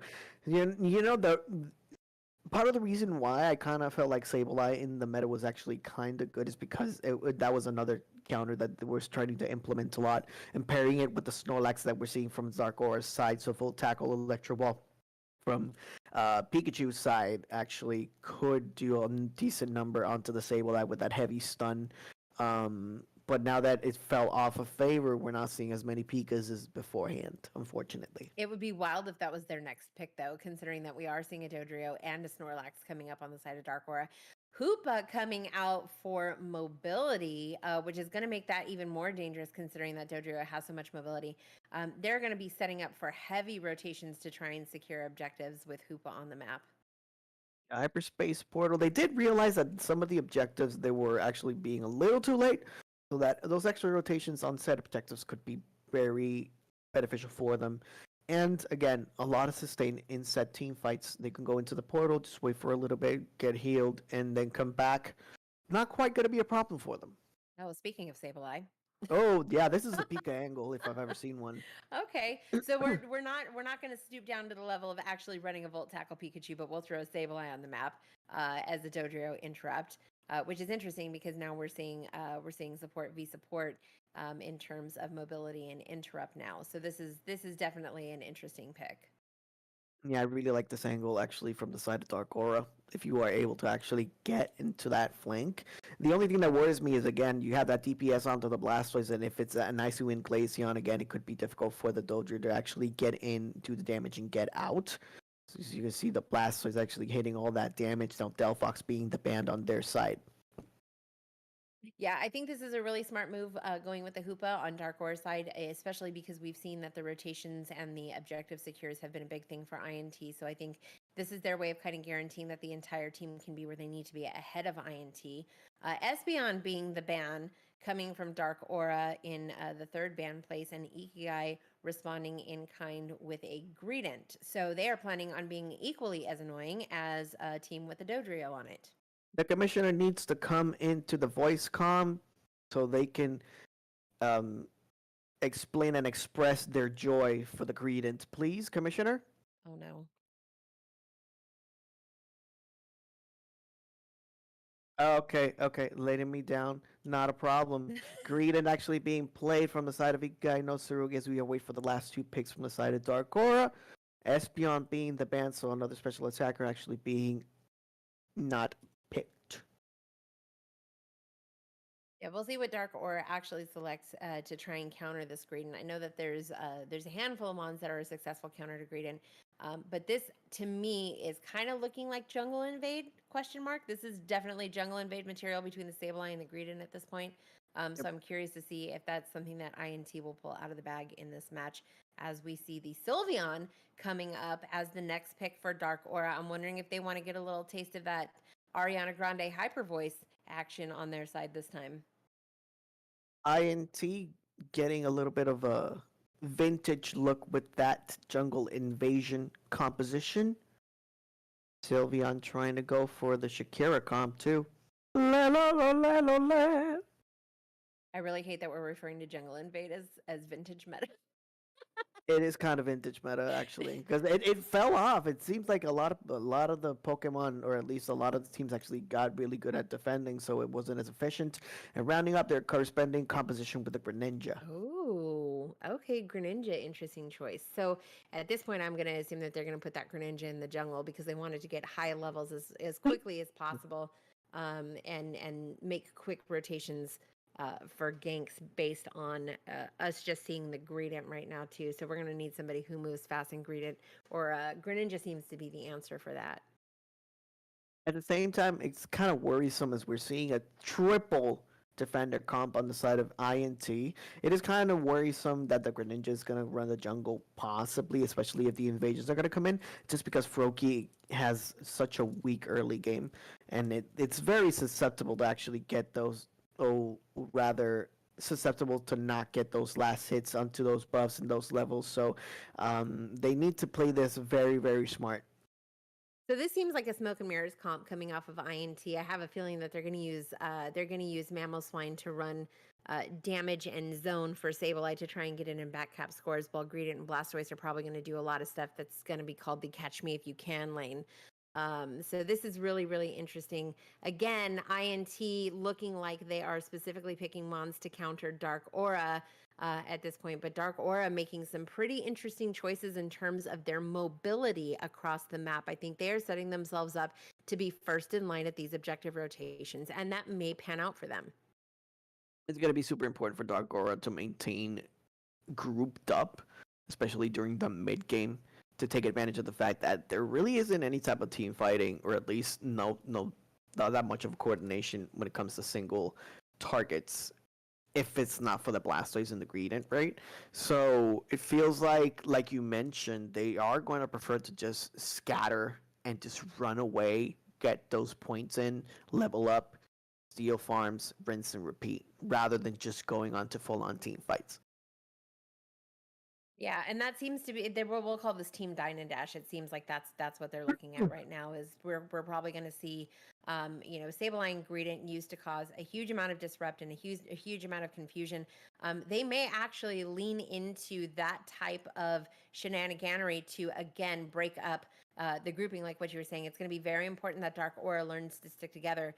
And Dark Aura has a decent amount of secure when it comes to their team comp too. So if we do see a game that comes down to the Ray fight, they do have options. But again, I do see Ikigai running a very dine and dash composition here with the Greedent and the Sableye, and the Glaceon being able to do a sufficient amount of zoning as well. Let's see what's going to happen here in game number 2 versus these first two teams. We do keep in mind to the chat that these are just warm-ups, not quite being able to actually play the games in the tournament right now as we wait for the last member of War Legion. Still missing one, and let's see what's going to happen as well, if we are going to be able to see those games, or whatever decision the commissioner is going to make. And interesting choices all around for INT and Dark Aura, seeing the Greninja first time today on Thursday. And now Sableye and Greedent actually making their debuts as well. Sableye we haven't seen in the longest of times, for good reasons, but, maybe they can make it interesting. What's been interesting, though, is the amount of times that we have seen Blastoise, and I'll fall back on my earlier statement where it's really interesting how the meta's become cyclical, and we're starting to see the original Pokemon from the game's release being played so consistently in this meta. Rapid Spin Blastoise really just doing so much damage. I think every time we get a new held item, it really changes the composition of a moveset and ability based purely on stats. So every time the game adds a layer to it, it creates a new avenue for these older mons to come into play. And I think we've seen Blastoise in every match so far tonight, and I think that's actually kind of exciting. And it also gives an opportunity for everybody to continue to develop the meta. Slowbro at the beginning, at least the first few seasons, there wasn't really that many changes that it received overall, but people just started picking it up because they realized, hey, wait, if we pair it up with this, and then we have that, it could be actually one of those Pokemon that you cannot really KO as efficiently as possible. And now with the changes that Trevin also received, that's the couple of buffs with the wood hammer and whatnot. We're seeing a lot of priority into the defenders. Overall, arching to the fact that sustain is the name of the game right now. If you are able to take damage and not being able to survive, it's going to be a problem for you, right? So, defenders and supports being the name of the game is not that surprising. And like you mentioned beforehand, just a constant circle. Blasters and Solo being back, you really love to see it. I'd also like to point out the fact that this is the first match where we have not seen a support healer Mon in any of these compositions. No Blissey, no Clefable, obviously Comfey being banned, but this is the first match where we have not seen a single healer support. Only type of healing you're going to see is Hyperspace Portal Hoopa, which is technically healing, but not really because it doesn't come directly from him. It is a teleport, if you will, so it does give you some sort of sustain for those long periods of team fights, which again really goes into what type of offense they really want to deal with on that side. As we go to probably the atomization process, is the commissioner can actually transition us if they already started fighting or not.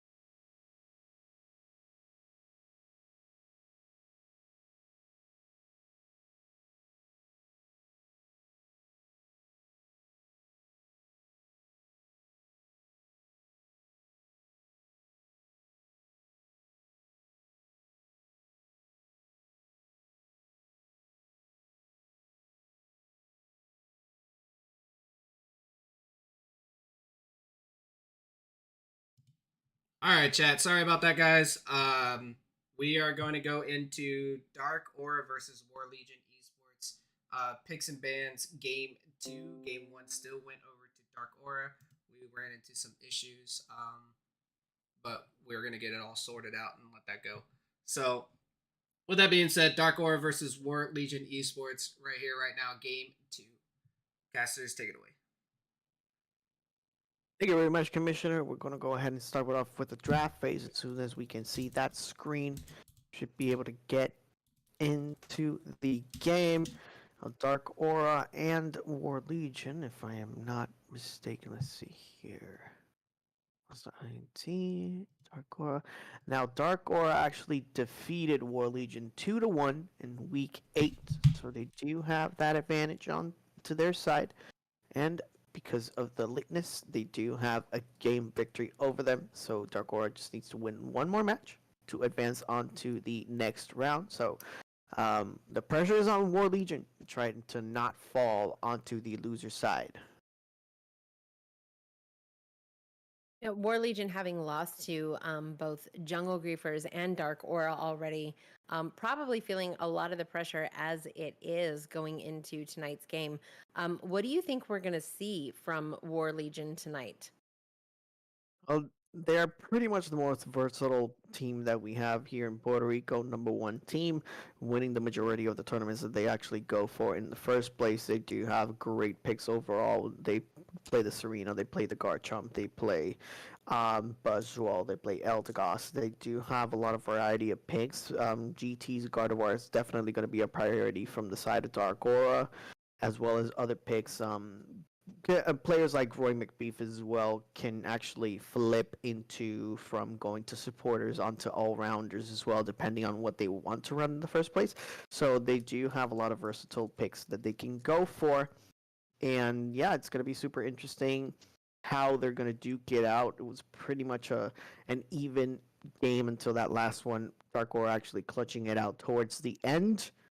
We did see them actually play last week, get Yoshi onto the gauntlet stage versus hashtag Team Drip. Get Yoshi can't stop him, Gulladite, Kersey as well. And we did something beforehand, trying to duke it out with INT in those warm-up matches. So, yeah, it's going to be super fun. Well, I'm excited to see this showdown. It sounds like this is something that Dark Aura has been looking forward to. And going up against the top team in Puerto Rico, I think is kind of exciting because now we have this little international showdown going on that Dark Aura gets to be a part of. So I'm really excited to see War Legion play. I don't know that I've seen much of their gameplay, so this is going to be a new experience for me. But I'm really excited to see what they bring to the stage, and just overall team composition and where their focus is going to be. Yeah, it all comes down to the draft phases. They do have a couple of players that do have a League of Legends background as well, so drafting is definitely not alien towards them. So we will see definitely how they like to approach the game. They do have a good grasp on how the meta develops and how strong they think a couple of picks are, prioritizing a lot of sustain and healing depending on how the competitions really want to go for, right? So I believe that Trevenant is going to be something that's going to be banned outright. Comfey as well, going to be another thing that they are going to ban. Just in the matter of predictions, and we are seeing, however, there were a couple of picks on both sides. I believe I did see the Espeon there and the Comfey being picked. As we move on to the draft phase between these two teams for game number 2, Hoopa, Slowbro, Urshifu, and Dodrio banned. Comfey, Espeon picked from Dark Aura, Trevenant, Clefable, and Delphox. So first, Trevenant actually being picked today. Yep, this is going to be really interesting because we already have a Trevenant and a Clefable coming out. And that seems like a pretty dangerous duo already. Not looking forward to the mobility of the Hoopa or the disrupt of the Slowbro. So those were easy bans for War Legion coming in. Once again, seeing Urshifu and Dodrio being banned, while we have a Comfey Machamp pair up waiting to happen, and Blastoise getting banned. So this will be the first match where we see Blastoise getting ejected from the game before he can even set foot in Remote or Thea Sky Ruins. A little bit of a caster curse by the side of Crunches, and stating earlier that we have seen Blastoise in every single game, not quite being able to actually see it Sorry. this time around. That's unfortunate, but it doesn't really matter now. Dark Aura is in a little bit of a bind, but there's still plenty of defenders left on the board. Snorlax is still going to be there, Mamoswine as well. So World Legion can opt to actually ban, and effectively they will ban the Snorlax, forcing them probably onto a Mamoswine pick. There's also going to be Greedent available, and Crustle could be another opportunity for them, though I don't think that we will see it. Poor Crystal. I feel like he kind of gets left in the dust, so to speak, when it comes to defenders. I just think he was really strong in the beginning. A lot of people use Crystal for jungle invades and for troll meta builds. But like you said, jungle invade starting to become vintage. We don't see as much Greedent. We don't see as much Crystal. And there's just so many more defenders now that do so much more damage, which seems to be the shift in the way that defenders are played now, as everybody's looking for the interrupt and they're looking for the amount of damage output as well. So we are seeing the Mamoswine, as you called. So we are seeing the Mamoswine looking like we may see Mamoswine Espeon pair up for that double CC and stun composition in lane. And we'll see what War Legion picks in counter to this Mamoswine coming out for Dark Aura. You freeze them, I Psy Shock them, and we continue to put on that damage. And rinse and repeat. On World Legion's side, let's see what they're going to go for. They choose the Glaceon this time. If they're going to go for Icy Wind, going to get those burst options available to them. They do have a double attackers already, so it really depends on what they're going to go for this last pick. Usually an all-rounder for Chunti is definitely looking like a possibility. Clefable is still on the board. Well, let's see what we have. Buzzwole is still available. Actually, Azumarill Azu, going to be the okay. pick. Okay, so and that's interesting too. It looks like they're using an all-rounder that automatically has built-in sustain. Anyways, we start to see the Aquatail come out. Definitely a nice little counter from a champ too, because they can get in each other's faces. And as you can take a hit, but obviously if he deals a hit, he's going to be taking that little bit of HP back as well. So that's a very interesting pick. And we're gonna see a Decidueye. So it looks like we may see a Spirit Shackle Decidueye coming out, trying to dive that back line. Gonna have to watch out for Azu diving the Decidueye and getting in his face and disrupting him before he can get his hits off. Comfey really giving an opportunity for a lot of the attackers that don't have any type of mobility to shine bright like a diamond, if you will.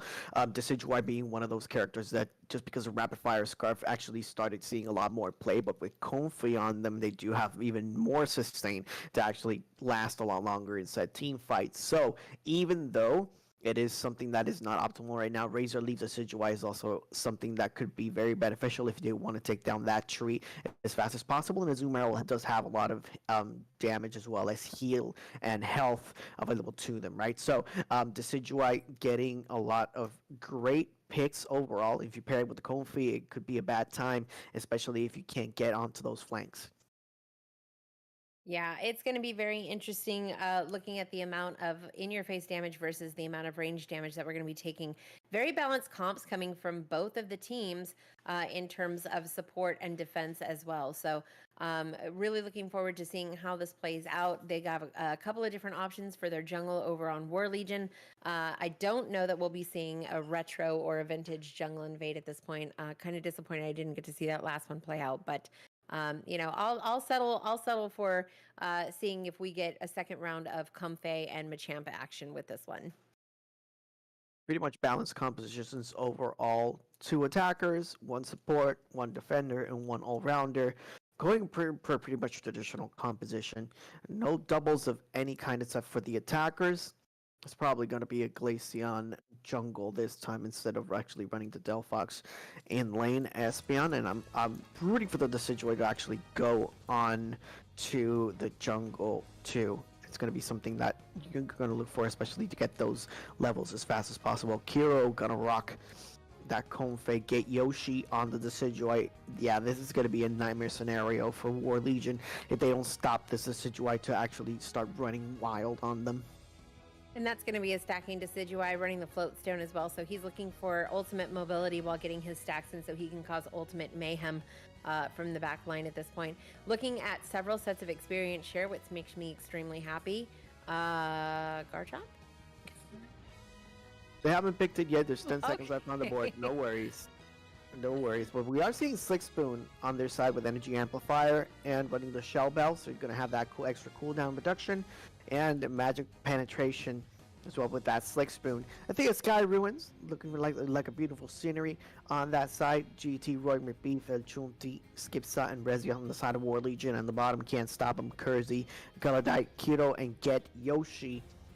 Dark Aura, one win away from advancing on to the next round and having a date with INT next week.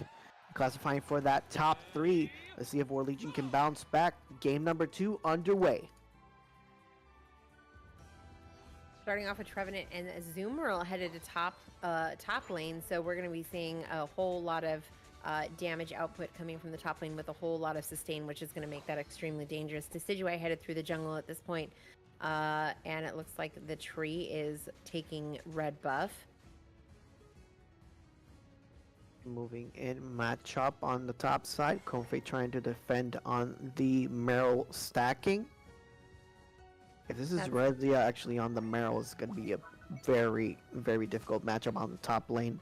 It just does manage to actually get it. It's going to be Aqua Tail. That's another stack for the Azumarill. Yeah, we are. Ooh. Oh, we're going to see. Oh, okay. Whirlpool Azu. Okay, was not expecting this. But at the same time, still gives a sufficient amount of sustain to Azu, too. But I think they're looking for the mobility in this moveset, considering that they are going to be wrestling with a 4-armed Flower Crown wearing Machamp at some point. Yeah, now Dartrix actually getting in some more sustain. 5 seconds left on the board for the Altaris and Swablu's actually come in. And get Yoshi actually playing on that 3v2 comp. On the bottom side, pretty much contested on both fronts. Mimo at the top. As soon as we can see that, we're seeing Machoke actually going in. Look at that range on the eject button and the ability for the Machoke actually taking that KO, but now forced to run away slowly but surely. Oh, that was a brilliant move on the side of Dark Aura. I'm loving this Mamoswine Espeon combo down here in bot lane. There's just going to be so much pinning people to the ground and like them not being able to move. Running Clefable in bot lane, Moonlight Gravity. Gravity is probably going to be the smartest bet at this point to try and counter some of those abilities, assuming that they can get within range. But Glaceon and Espeon are probably going to have one heck of a time trying to show off their abilities and their stun damage capabilities as well as we rotate towards the middle for the 8 o'clock birds. Yeah, 8 minutes on the board. That's a snipe on to the Azumarill. Get Yoshi, showing why he's probably one of the best Decidueyes in North America. And Machoke, in the meantime, just trying to get some more experience in. Altarius being shredded down. Manages to secure it as well. Delphox actually forced to run away in the Trevenant, actually going in a 2v1 scenario.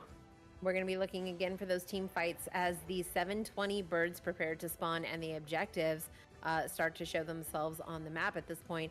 Wondering if we're going to see a heavier rotation in top or if they're going to split the build down the middle and try and get whatever XP that they can before choosing an objective. A little bit of a different build on the side of the Espeon. Instead of actually going for Side Beam, they are choosing to go Future Sight.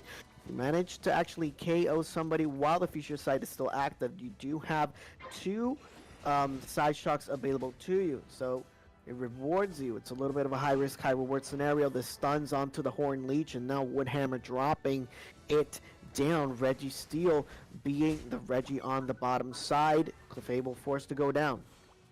Owl coming down just in the nick of time with the Spirit Shackle for secure. It looks like they're going to end up wiping, and they're not going to need as much zoning as they work to secure that Registeel and push the bottom tier 1.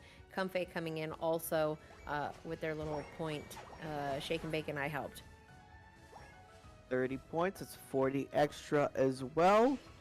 Yep, those are just a little bit of an overdunk. 110 points to 95. Now Rezi actually taking down the Machoke.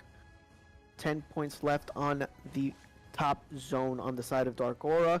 Pretty much an even game. Level differential not that marked from either side. We do have the Decidueye already with a Unite move. Spirit Shackle already available in the meantime. Glaceon actually taking down the Espeon. Rezia actually moving away. And Piloswine forced to run away from the Clefable and from the Glaceon. I'm loving the fact that Decidueye Spirit Shackle can do so much damage just to the tree alone. It never really has to get close to it, but it's enough to poke it and prod it, and try and interrupt it and back it off from some of your teammates. So Decidueye being a really effective backline here, as we see Orange Team collapsing on the birds and forcing Clefable into a bit of a retreat as Machamp is hot on its cute little tail.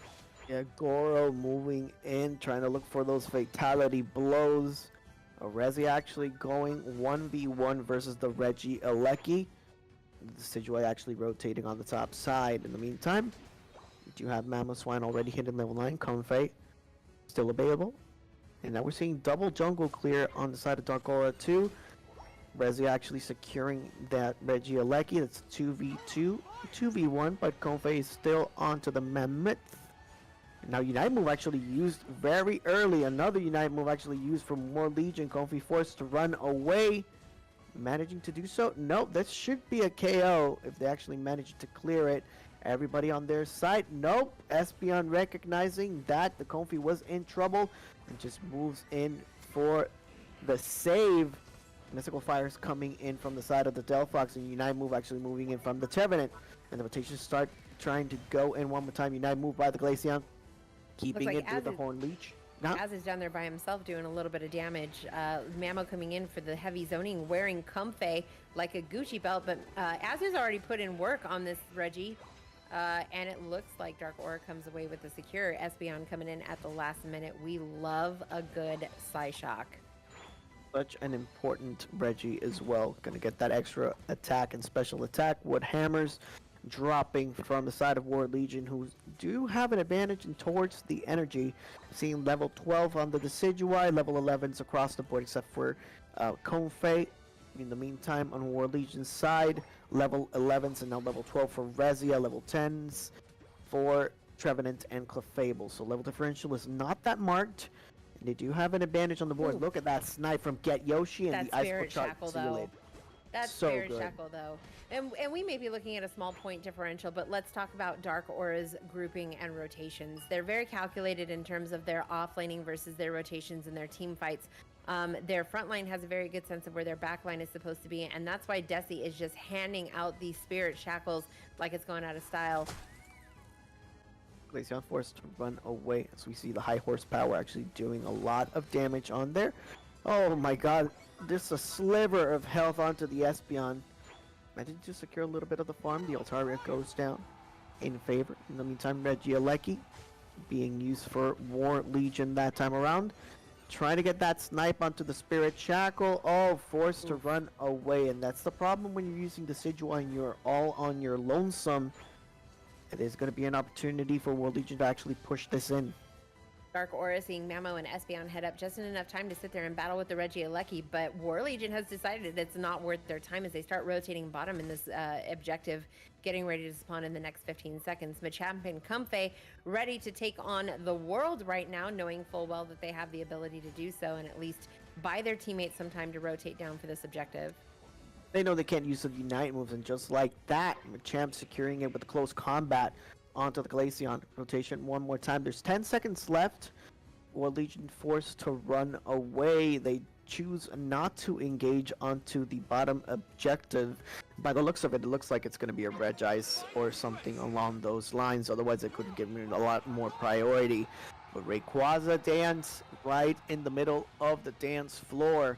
Icicle Charge trying to get people in the brushes too. It's pretty much a tied game. Interesting positioning on the Decidueye. It looks like he's out trying to bait because that's not safe positioning for a Desi. We see the ult come off the Machamp in the middle of the choke. Espeon ulting as well. They're really trying to chunk at Dark Aura's damage right now. Yeah, Unite move coming in from the Decidueye. In the meantime, Rezi actually taking down the Espeon. And now Machamp trying to force himself in. Delphox continues to stay afloat. That's a double for the Azumarill. Spirit Shackle from Get Yoshi. Trying to do whatever they can to continue to defend. Or try to rip as much as possible. Glaceon gonna spawn. So is the Espeon. 5 seconds left before the Mamoswine actually comes in. Azumarill finding themselves in Dark Aura's jungle at this point, looking to try and cause some disruption, and now they're down in Tier 1, looking for the back cap without even securing Ray, while Espeon is in top lane looking for their own back cap right now to try and even out some of the score. Yeah, 173, it's a differential of almost 100, but War Legion actually moving in. That's 40 seconds left on the board. Trying to move in one more time. The defense has been pretty much immaculate, 60 points additionally. Dark Aura's window to come in and either back cap or secure Ray for themselves is slowly starting to close as Machamp makes a bold move to try and drop a Hundo Burger in Tier 1 and successfully manages to throw 100 points on the board for Dark Aura. You managed to take down the Espeon as well, but is it going to be enough? Unite move coming out from the Delphox to defend. They do take care of the Comfy. 5 seconds left on the board. We are going to a game number 3 between Dark Aura and War Legion. GG's to both teams. And you know what? This is a true testament to War Legion wanting to come in, from a position of already being behind by 1 game, and really running just to show what they're capable of doing, even in a situation where they're being forced to come from behind, just starting off in this particular situation. Good rotations, good team placement. They had a lot of mobility that it seems that Yoshi's Decidueye just couldn't really kind of get a read on, and I think that probably saved them from taking a ton of damage. But also the Whirlpool Azu finding themselves living their best Greedent life, by doing a lot of annoying mobility stuff in the opposing jungle, but also just, playing a game of catch me if you can while running a sustain move set. They did recognize that the attackers from the side of Dark Aura didn't have that much of mobility as well, so I feel like the Azumarill was actually a direct counter to get Yoshi and Kersey in particular. If you can get that damage in and survive as much as possible, if you could get that Whirlpool in just to rack up that DPS damage, not really much that they could do at this point. Can't stop them. Did try to get some more picks in during that cone onto the Rayquaza, but not quite able to match anything in particular, as we're seeing Skips actually healing with a 99,000 and just soaking up a lot of damage too as the Clefable. Yeah, this game seemed to be very points focused, which we all know points definitely win games. Not looking at as much damage as I would have expected to see, especially coming from the Machamp at this point, but it didn't seem that there were a whole lot of opportunities for team fight engagements that lasted longer than a couple of seconds. So just very smart mobility plays on behalf of both teams. The focus was really about them trying to see who could score the most in this particular instance, and it looks like War Legion came out on top. Let's see what type of adaptations we're expecting for game number 3. We're going right into the draft one more time. Hoopa and Urshifu being banned from the side of War Legion, and Trevenant, they do not want to deal with that tree. It goes right back onto the ban board. Yeah, the one time we let Trevenant into a match, and that's the kind of damage and disrupt that it ends up doing. But we're also seeing Dark Aura picking Slowbro, wondering if their team composition is being set up to not be able to handle that much stun and that much CC coming off of a front line as opposed to a back line. So we may see a heavy dive composition coming off of Dark Aura for this one, which is why we're seeing Hoopa and Urshifu probably popping up as likely bans. And they're starting off with Dodrio as the first pick, which tells me that they are looking to schmoove on some people right now. They're going to have to start prioritizing the defender on these last 2 picks, but actually going for Espeon this time around. Dark Aura still has a couple of opportunities for that. Snorlax, Mamoswine being available, Trevenant and Slowbro being banned. Greedent still there, Crustle still there, Gudra is banned, Umbreon is not out yet, Lapras is not out yet. So Delphox actually being the pick from the side of Dark Aura. They do not want to deal with the Konfei. Yeah, and this looks it looks like they're almost basically mirror comping at this point. We're seeing a switch in sides from the Espeon and the Delphox, looking to see with great interest what their defender and all-rounder picks come out. Dark Aura going with the Snorlax, so we'll be seeing some heavy frontlining from the Snorlax and probably running block combinations. And we're seeing the Blastoise come out from the side of War Legion. So we've got 2 defenders nicely matched up, each one capable of disrupting and dealing damage at the same time. So this was definitely a pick for pick match. If there was ever a Buzzwole ban, it should be now, or unless you're going to pick it for yourself. We are seeing the ban of the Clefable. A really good ban on the side of World Legion. They recognize that there's no support on the other side, but Blissey is still on the board as well. You can run double support comms. It's actually something that we have seen beforehand too.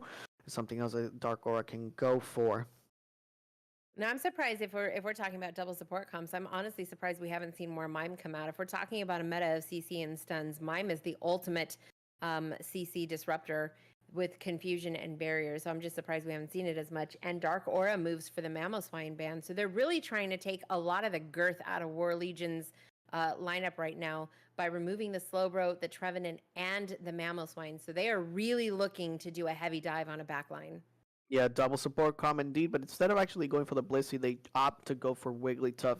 You are going to have that Sing in, actually stunning people, hitting them with the double slap, getting that damage in.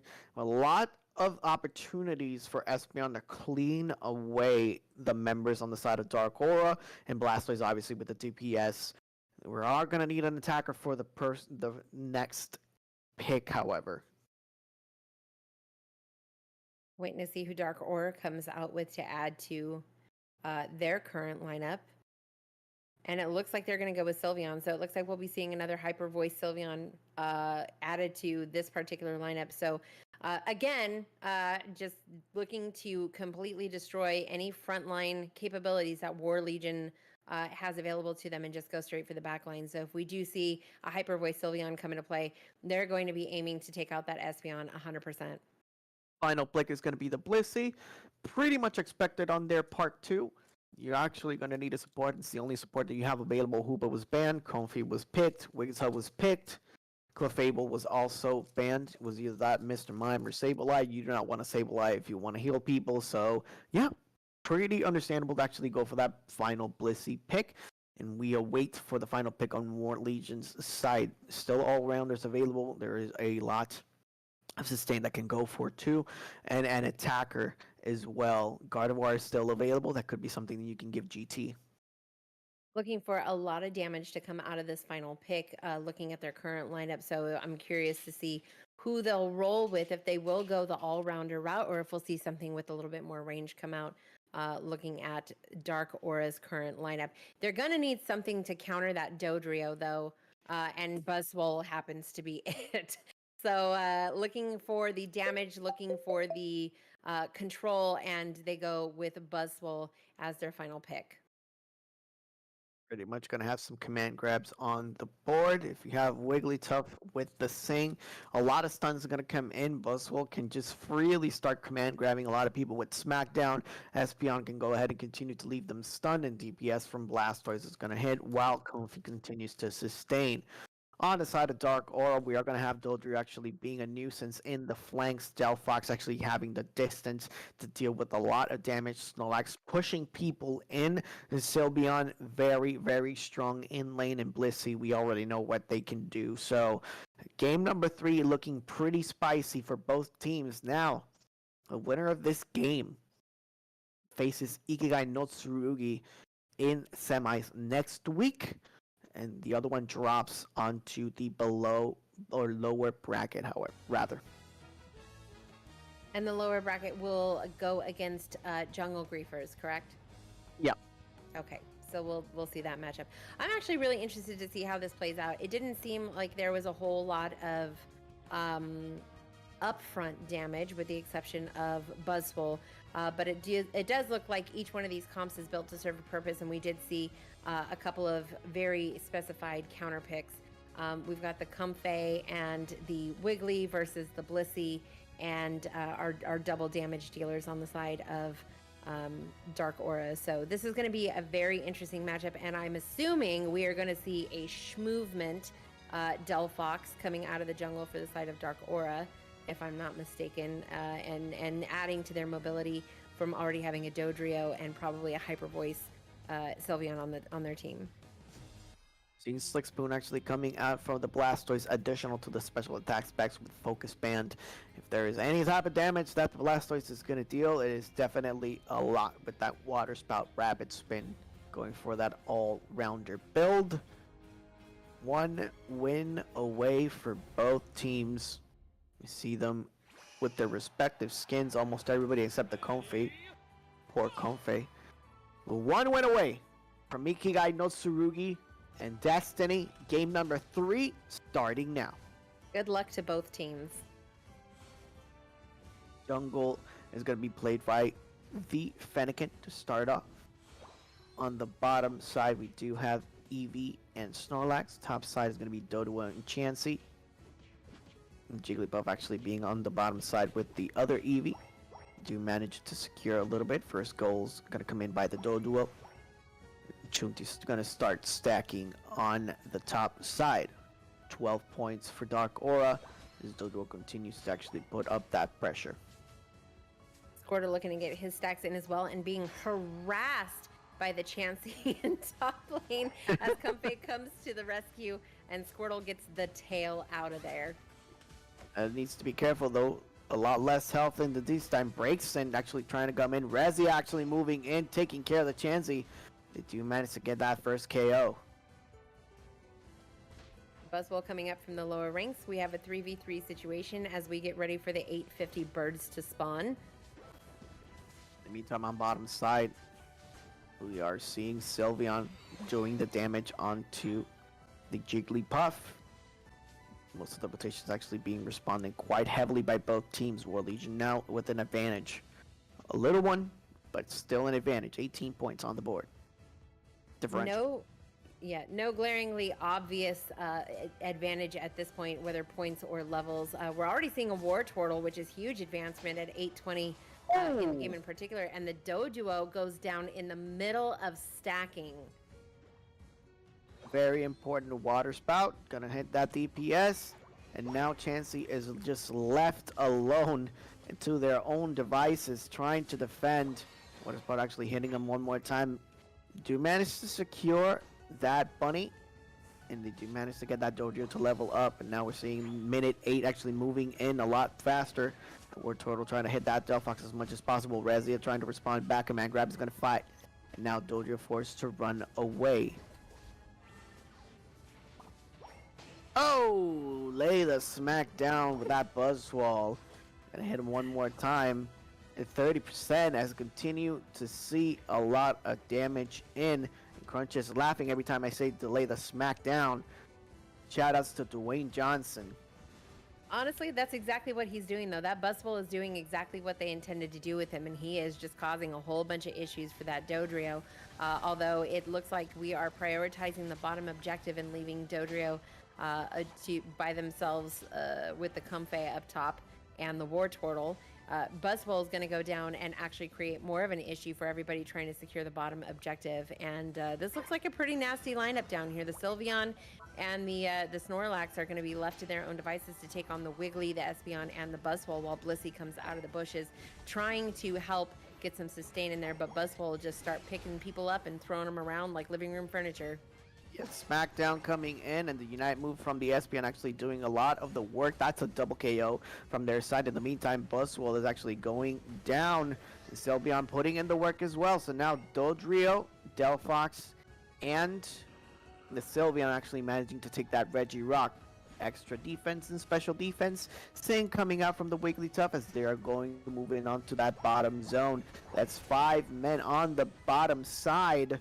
Buzzwolf being forced to be pushed out. Comfey actually trying to go in. Heavy slam by the Snorlax one more time. Unite move coming in and just taking care of the healer as fast as possible. Heavy slam one more time. Snorlax actually going in again. Dodrio doing so much damage. Now Espeon goes down, and that is a clean wipe. And Chunti trying to do whatever they can.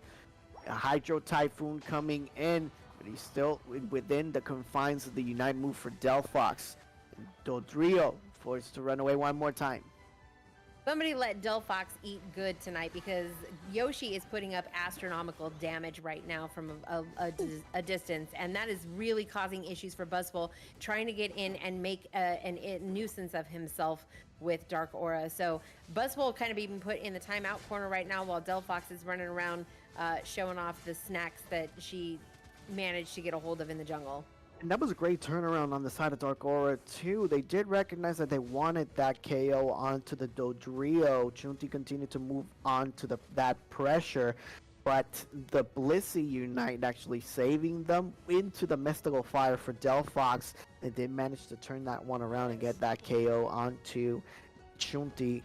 And we're seeing the level differentials actually starting to come in again. This is a fight that Buzzwole might have a little difficulty to actually win out if the sustain continues on, but the Unite move is going to be used on there. So that's a 1v1. The Buzzwole actually wins. Yeah, you can see both teams understand that this is coming down to the final game at this point. They're really getting aggressive in terms of their damage, even from the back line. Delphox just doing so much to keep everybody zoned by themselves, but we're just starting to see both of these teams really pulling out their Unite moves every chance that they get, obviously leading up to these objectives and these rotations, and they're really trying to make it known that they are coming for Game 3. Water Spouts coming in. That's another eject button actually utilized. They're trying to take down that Delphox. Manages to go away. Hydro Typhoon used by Chunti. And now the blocks coming in one more time. The Buzzwole needs to be careful, however. Unite move used onto the Sylveon. They're trying to get that sustain in. Unites everywhere. They do manage to hit that Buzzwole. Registeel is still alive. And Dodrio getting it down onto that Comfrey. Registeel manages to recover the life. It's looking like another attack and special attack boost for Dark Aura. Dark Aura finds themselves with a heavy late game advantage right now. All of their damage dealers have been stacking and getting levels in the face of adversity at this point. Wigglytuff just running around, just being a general nuisance, and Comfey really finding themselves placing in placements where they need to be when they need to be there. Delphox being an absolute ult machine in the last few minutes of this game has been massively helpful in really preventing War Legion from getting anywhere close to the majority of these objectives or finalizing these team fights. Yeah, no more Smackdown actually being played on the side of that Buzzwole. Slaps in the face, heavy slam one more time, Mystical Fire onto the dashes. Forget Yoshi. And Dodrio just running away. Pick your poison. That's another 8 points right down the middle. And that's 9 as well. And they're trying to actually moving onto the Regieleki. That's another 9 points. Differential being slowly but surely expanded on the side of Dark Aura, 247 to 96. And moving in onto that pressure. Chunti actually using Hydro Typhoon. It was pretty much a 5-man or 4-man Unite rather. They managed to secure that Regieleki, and now we're seeing the movements from the side of War Legion trying to get their momentum going. Let's see if it's going to be enough. Oh, they turn it around. They need to be careful. Sing Espeon goes down. Nope, actually the Sylveon goes down with that side shock. And now Buzzwole being that front line that War Legion needs. Get Yoshi just poking them and forcing them to run away. War Legion making this the team fight at 6 minutes right before rain, knowing full well that most of these characters are not going to respawn in enough time for them to counter the rip as we move into the Ray Pit to see which team is going to find better positioning at the forefront. We're seeing in Mystical Fires hitting them flame charges. But Comfey actually keeping the Buzzwole alive as much as possible. Heavy slam by Snorlax is another thing.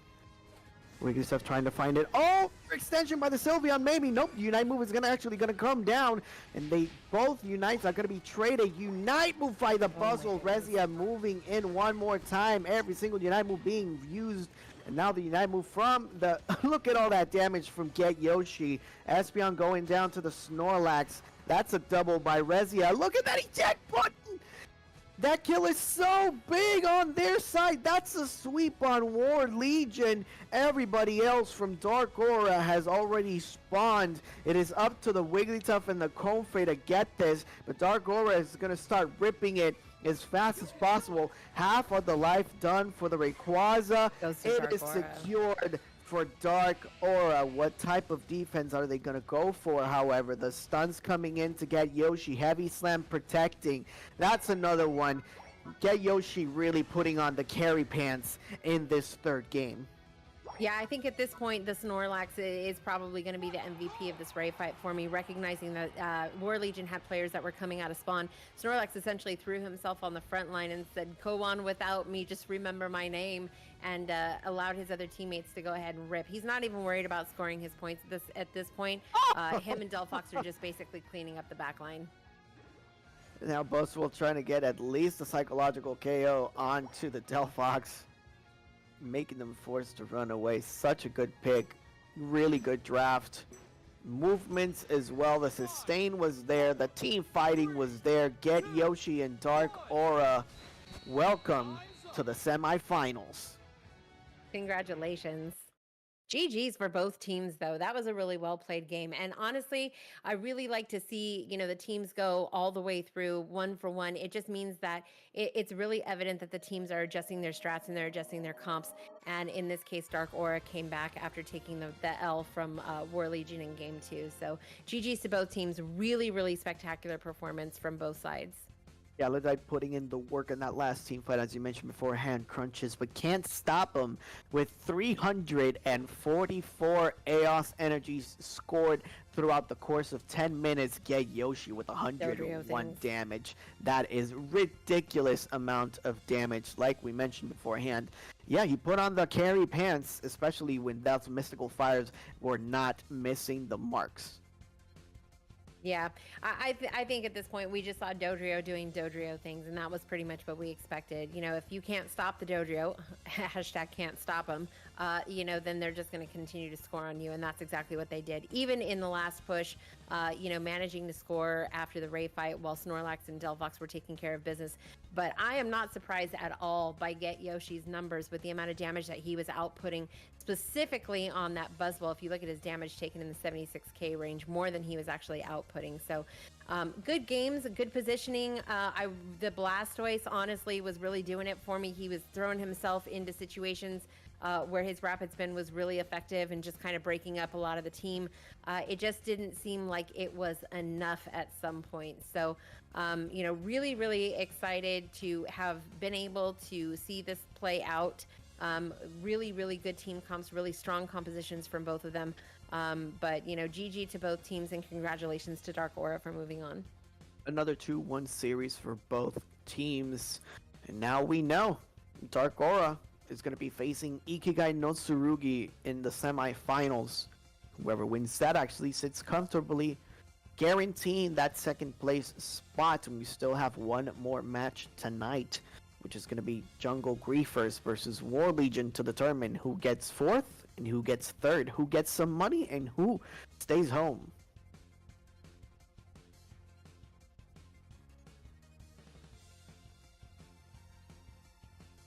High stakes competition actually being used. Remember, one more time, this is double elimination bracket. Both of these teams actually have a second opportunity to advance on to the next round to actually determine that top 3 placing. And we have seen Jungle Griefers already play beforehand. We know the abilities of said players, and we are seeing the Pokemon Coronation Leagues actually being set up as a commissioner, doing quite a tremendous job. Just moving the names, a little copy and paste, a little movement here. There we go. War Legion actually going on the C section. Jungle Griefers and War Legion perfectly placed right there. Ikigai no Tsurugi on the semifinals. And do keep in mind, because it's going to be the semis, Ikigai no Tsurugi and Dark Aura are both going to be playing a best of 5 instead of playing the regular best of 3. War Legion and Jungle Griefers are still going to play that best of 3. But, it's just preparing themselves for the finals, which are going to be a best of 7. Going that little bit of an NBA route. First one to win those 4 games to actually get that first crown as the first champion of the Unite World Coronation League. We love that. I'm really excited. I can't wait to see who comes out of this. And honestly, I think we're in for a couple of surprises. So moving into the pick ban phase for Jungle Griefers and War Legion. War Legion coming out the gate with the Hoopa ban. Jungle Griefers coming out the gate with a Comfey ban. So both of them already displaying what they don't want to see and what they're not looking to counter with tonight's picks. Hoopa and Comfey being banned. Supports seem to be a lot more prioritized this time around for both teams. We did see them face off against each other, if I am not mistaken. Jungle Grief is actually taking it 2-0, and they did face each other in week number 4, so it has been quite a bit since both of these teams has actually faced off against each other. All the other teams actually defeat Jungle Griefers. Let's see, Dark Aura. They lost to Dark Aura, but they also lost to Team Roqueto. a few weeks ago as well, who are no longer in playoff contention. But curiously enough, one of the scrim partners for War Legion, Team Roqueto. So they do have some sort of formula, or at least some scouting needed to be done, especially if they want to face off against them. So it's going to be super interesting. Confi Trevenant being banned, or Shifu giving that priority probably necessary, but now Slowbro being picked first as the best defender currently for War Legion's side.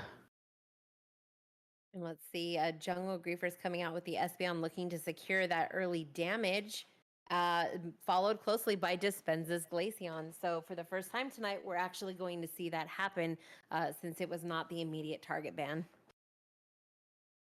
Espeon, Glaceon. The 3 Velutions. The 3 Velutions. Now that Umbreon is about to go down, it doesn't roll on the tongue. As we're waiting for the final pick, it's going to be Sylveon. So the 3 Vs, 2 on one side, 1 on the other. It's close enough, I guess. So we'll be looking for either a defender or a support pick here to try and counter the Gardevoir and the Sylveon. You got to pick that defender for sure. Snorlax probably being a good pick here. Probably the Snorlax. Blastoise is also something that you can run.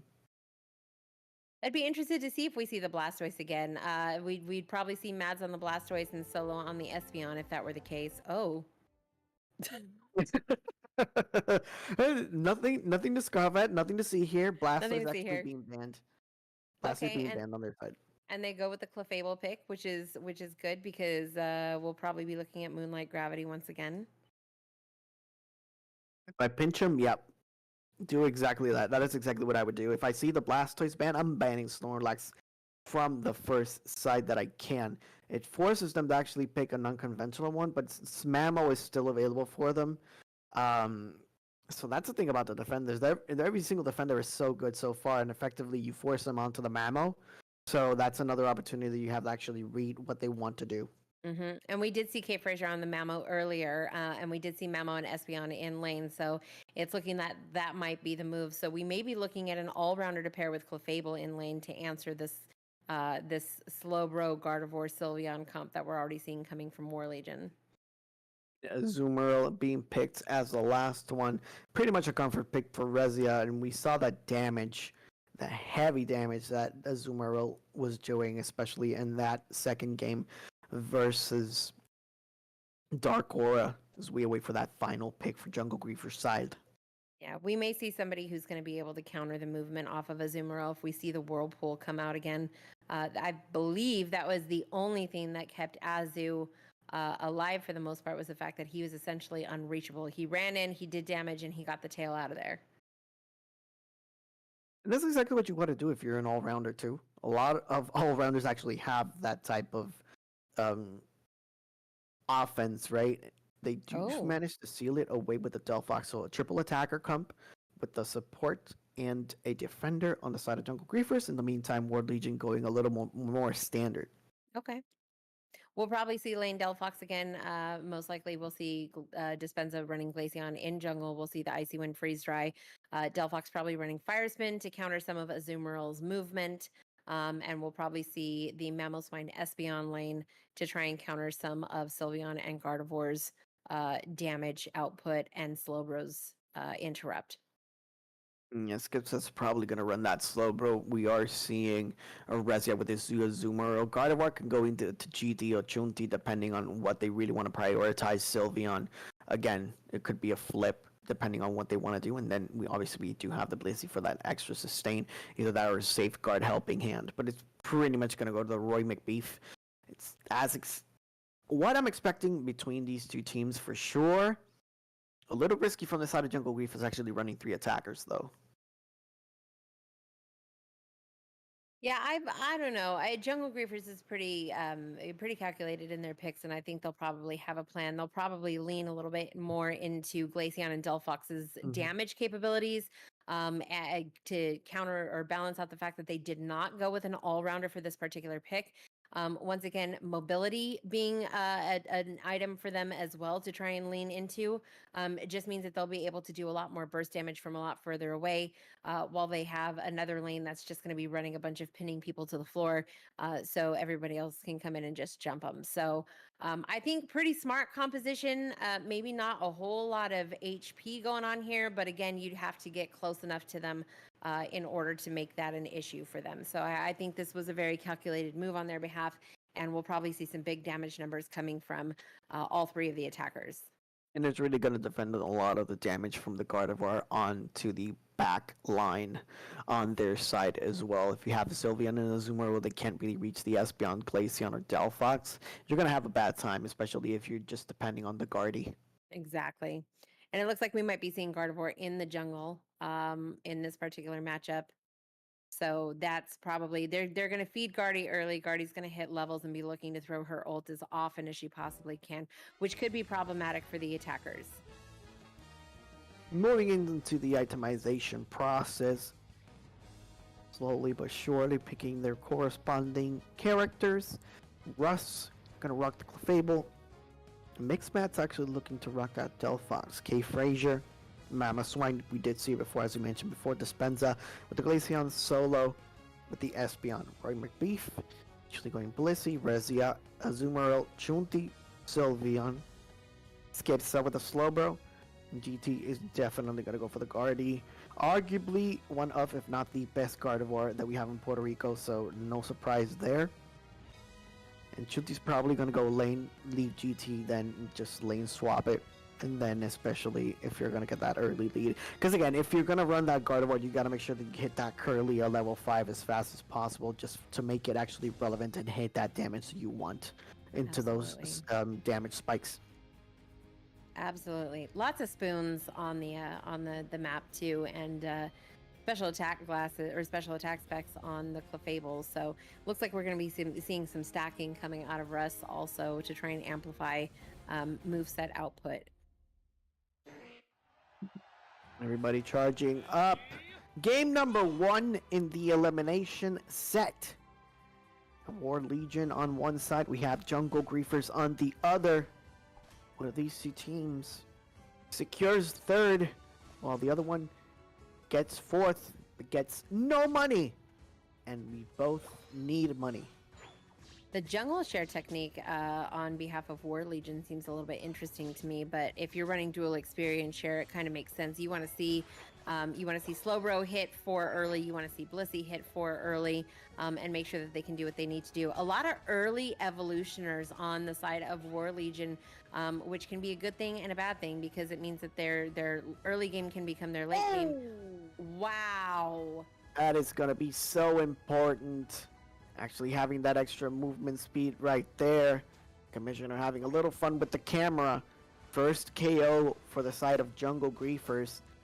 Dodging away. Look at that Meryl actually getting hit anyway. That's a sure hit if I've ever seen one.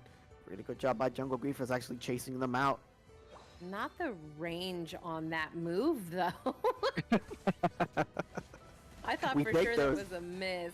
So we see 3v3 again in the top lane, obviously over the 850 birds, and it looks like we have War Legion pushing in on Jungle Griefers here to try and get these scores in Tier 1, and Jungle Griefers going to back off and just let them get their stacks in, but still telling them to get off their lawn.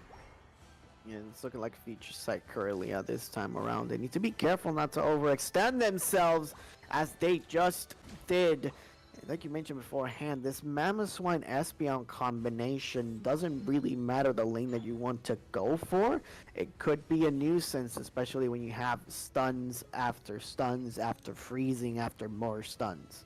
Absolutely, and it's kind of annoying too to get caught up in that much CC at the same time. So we're seeing some Moonlight off of Clefable. Looks like yeah, I don't know if Clefable's seen its second move yet. Hard to tell if it's running Gravity or if it's running Follow Me at this point. Trying to move in. That's a pretty big team fight. Azumarill actually securing that KO there. That's a double onto the Breakson. Espeon Psyshock is so good. I will die on that hill. The secure off of that thing. They needed it. Okay, so actually moving in this time, 30 points onto the Espeon, level 7s. Just about to hit Unite levels. Clefable moving running in. follow me, just like I suspected, putting themselves out in front, trying to distract and absorb some of that damage so their squishy backline attackers can continue to focus their damage on War Legion's backline. In the meantime, Piloswine trying to move in, but now the Unite move coming in from the side of the Glaceon. It is Moonlight, follow me on that side for sure. And we're seeing Fire Blast actually being ran and Fire Spin on the side of the Delphox. So sacrificing mobility could be a double-edged sword, especially if you're dealing with that Espeon. secure Espeon one more time. Follow me. Look at all those Unite moves just coming in left and right, front and center. Espeon doing huge damage onto that team fight. Everybody rotating from the side of Jungle Griefers onto the bottom side. Jungle Griefers just let us we slept on Jungle Griefers. They are just coming back and showing us exactly why they deserve to be in the final round of the UWCL at this point. The rotations are beautiful. Their grouping is beautiful. The Follow Me Clefable is so good right now, coupled with the Espeon Secure and the absolute CC and just zoning off the Mamoswine. I think we're really going to see War Legion really having to put up a fight with this one, with Gardevoir probably being their strongest contender and just being run through right now by the entire team. Man, the high horsepower actually trying to knock them down. That's a double kill from the side of the Glaceon too. And now forced to run away. Sylveon has nowhere to go. 5 extra points. That's a little bit of an overdunk. 204 points for Jungle Griefers. Just putting the pedal to the metal and gonna secure this Regieleki too. Jungle Griefers running a 5-man rotation to make sure that they secure both of the objectives, destroying both of the tier 1s in top and bottom lane, and now putting this pressure on tier 2. War Legion trying to scramble and get their levels up, but even the Azu at this point is kind of feeling the pinch right now as Mamoswine pops ult and starts picking people up and throwing them around. I don't know how the commissioner did that, but it was a beautiful angle on the Unite move for the Mamoswine. In the meantime, fireworks is actually starting to appear in favor of the Jungle Griefers, but the defense from War Legion is not letting up so far. They are forced to run away. Unite move actually coming in from the Azumarill. Ice Fang being used by Mamoswine, however. And now Aqua Tail hitting him with the mallets, with everything that they can. Water Pulse actually moving them away. Aqua Tail one more time. That's a triple from the side of the Rezia. That's a lot of experience that you're giving away to the Azumarill. And now Glaceon actually moving in. Stand still so I can hit you for the Clefable, but not going to be enough. Jungle Griefers really surviving so long in these team fights. Yeah, I think the Follow Me Clefable is a little bit slept on, and watching Russ bust out this moveset is actually really, really exciting. Azu running the Aquatail, I think, was a very smart choice for them, but Jungle Griefers is actually really wise to their need to maintain grouping in the space of Azu, so the damage output is not as much as it could be. Moving in a little closer now, Russ doing such good work overall. GT trying to get some damage onto the Clefable. In the meantime, looks like Mamoswine actually soloed the Registeel for a little while before actually moving in. High horsepower, not quite going to get him. That's a 2v1 scenario, but the rest of Jungle Griefers actually trying to respond. Fireworks coming in. Now the Unite move from the Gardevoir actually doing some damage, but not quite being able to actually hit on any type of mark. They do take out the Glaceon. Oh no, Delphox is in danger. And now Azumarill trying to move in with a Water Pulse. Espeon forced to run away. These are getting scrappy by the minute.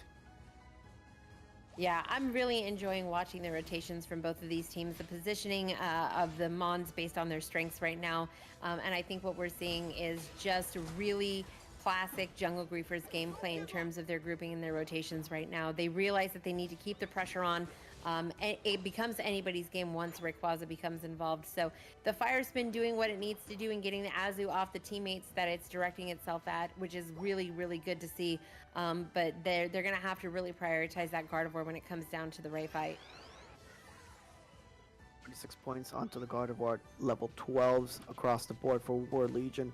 Level 13 Glaceon for Jungle Griefers. The rest are level 12, level 11. differential in levels only for the support and the defender. A couple level differentials are still going to be in favor of Jungle Griefers as they secure the Regieleki. In the meantime, they are going to start scoring on the bottom side. So bit of an overdunk on there too, 148. So differential is not that marked with 10 seconds left on the board. Most of the Unite moves, not all of the Unite moves for War Legion side are actually currently available. Mammoth Swine doesn't have theirs, and Glaceon doesn't have it either. So that could be a little bit of a problem, especially if you're going to go for that last team fight as Rayquaza spawns. I think they have a pretty decent structure right now without even having the Mamo and the Glaceon ults. What you're going to see is you're going to see a lot of zoning, and you're going to see Cliff Able start taking a lot of those hits. Oh my god, look at that jump on the side of the Mammo. Ice Fang actually moving in onto the Sylveon. Unite move coming in. The fireworks overextending one by one. 2 members left for War Legion. Sylveon trying to do whatever it can, and GT forced to run away. Fire Spin chasing down the Gardevoir. Side Beam actually hitting them on the mark. Follow Me trying to move in a little bit closer. Escapes trying to be a nuisance with the slow bro. Defense being the name of the game for Jungle Griefers, as we're seeing a 2v1 for the Clefable. Fire Spin actually responding back. They need to be careful not to get overextended. It's the set team fights. Mammoth Swine actually rotating onto the bottom side. What can War Legion do to force these fights? Oh my god! Ice Fang into Fire Spin into whatever the hell they want. And a clutch Unite move actually going in for the Gardevoir. This is exactly the rotation that War Legion needed, putting themselves on the board one more time. The Mammoth Swine goes down. The Sylveon actually another one on the board. So now it's 2 members of Jungle Griefers actually alive this time. And look at all the damage that the GT is actually doing, but not quite being able to go fast enough to secure the Rayquaza as of yet. 30 seconds left on the board. Look at GT on the top side, not being able to score those points for War Legion. Actually in advantage, 20 seconds left on the board. What are they going to do now? Espeon defending that top zone. Unite moves coming in. There's 10 seconds left. In the meantime, War Legion on the bottom side. 5 seconds left. This is a War Legion game after being left behind in the early to mid game.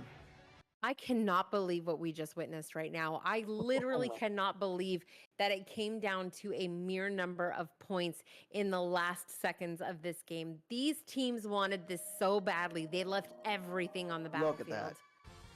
Look at that differential. If the commissioner can put up that graph so we can see what exactly went down. The battle data actually being used. Look at that damage for the Gardevoir for GT.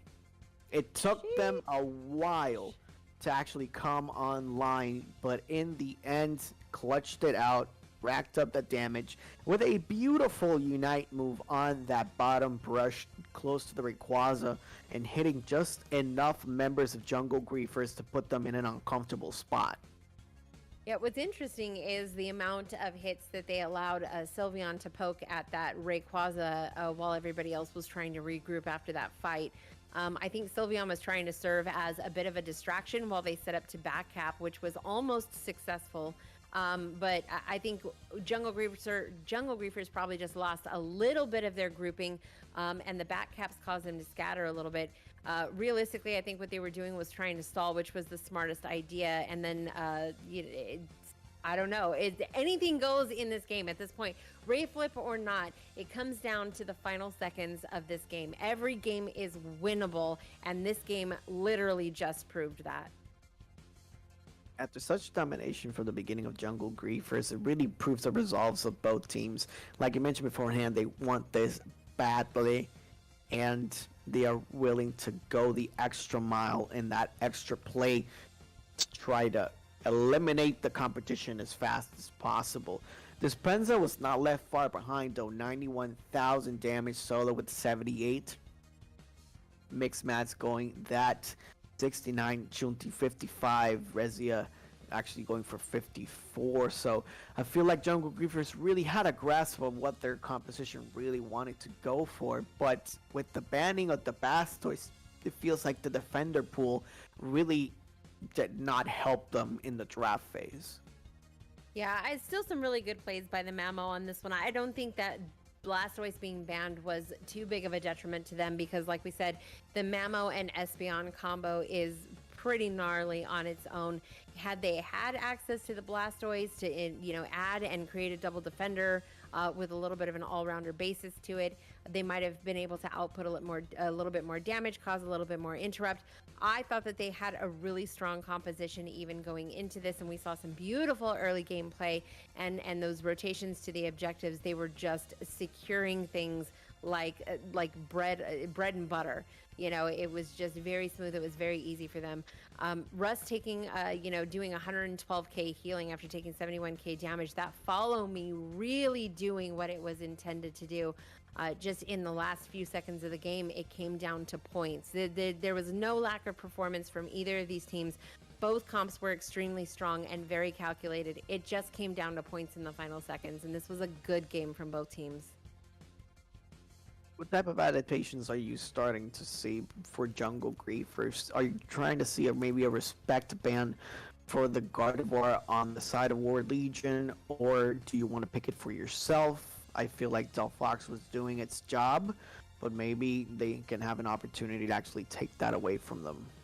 I'm actually really surprised that we're not seeing very many all-rounders coming from the side of Jungle Griefers, realizing that, Trevenant and Urshifu were early bans. I think there's still some decent options for them. It could help with a lot of their upfront damage. It could help with a lot of their numbers. Maybe something with a little bit more sustain, like an Aegislash, something that puts up high damage numbers but also has built-in sustain. Something like a Venusaur that can tank HP, but also has, Giga Drain and Petal Dance, or you could run, like a Solar Beam Giga Drain combination and just kind of get yourself in there a little bit more. I think they have options, which is why I'm kind of surprised that we didn't see an all-rounder from them. I don't know if Gardevoir is the immediate ban, per se, although I'm absolutely wrong now. That's quite all right. That's quite all right. We are going on to the second pick and ban phase between War Legion and Jungle Griefers. Comfey, Hoopa, and Gardevoir being the bans on their side. Knowing War Legion, this is probably an Urshifu ban. Which wouldn't be surprising unless they decide that they don't want to see Dispensa's Glaceon again, or the Espeon coming off the side of the Jungle Griefers. I think both the Glaceon and the Espeon caused enough friction for them. Oh, and they go with the Slowbro ban. They're probably going to first pick it then. Actually, no, they first picked the Trevenant. Okay. For themselves. So Urshifu is still on the board. Let's see if maybe we can actually find it. And now, once again, pinching that defender pool, Jungle Griefers are going to pick Glaceon for themselves. Probably going to go double Eevee like they did in the first game. It's very possible. They might want, they're going to go double Eevee. My thought process is if you're looking at a Trevenant being the first man on the battlefield, is building a comp around it and making sure that you have ways to counter it and stay out of its reach. I think Glaceon and Espeon will do that just fine, but they're going to need some heavy support. Trevenant Delphox going to be in the wings, and Trevenant going to be an excellent choice, especially when trying to deal with any type of backline, being that wall the War Legion needs to rack up that damage.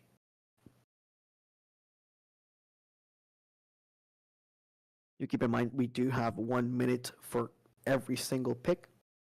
In the case that time runs out, the commissioner actually goes for a random selection, but Clefable being chosen by War Legion. In the meantime, Jungle Griefers now have that last pick before the last ban of the respective teams.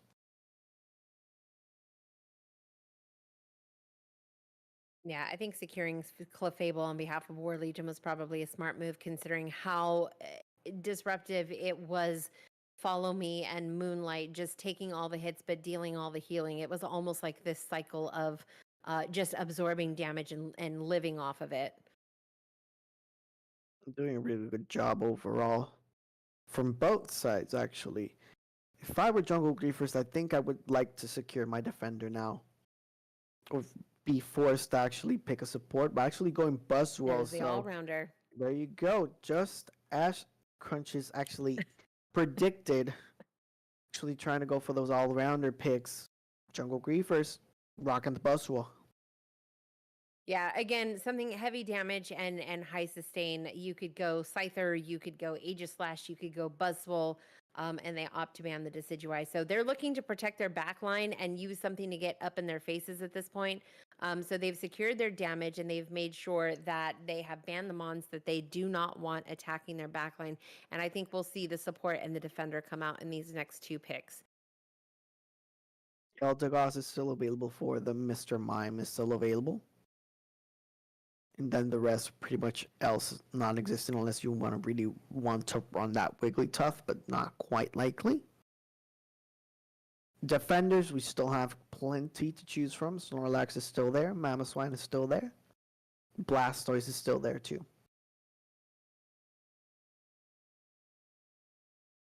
And the Snorlax is going to be chosen by the defenders on Jungle Griefer's side. Yep, that seems like a likely choice. Lucario. Oh, Lucario. Okay. Ooh, that's kind of spicy. War Legion actually going for the Lucario as we await that final pick. What do you think Lucario actually does in this comp in particular? Are you looking for extreme speed Lucario to actually get onto that backline? It's going to be an E-speed Lucario. I don't see much else being run off of Lucario, but when you're talking about a dive, it's got to be E-speed. Because we have been seeing a lot of power up punch close combat Lucario being used as well, getting that extra stun, and now Aegislash actually being run by War Legion too. So double all-rounders from their side. So really depending on that Trevenant going first and foremost right on top, and now Wigglytuff to secure that support on the side of Jungle Griefers. Interesting competitions from both teams. Yeah, the Wigglytuff was going to be the obvious pick. I mean, that is a Russ favorite. He does really well on the Wigglytuff, and I think they're going to utilize that to try and combat some of the mobility on War Legion's side. And now looking at the Lucario, you're going to want something that's going to keep it from rushing your back line. So between the Buzzwole and the Wigglytuff, I think they pretty much got that covered.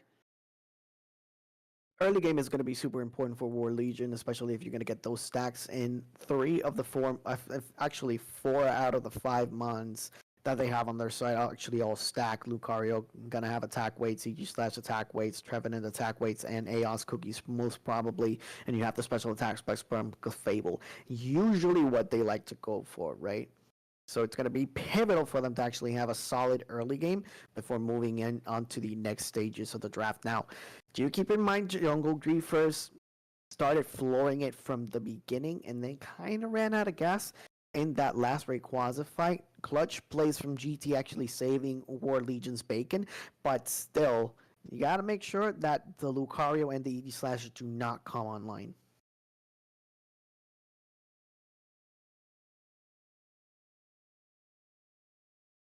It'll be interesting to see which moveset this Clefable runs with after seeing Follow Me and Moonlight do so much in the last match. I wonder if they'll follow suit or if we'll see a Moonlight Gravity to try and stop some of the incoming moves from Buzzwole.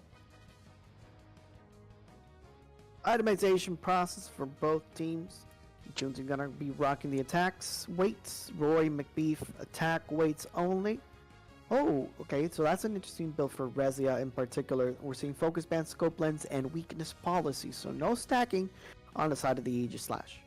Yeah, they're going to be looking for building their HP at this point because they plan on doing a lot of damage. So I think this Aegislash is literally planning on living forever. You gotta make sure that you have that extra HP in, especially if Kay, Frazier, and Russ are going to be right in that front line with a double buddy barrier. Absolutely. Once again, seeing the experience share coming off of the defender, lots of spoons coming off of the attacker, but we do have a stacking Buzzwole, so this is going to get real spicy real fast. Mix Mads rocking the new skin, unlike... We love this. Unlike Crunches, who does not rock the new skin. No. I fully paid for the battle pass. I bought all the skins. Okay. Oh, right, adult money. True. Adult job, adult money, adult things, you know. Okay, yeah, no, that's on me. But Russ actually rocking the Wigglytuff. We are seeing the Glaceon actually coming in. Game number 2, one more win, and War Legion secures that 3rd place spot and awaits the loser of Ikigai no Tsurugi and Dark Aura in semis next week. This is so good. I'm so excited to see a Lucario in a competitive setting right now. And also in my favorite Hollowware for that particular mon, but also Aegis slash Jungle. I think a lot of people kind of sleep.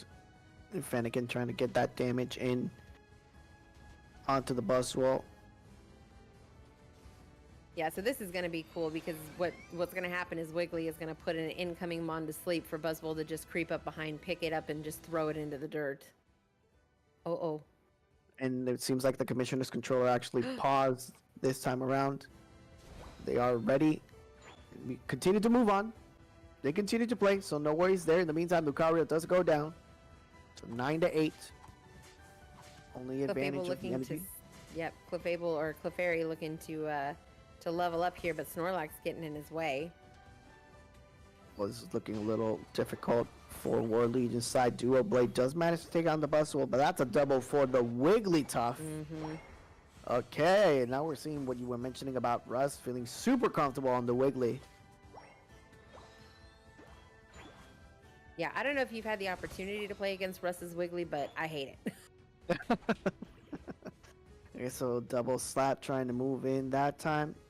10 seconds for minute 8 for the Altaris and the Swablues. In the meantime, invasion of Wigglytuff trying to get that dual blade. Oh, we're still looking for a Clefable in bot lane too. They're just Evo locking this core support down here. With the shorty Altaris and Swablues are going to be being played. Dual blade, actually Wigglytuff, another one. Count 2. Oh, Dual blade actually doing it. Lucario looking to get the pick on the Snorlax here and doesn't get it as Snorlax takes a nap in the bushes and restores his HP. Oh! Trying to move in now. Yeah, that was almost really bad for the Lucario, and then it wasn't, and then it was.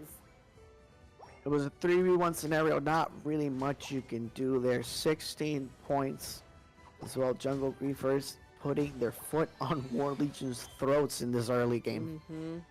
Yeah, I think what they did was they were smart to prioritize the Clefable, in this bout, because I think that they understand what a nuisance that's going to become for them once it has full healing capabilities, and they wanted to try and do as much damage as they could to get the level advantage, which looks like what's happening here. Espeon and Glaceon just about to get that Bregice. GT trying to move in one more time. GT getting that damage onto the Snorlax. Buzzwole forced to run away. That's a big wood hammer. Managing to actually get rid of the command grab, and Wigglytuff moving in one more time. Wood hammers galore on their side. GT racking up that damage, but that's a double on the side of the Glaceon. Still an awful lot of orange in the HP bars going on down here, which means that they are holding their own in the midst of all of these hammers being thrown and shots being fired as they walk away successfully from that team fight right now, as the purple team heads back to spawn to lick their wounds and restore their HP bars.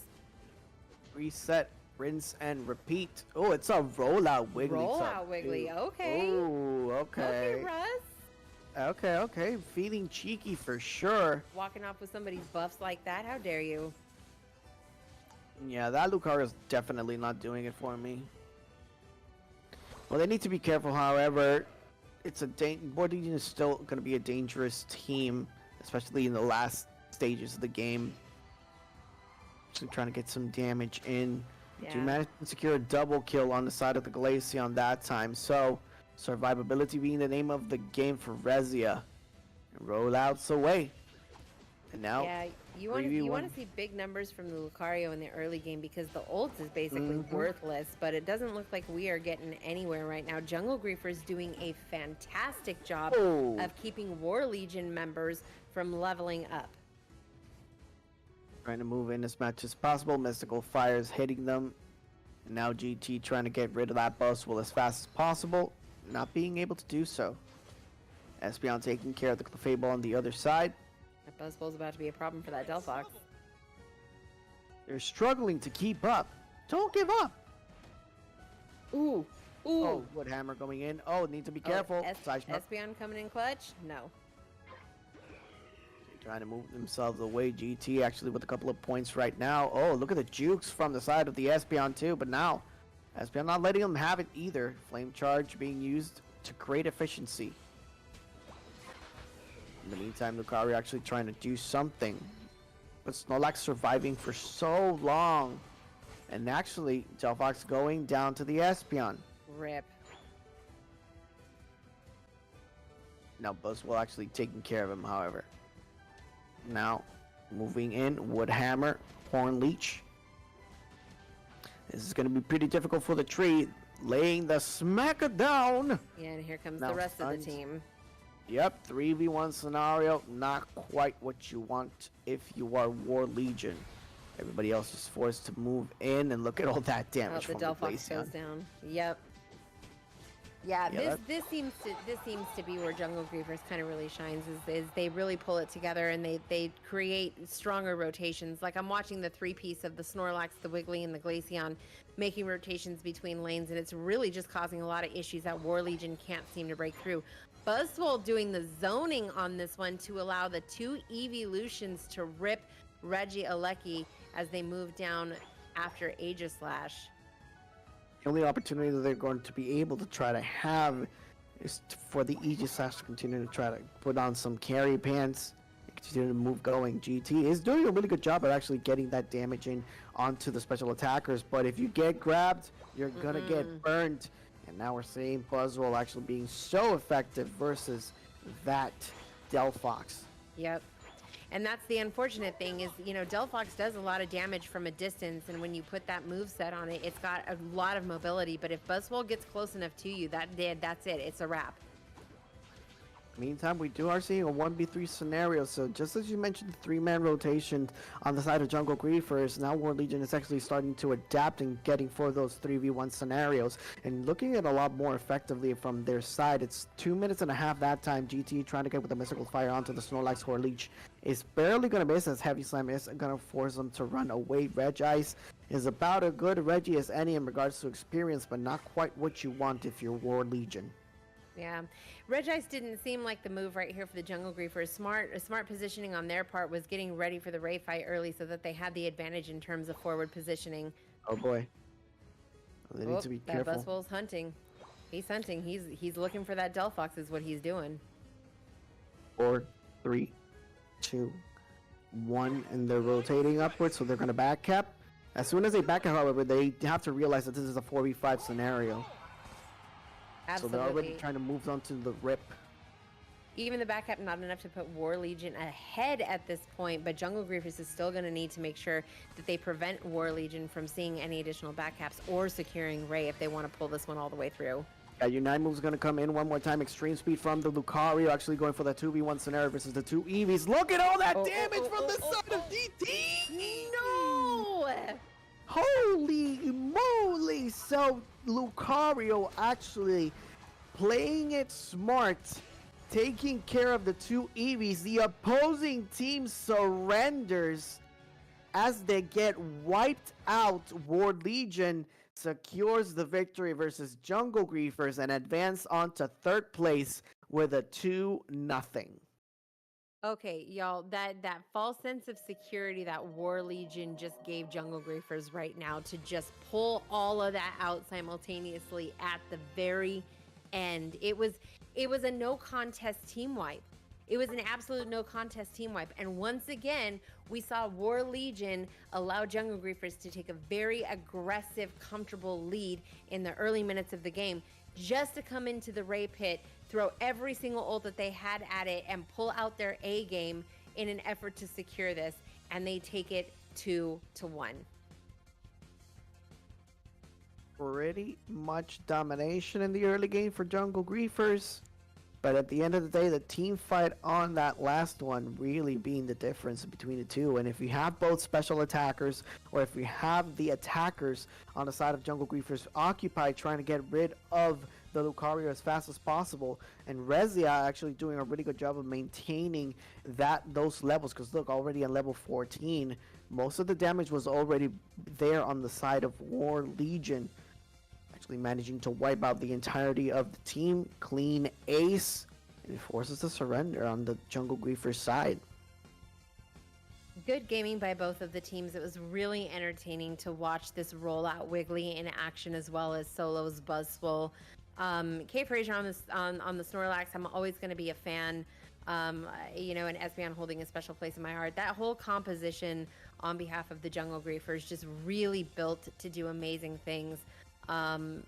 Surprisingly enough, from War Legion, the Lucario just being the sleeper cell in that whole lineup, not really doing much in the early stages of the game, but coming through at the very end and causing a whole bunch of mayhem. So, good games from both teams, really, really exciting compositions, really exciting gameplay, fantastic rotations. The whole thing was really fun to watch. This was such good gaming on behalf of both sides. Really good sides indeed. Now we finally have the semifinals determined for the Unite World Coronation League season number 1. On the top side, we do have Ikigai no Tsurugi going to duke it out against Dark Aura. Waiting on the wings in the lower bracket is going to be War Legion in 3rd place. 4th, going to be used by the Jungle Griefers. Really good play overall by both teams. This is going to be it for us tonight, however, as all of the games have been played out. Now, Crunch's final thoughts before we actually send it off to Rhino for the closing statements. I'm not gonna lie. There were a couple of really big surprises in these game sets tonight. I had a lot of fun watching both of these teams adjust their comps and adjust their strategies, even in the middle of the games. We got to see a gameplay from some mons that we are not traditionally exposed to in a competitive meta, which I think is absolutely fantastic because it really shows you that you can take a mon that's considered off meta and do amazing things with it in a competitive space. I'm really, really excited to see next week's matchups. You've got some really strong teams and some really strong front runners. And honestly, I had a blast hanging out with everybody here and seeing all of this amazing gameplay happen in real time. And thank you so much once again for Crunches, who pretty much crushed it throughout the course of the games. Now, we're actually going to move ahead. Do remember to catch us live on Thursday as semifinals will return with games of best of 5. And then finals would be on Friday for a best of 7. Until then, you can go ahead and follow us on the social media platforms that you can see below us. And Rhino, just take us away and send us off.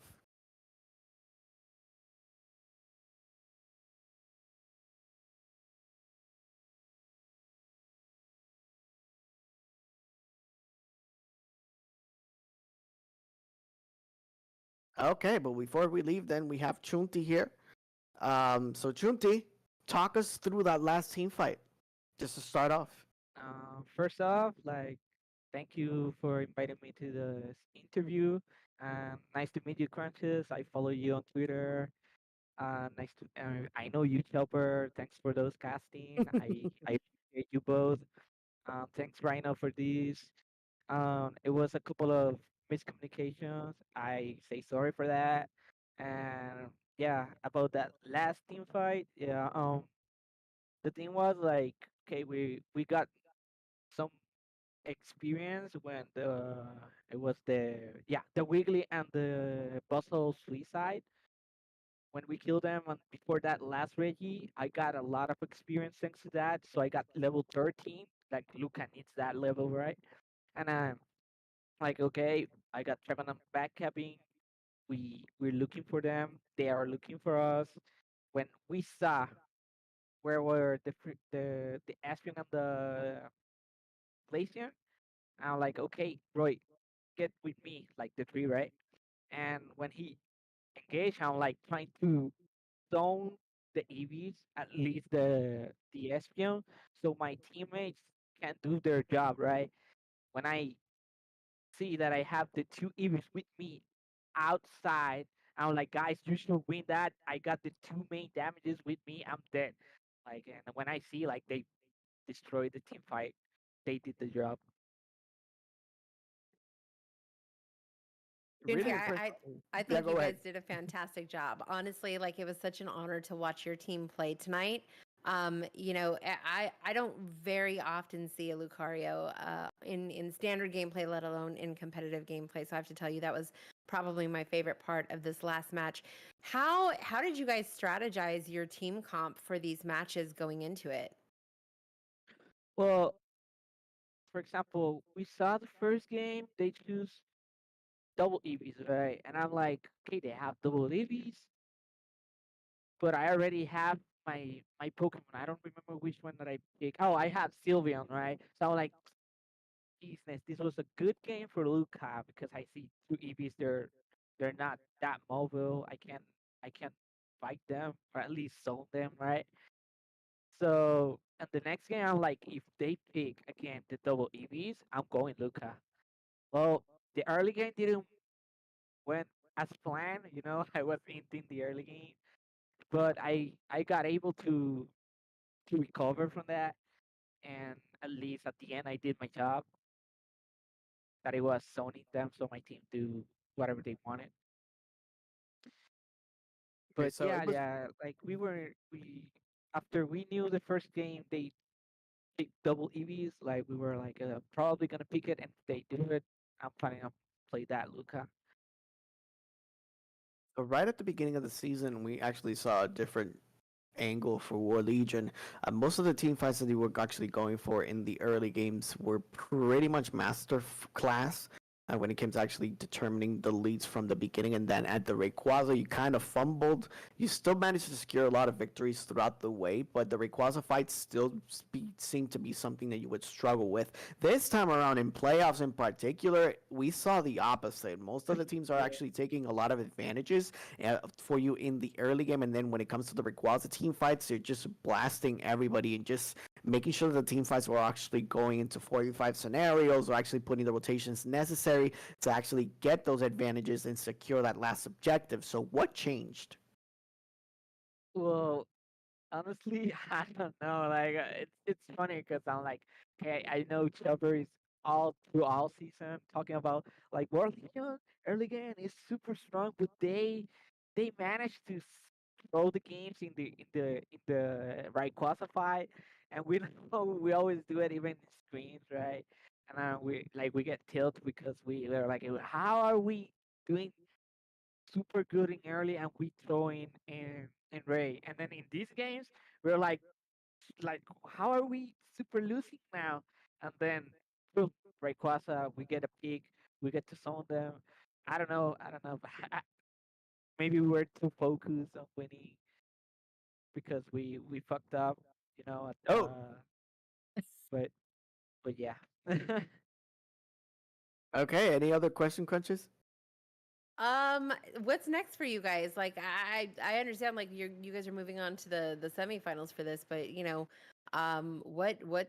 what plans does your team have next? Dominate the UWCL, and then what's next for War Legion? Well, for now, we secure going for the next week, right? But before that, we got the AS Cup on Saturday. So we've been getting top 25 in March and February. So we want to pass through that wall of the top 25. So that's our main focus, like at least this weekend. For next week, we just want to beat the team that is in front of us. If it's Dark Aura or if it's Ikigai, that's what we want. Like just to redeem ourselves and try to get to the finals. Okay, thank you very much, Shunti, for giving us the opportunity for the interview, and good luck next week in your matches. Thank you. Have a Bye, good day. Chunti. Have a good night, right? And now, finally, we are going to be closing out tonight, but you can catch us live next week on Thursday.